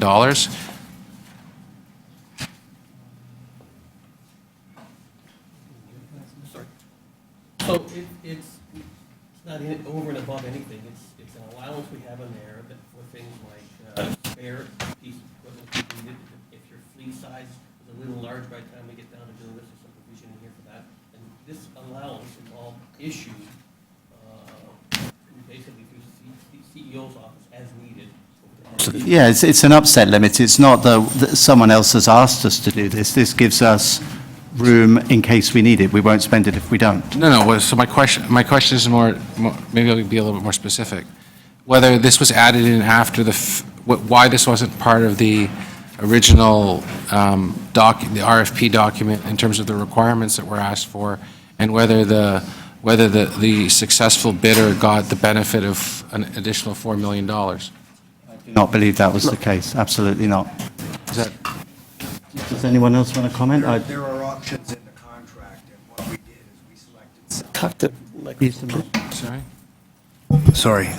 There are options in the contract, and like most of our other things, we do include a contingency because those prices are valid going forward. So some of those options that we may or may not have taken now, as we move along in the design and the implementation, we can take advantage of that optional pricing included in the contract as well, through that contingency, which is similar to what we did on the vehicles and the light rail and the buses. And is it true that they're finishing longer than is the project for them to finish is taking longer than we expected, or is their completion date longer than the other vendors? No, I do not believe that's the case. I mean, as I said, I would like it to be done more quickly because it will bring such huge operational and customer benefits. But there's a tipping point between speed of implementation and the benefits that brings, and rushing it and getting your implementation wrong. So we believe that the timeline that I just flashed around is achievable, and that is acceptable to us. Okay. And was it so there were 7 bidders, yes? 7? 7, yes. Yes, that's correct. And so was this bidder far and away the big winner, or did it win by a couple of points? In camera? Is that in camera? Can we answer that? Or is From a qualitative evaluation, which was 75% of the entire score, they were by far and away the leader. When you factor in price, the score between the first and the second is much, much closer. The second bidder would have been the 4th highest qualitative score. So to go to an earlier question, you're trying to get it right. You're trying to make sure that you get measure quality and price, which is how the formula was set out. So, we've been down the road before of cheap not necessarily meaning good. And so we wanted to get that balance right because this is a generational investment. So we wanted to buy a system that has the quality as well. sure, expensive doesn't necessarily mean good either. Absolutely, which is why it's not the most expensive. But it was it was a close, the score was close. They was not that far apart. They're not all stupid. Pardon? Sorry. No, there are, one of the reasons why we chose this is that it's a proven product. Think about hybrid buses. We don't want to go down the guinea pig road again. Can I just, before I know there are other questions, Commissioner Min Wong, do you want to go into camera on this? Only if others do. Okay, so let's see what other questions we have, and then we can decide. And if so, then we'll table this one and go to other matters in public so that we can the room doesn't have to wait for, if they're here waiting for another item. So, Commissioner, Vice Chair Heisey. So what other cities have rolled out this new system-wide in one go? Can you tell me any large cities that have done that? Larger markets, Chicago, Montreal?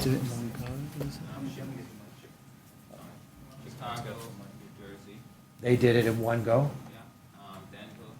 And what kind of money, just range? Were there contracts north of 50 million?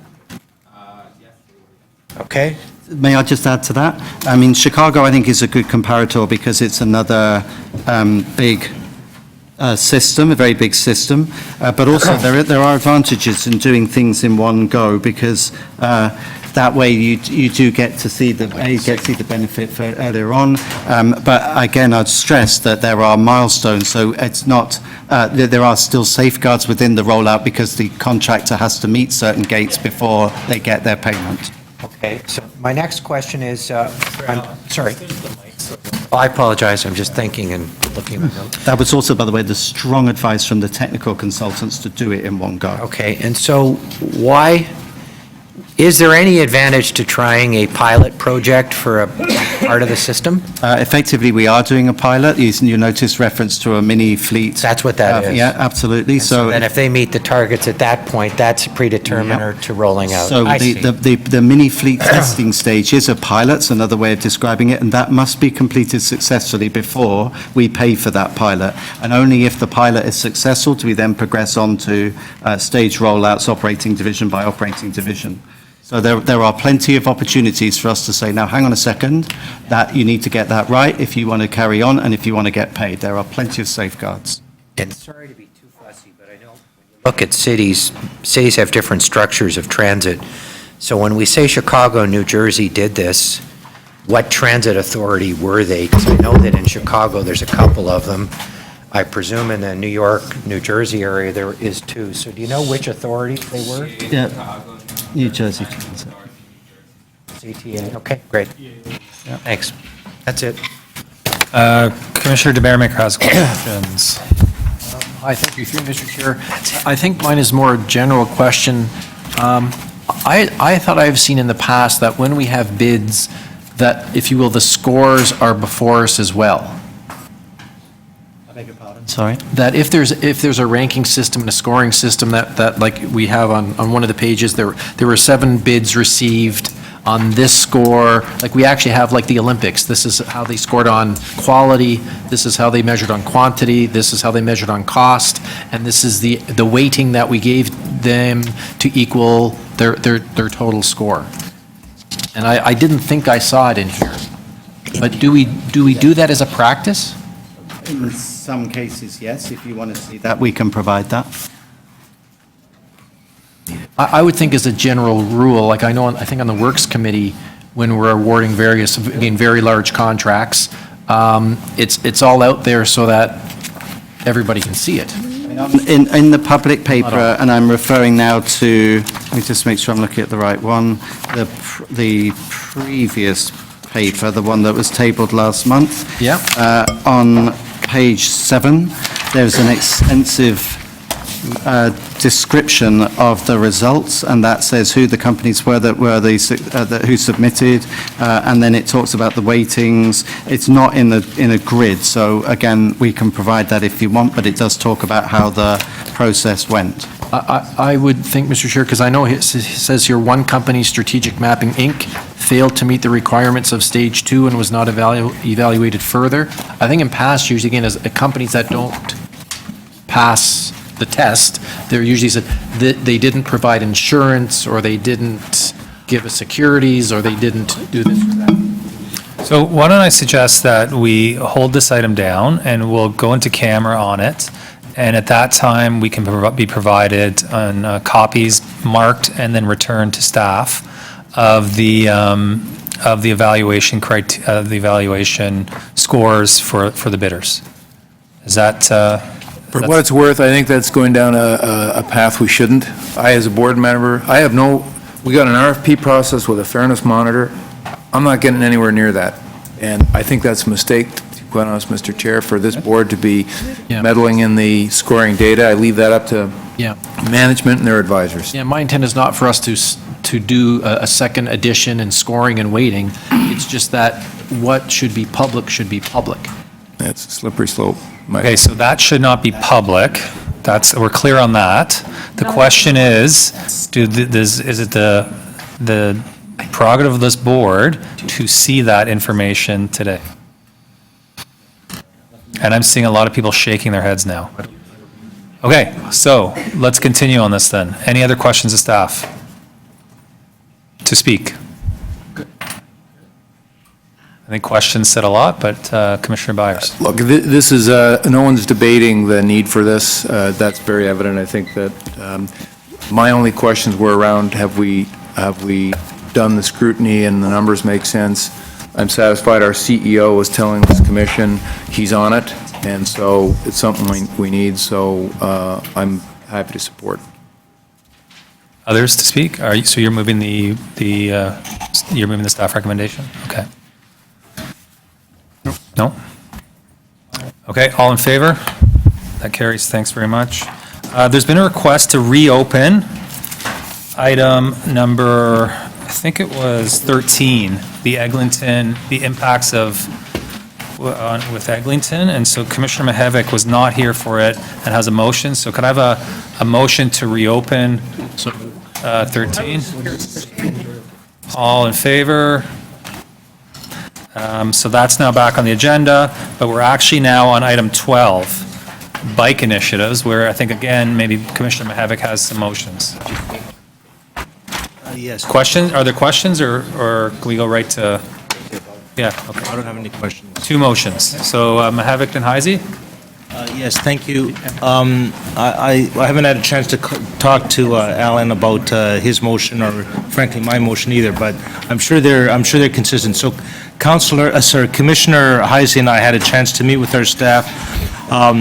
This is the motion that my notes from the meeting suggest is where we got to go. But just to brief colleague commissioners, if you go to any subway station right now and go on the outside, you'll see bikes attached to fences, hydrants, trees, anything that is in any way solidly attached to the ground or semi-solidly attached to the ground. I think the history of us on this issue has been the Transportation Department or right-of-way management have looked at the TTC, and the TTC has looked at right-of-way management. So when querying staff on how much resources they have basically to do the job, that is to look at the 69 stations that we have and say, okay, let's develop a strategic plan in consultation with the city, which is also doing a strategic plan around bicycle infrastructure, and make sure the two are married. We do not have the resources there in place right now. So the suggestion with this motion is to ask staff to report on what the resources are necessary, and use 2016 to look at a bike parking strategy at subway stations, and then whatever else is necessary beyond. The underlying rationale for this is that I think we all note that there has been, at least in the downtown area, and more also in the suburban areas of Toronto, but certainly in the downtown area, a fairly dramatic modal shift that has occurred between people who are driving bicycles now versus what they were driving even 5 years ago. And so we need to figure out that intermodality piece with public transit. We're good on the bus side of things, that you can basically put your bike on the front of a vehicle. But one of the gaps is bike parking, and there may be other gaps that a team with adequate resources can figure out, and that's what this motion tries to do. And so basically, the staff will report back if this goes forward on a dedicated bike plan staff team that can undertake this work. Questions of the mover from Commissioner Carroll?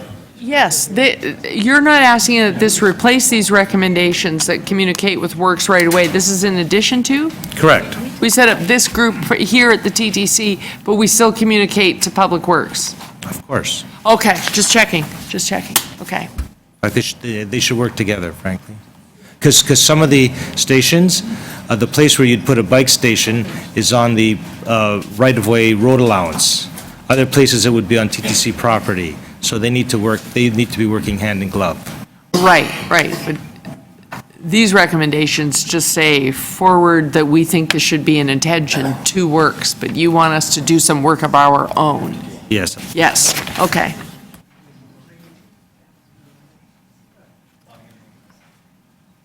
It should have been called bicycle because it could be misconstrued as a motorcycle.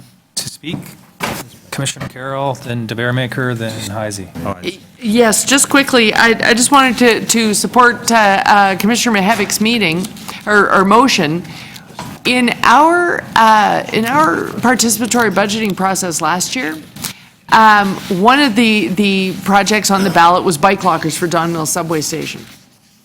And I thought, well, this will be an interesting division, because when you start to if you do a PB over a wide area, and this was a ward-wide process, some seniors come and they want certain things, and some teenagers come and they want certain things.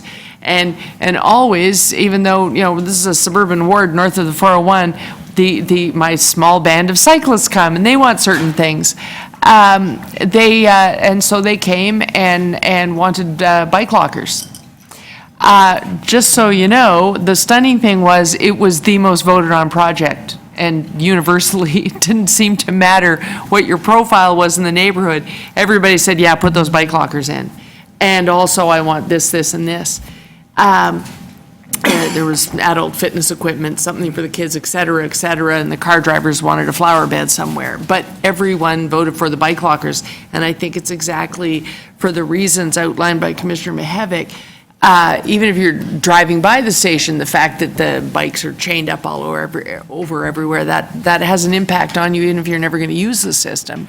But the users of the system desperately need it because they're doing the chaining up of the bikes and then actually saying a little prayer all day long at work in the hopes that it'll be there when they get back. Thank you. Commissioner DeBeermaker. Heisey's got a motion, so.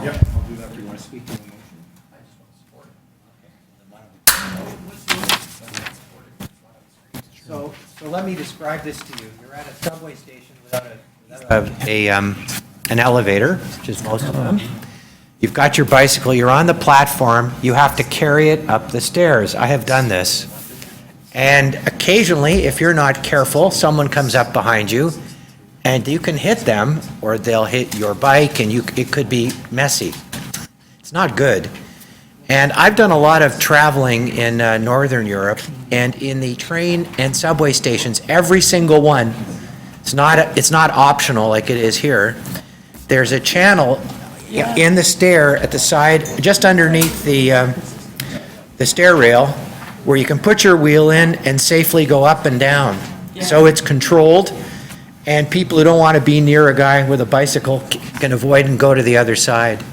So I actually wrote a letter to the chairman of the TTC about 10 or 15 years ago, bringing this up, and they initiated it on, I don't know which one it was, they initiated on new stations. They're now doing it on new stations as a result of my letter. But the reality is we're waiting a long time to get it done, and I think there's a safety issue at risk. And I'd also say that there has been a sea change in the city on the use of cycling. I've been riding downtown for 40 years, year-round. And the difference between now and 10 years ago is night and day. On some bicycle routes, there's as many bicycles on winter days as there are cars. It depends on the road, but it's remarkable what's happened.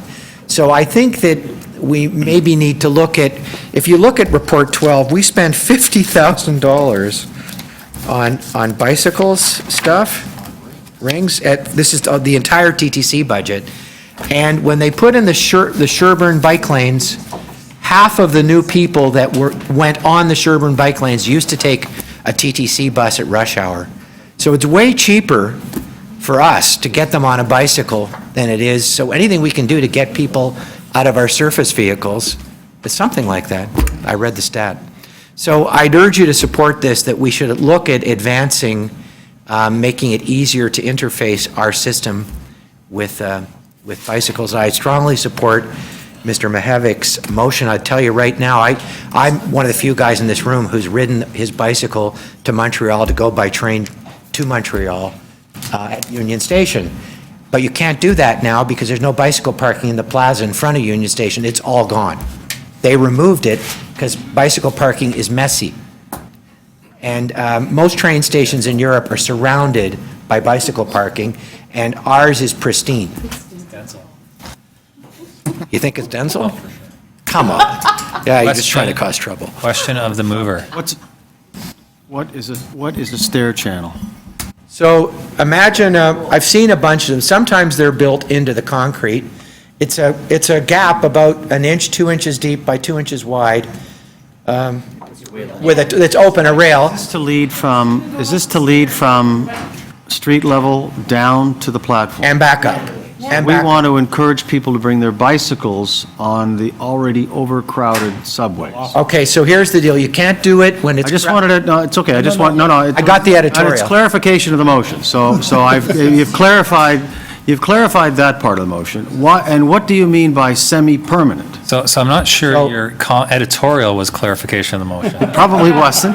So I tossed it in. I got a point of order. So I guess I'll put it into car terms. Point of order, Mr. Point of Order. You can drive a Chevy, or you can drive a high-end BMW.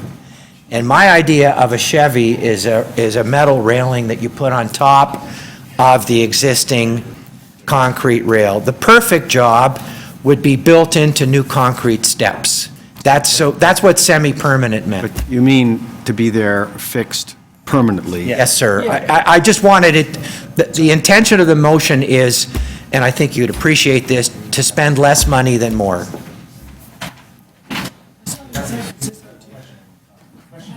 Is this to prove a point, or is this, okay, okay. It's to illustrate a point. Clarification of the motion. When would this track be used? Would it be used during the peak hours when there's no capacity on the subway? You're not- Or would it be used during off-peak when it's already allowed? Well, I'll tell you when I take my bike in the subway system, it's to go to parties on Saturday night. It's with my wife. It's to take my family on errands on Saturday afternoon. You don't go at rush hour because one is you're not allowed to, and it's against the rules. It's prohibited. Perfect. But the second reason is it's unpleasant to have the bicycle because you're in people's way. Okay, so do we want to, someone wants to speak to this? Commissioner DeVermaker. I'd love to, but I've already... No mention of Scarborough, please. I'll support all of it as a package, and out in Scarborough, people are surprised. I give you one rule. That along Steeles Avenue, there are bicycles everywhere. You know, why are there bicycles here? And it's because people in the 905 belt ride their bicycles down from where they live, a kilometer or two, to get to Steeles Avenue to get our cheaper bus fare and to get a better system. And the challenge with that is that if you have a $500 bike or a $1,000 bike, it's not going to be there when you come back after work because people steal them. That's why most people will use, most cyclists that I know will use bikes that they call beaters. They're pieces of junk that are uncomfortable, they're so ugly and crappy that nobody will steal them. So cycling is changing, even way out at Steeles Avenue. You can't get much further from the core than that. We need those bike lockers at a minimum. When you leave in the morning, if it rains, your seat is wet when you come back. Sometimes people going by, they're just vandals. They'll kick your spokes out just for fun. Or they'll rip off your brakes just for fun, or your speedometer. So certainly in a couple of the stations where we've had big impact is where you can actually walk your bike inside a garage or a storage facility where it stays warm and it stays dry and it stays protected from people who want to steal it. That's what we have to move to slowly. I encourage everyone to support this because it's a baby step forward, but it's an important baby step. Thank you. So as a package, all in favor? Yeah. Okay, please do. Deeply hurt. So he's going to support it. So I welcome the motion from Commissioner Mihevik on improving the ability of riders to leave their bicycles outside the stations. Okay. However, I think that our staff has enough to do without dedicating time to review the feasibility of introducing stair channels so that people can bring their bicycles into the station, which is an added cost, it's added time, and I'm reticent to add anything to the workload of an organization that has no end of important priorities. So you would not like to take them as a package? Okay, so Commissioner Heisey's amendment, all in favor? That one carries. Opposed? Commissioner Mihevik's amendment, all in favor? That carries. Item as amended, all in favor? That carries. And we're on to item number, which is reopened, number 13, which is Eglinton. Thank you very much. Sir, are you inviting me to speak, Mr.? Yeah, please. Thank you, okay. I'll start your time. Thanks. Mr. Chair, I do have a motion here, and I'll tell you why I'm moving it. So the report before us basically was first asked for in anticipation of the Eglinton Crosstown. There will be changes on the Eglinton Crosstown all along the route. There are two places that I think will require more in-depth analysis. One is Eglinton and Yonge, because Eglinton and Yonge feeds, it's got to be 10 different bus routes. And so some thought will have to be given to that particular location. I don't know that location perfectly well, and I know there's all kinds of development potential, so I suspect that revisioning that interchange will be the subject of a report. What I'm asking for with this motion is to look at Eglinton West subway station, what's called Eglinton West now, what will be called Cedarvale Station later on, with the same point of view. There are now 3 buses that go in Eglinton West subway station. One is, of course, Eglinton. Second one is Oakwood, and there will be an Oakwood station that you'll be able to go do this kind of loop around, and so you don't have to go into Eglinton West. The third bus that goes into Eglinton West subway station is the Marley bus, and there's a way in which the Marley bus can drop off passengers in front of the station and then go back up Marley, which would mean that if you did those 3 things, the subway station, the surface level where all the buses are now, would be superfluous, for buses anyway. If that is the case, it would be better for us to know that earlier rather than later, so that we, and perhaps our planning department, and perhaps parking authority, and I'm not sure who else would want to be in on it, would be able to look at that station and say, okay, these are now some possibilities here. So I'm suggesting that that work be taken, what will that station look like in 2021 from the point of view of buses? And if buses aren't going to be at the surface level, then we need to, it would be good to know that, and then that would kick off some other planning processes. I think it's possible.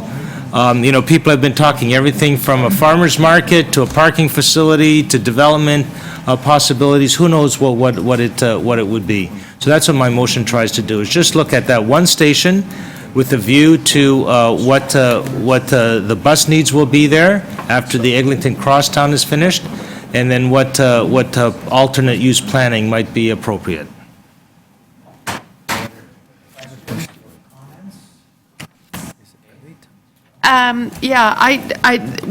We know that there's a lot of consultation coming later on. Yes. I would just ask, and I'm not even going to move a motion about this, I'm just going to now continue to whine about it for the next couple of years whenever I am in the company of TTC staff. Some of these are going to be really revolutionary changes. And one of the challenges we have in selling people on LRT lines and the rapid transit lines is they haven't wrapped their head around how their lives will change with those lines. Right now, anywhere in Scarborough, anywhere where I live on the boundary between North York and Scarborough, our life is about getting on a bus and taking 30 minutes, 40 minutes, 65 minutes, depending on where you are, to get to Yonge Street. If you go over to the spacing store, you can buy T-shirts for these famous bus routes. You can buy the Lawrence 54. You can listen to a Shuffle Demon song about that bus route that has never changed in my entire life. And it's now going to revolutionarily stop going to Yonge Street. It's going to go down Don Mills Road and take me to this new bus terminal. And because we're having trouble selling people on the rapid transit lines because we haven't yet really ingrained in people's mind that the other good thing about these lines is that your bus travel is going to revolutionarily change. So if when it's time to do the consultations, we put a black and white, dry as dust, nothing but text ad in the North York Mirror saying you should come to a bus consultation. 12 avid transit nerds will come to the meeting, and the people whose lives are going to change won't go to the meeting, won't know, and local councillors will have the huge task of explaining to people that a 70-year-old bus route called the Lawrence 54 just changed, and everyone will be mad. So I'm hoping that it's kind of like Eglinton Connects. When we start really consulting on these routes and really flagging the change for people, it's got to have pictures, it's got to be bold. We need to spend a little money on this, because selling people on the crosstown, Metrolinx will do. Selling people on all the other changes, we're going to be stuck doing that ourselves. And it's got to be bold and brilliant in its execution. So I'm just going to start whining about that now and putting you all on notice, and will do for the next 2 years.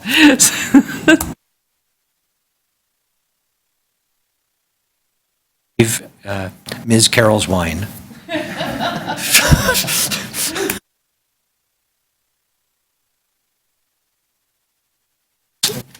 Deputation, Mr. Yule. And Mr. Yule, I hope, given the nature of the item, that you can keep it to 3 minutes. I can do that in less than that. Perfect. You're thinking the way I'm thinking. I support this, oops, sorry.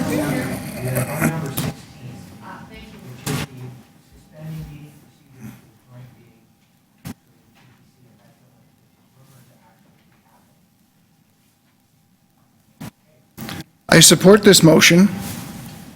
After all, the TTC moves more passengers a day than all 5 of these transit agencies combined.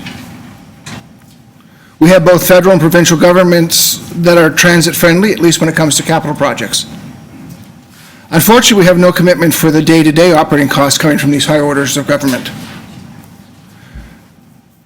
If we had a federal and provincial rep on the TTC board, it would allow them to reinforce their commitments to public transit. After all, we do have a provincial MPP whose former job included being on this board, and we seem to have a plethora of federal MPs. Having them on our boards gets provincial and federal governments a little closer to understanding the day-to-day needs of running the transit system. And with this, then that will help that we need help with our operating and capital costs. We all know that we'll be back here in November where 39 out of 40 people will say don't raise our fares. It could be helpful to the city and the TTC if the provincial and federal governments got this message directly from the people who ride the TTC daily. I'm asking the board consider asking the city to add a provincial and federal rep to the full TTC board. Thank you. Very much for a brief presentation. I appreciate it.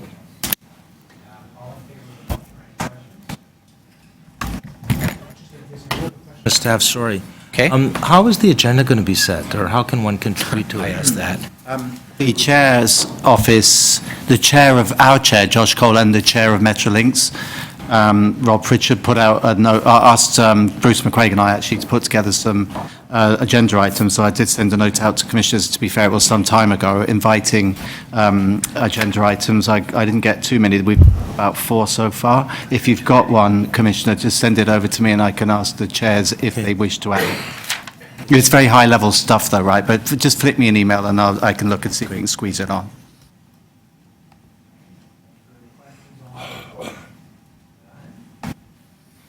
Item 18, which is a request from Councillor DiCiano about parking near an Etobicoke station.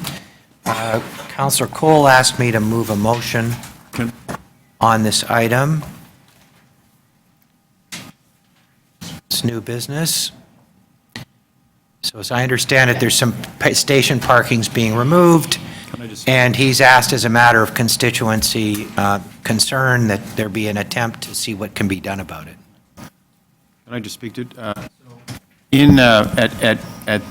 the Islington and Kipling subway stations are in a bit of flux. The Kipling station, there's nothing changing, but at the Islington station, land that was owned by the city was flipped over to Toronto Build, has been sold, and parking spaces are being lost. Some parking spaces are being lost this month, and more parking spaces will be lost, I believe it's in 2019 or 2020. The total number of spaces that are going to be lost is 1,050.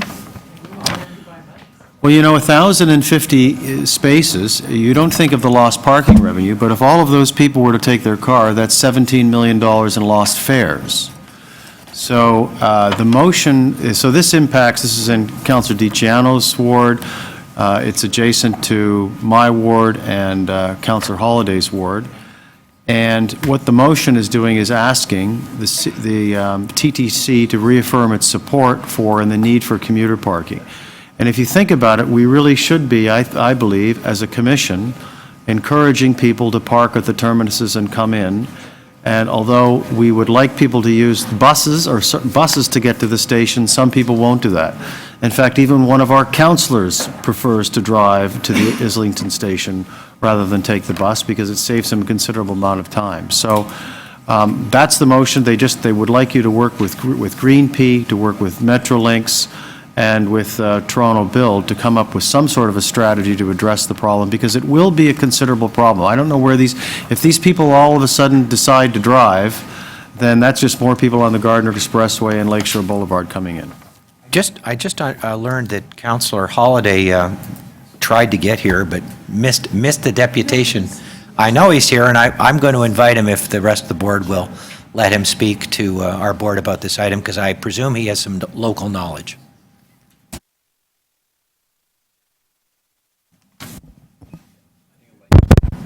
Thank you, Chair. And thank you for accommodating me to speak. I just want to speak briefly in support of this motion. Commuter parking is very important to West End residents in two ways.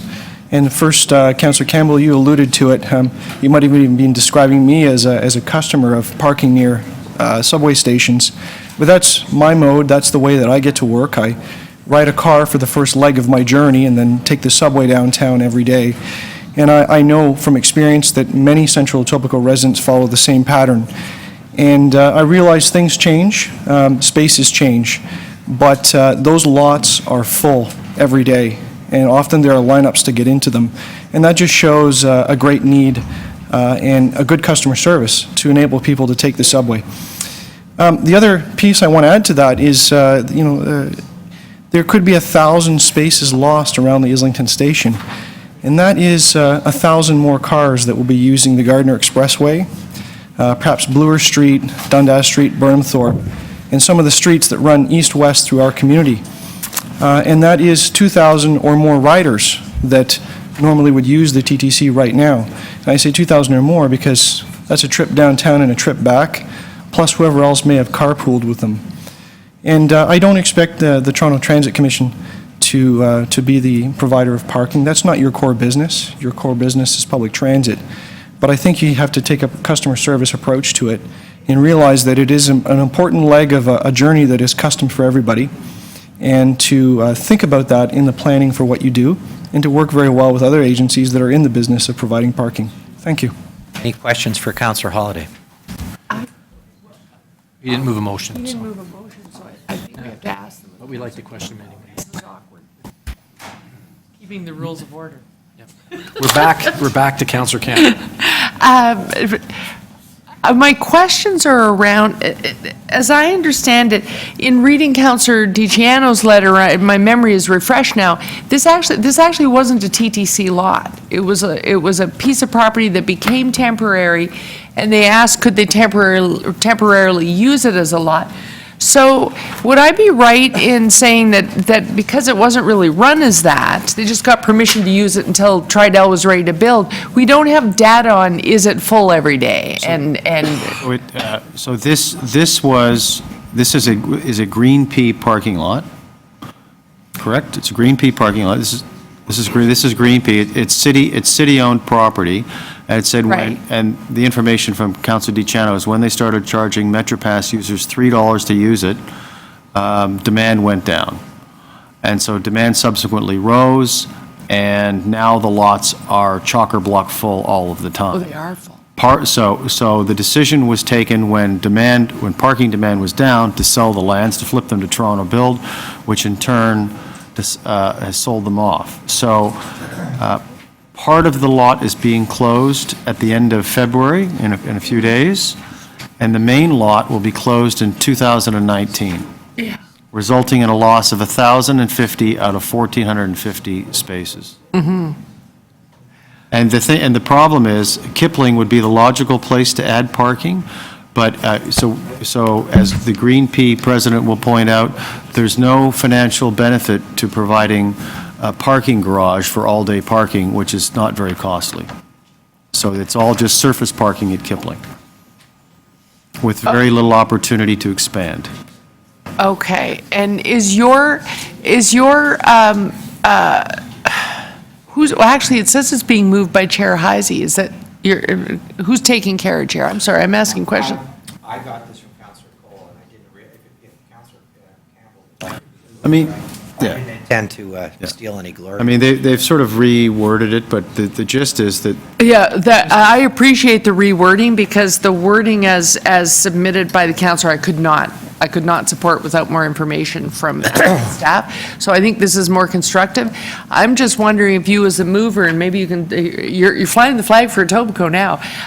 flying the flag for consumers of the TTC service. Right, but is your intention in the motion that what you would want is a review of the parking currently, but you would also want them to report back to us on future needs? That's right. Because there, just as we Future- just talked about in the east, there's some radical change coming here as well. People may not forever be to the tune of 1,400 cars. They won't all be driving to this spot. They're going to have other transit options there as well.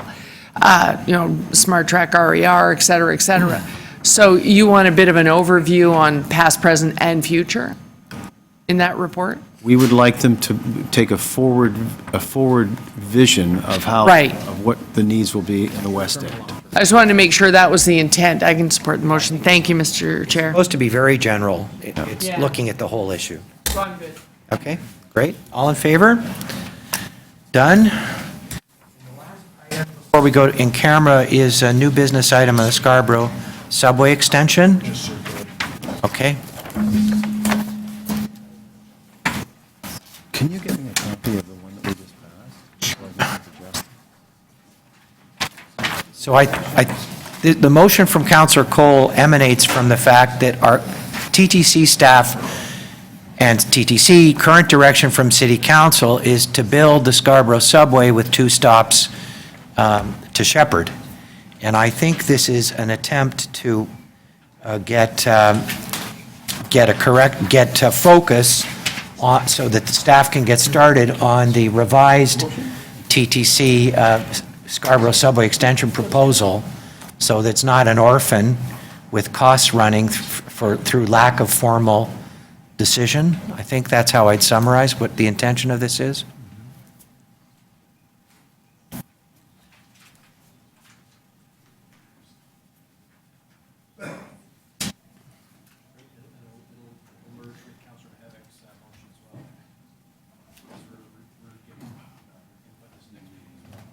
Okay.